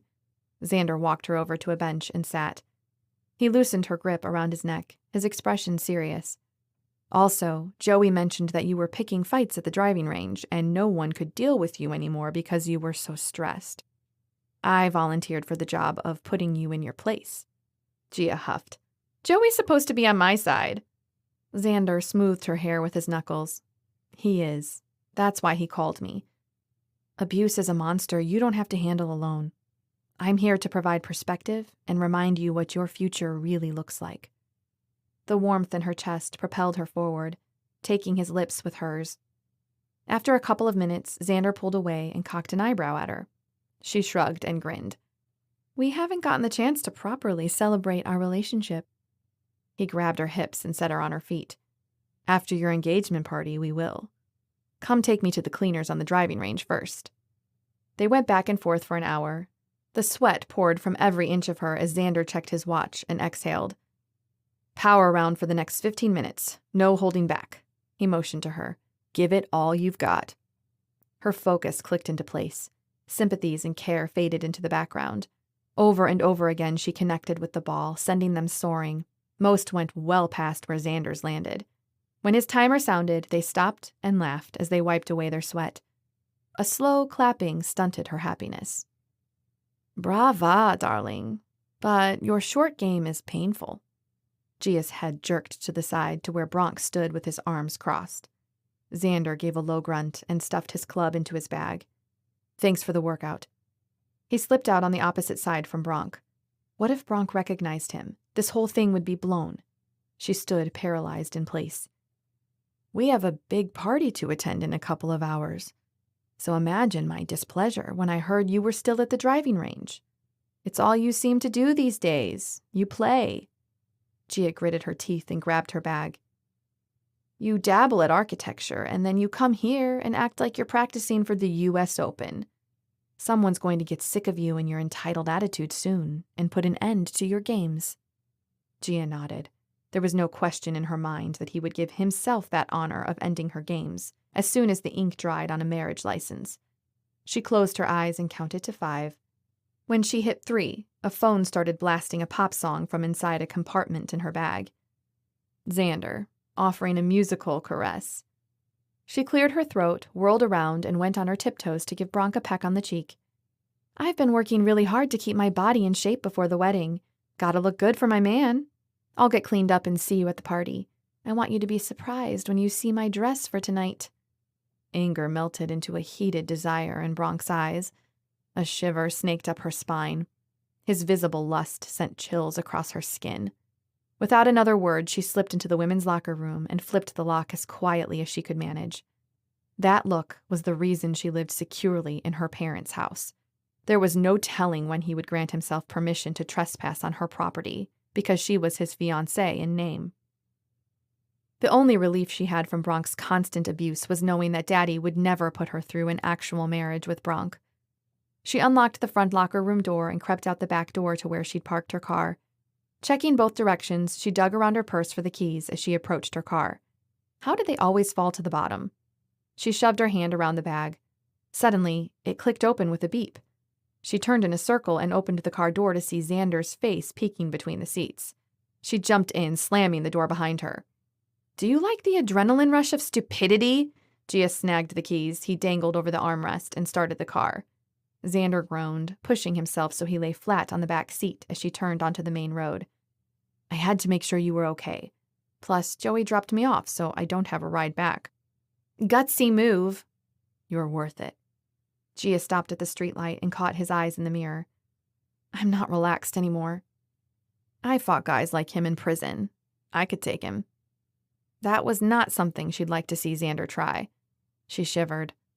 The range was a 10-minute drive from her parents' house, and they used the time to catch up in short sentences. In the driveway, she sent Xander an air kiss and ran into the house. At 7 on the dot, she strolled down the front staircase to the foyer. Some guests wandered around the kitchen, but the majority were in the back garden, where the evening sun gave the perfect backdrop for their lights and decorations. Xander faced the kitchen entryway with his shoulder against a wall, looking devastatingly handsome as he spoke with a shorter, thinner man. He caught her eye and gave her a wink. Who was he talking to? She lifted a drink from the waiter's tray and contemplated it as she sipped. Tonight's the night, Miss Carter. To her right, Detective James raised his glass to her.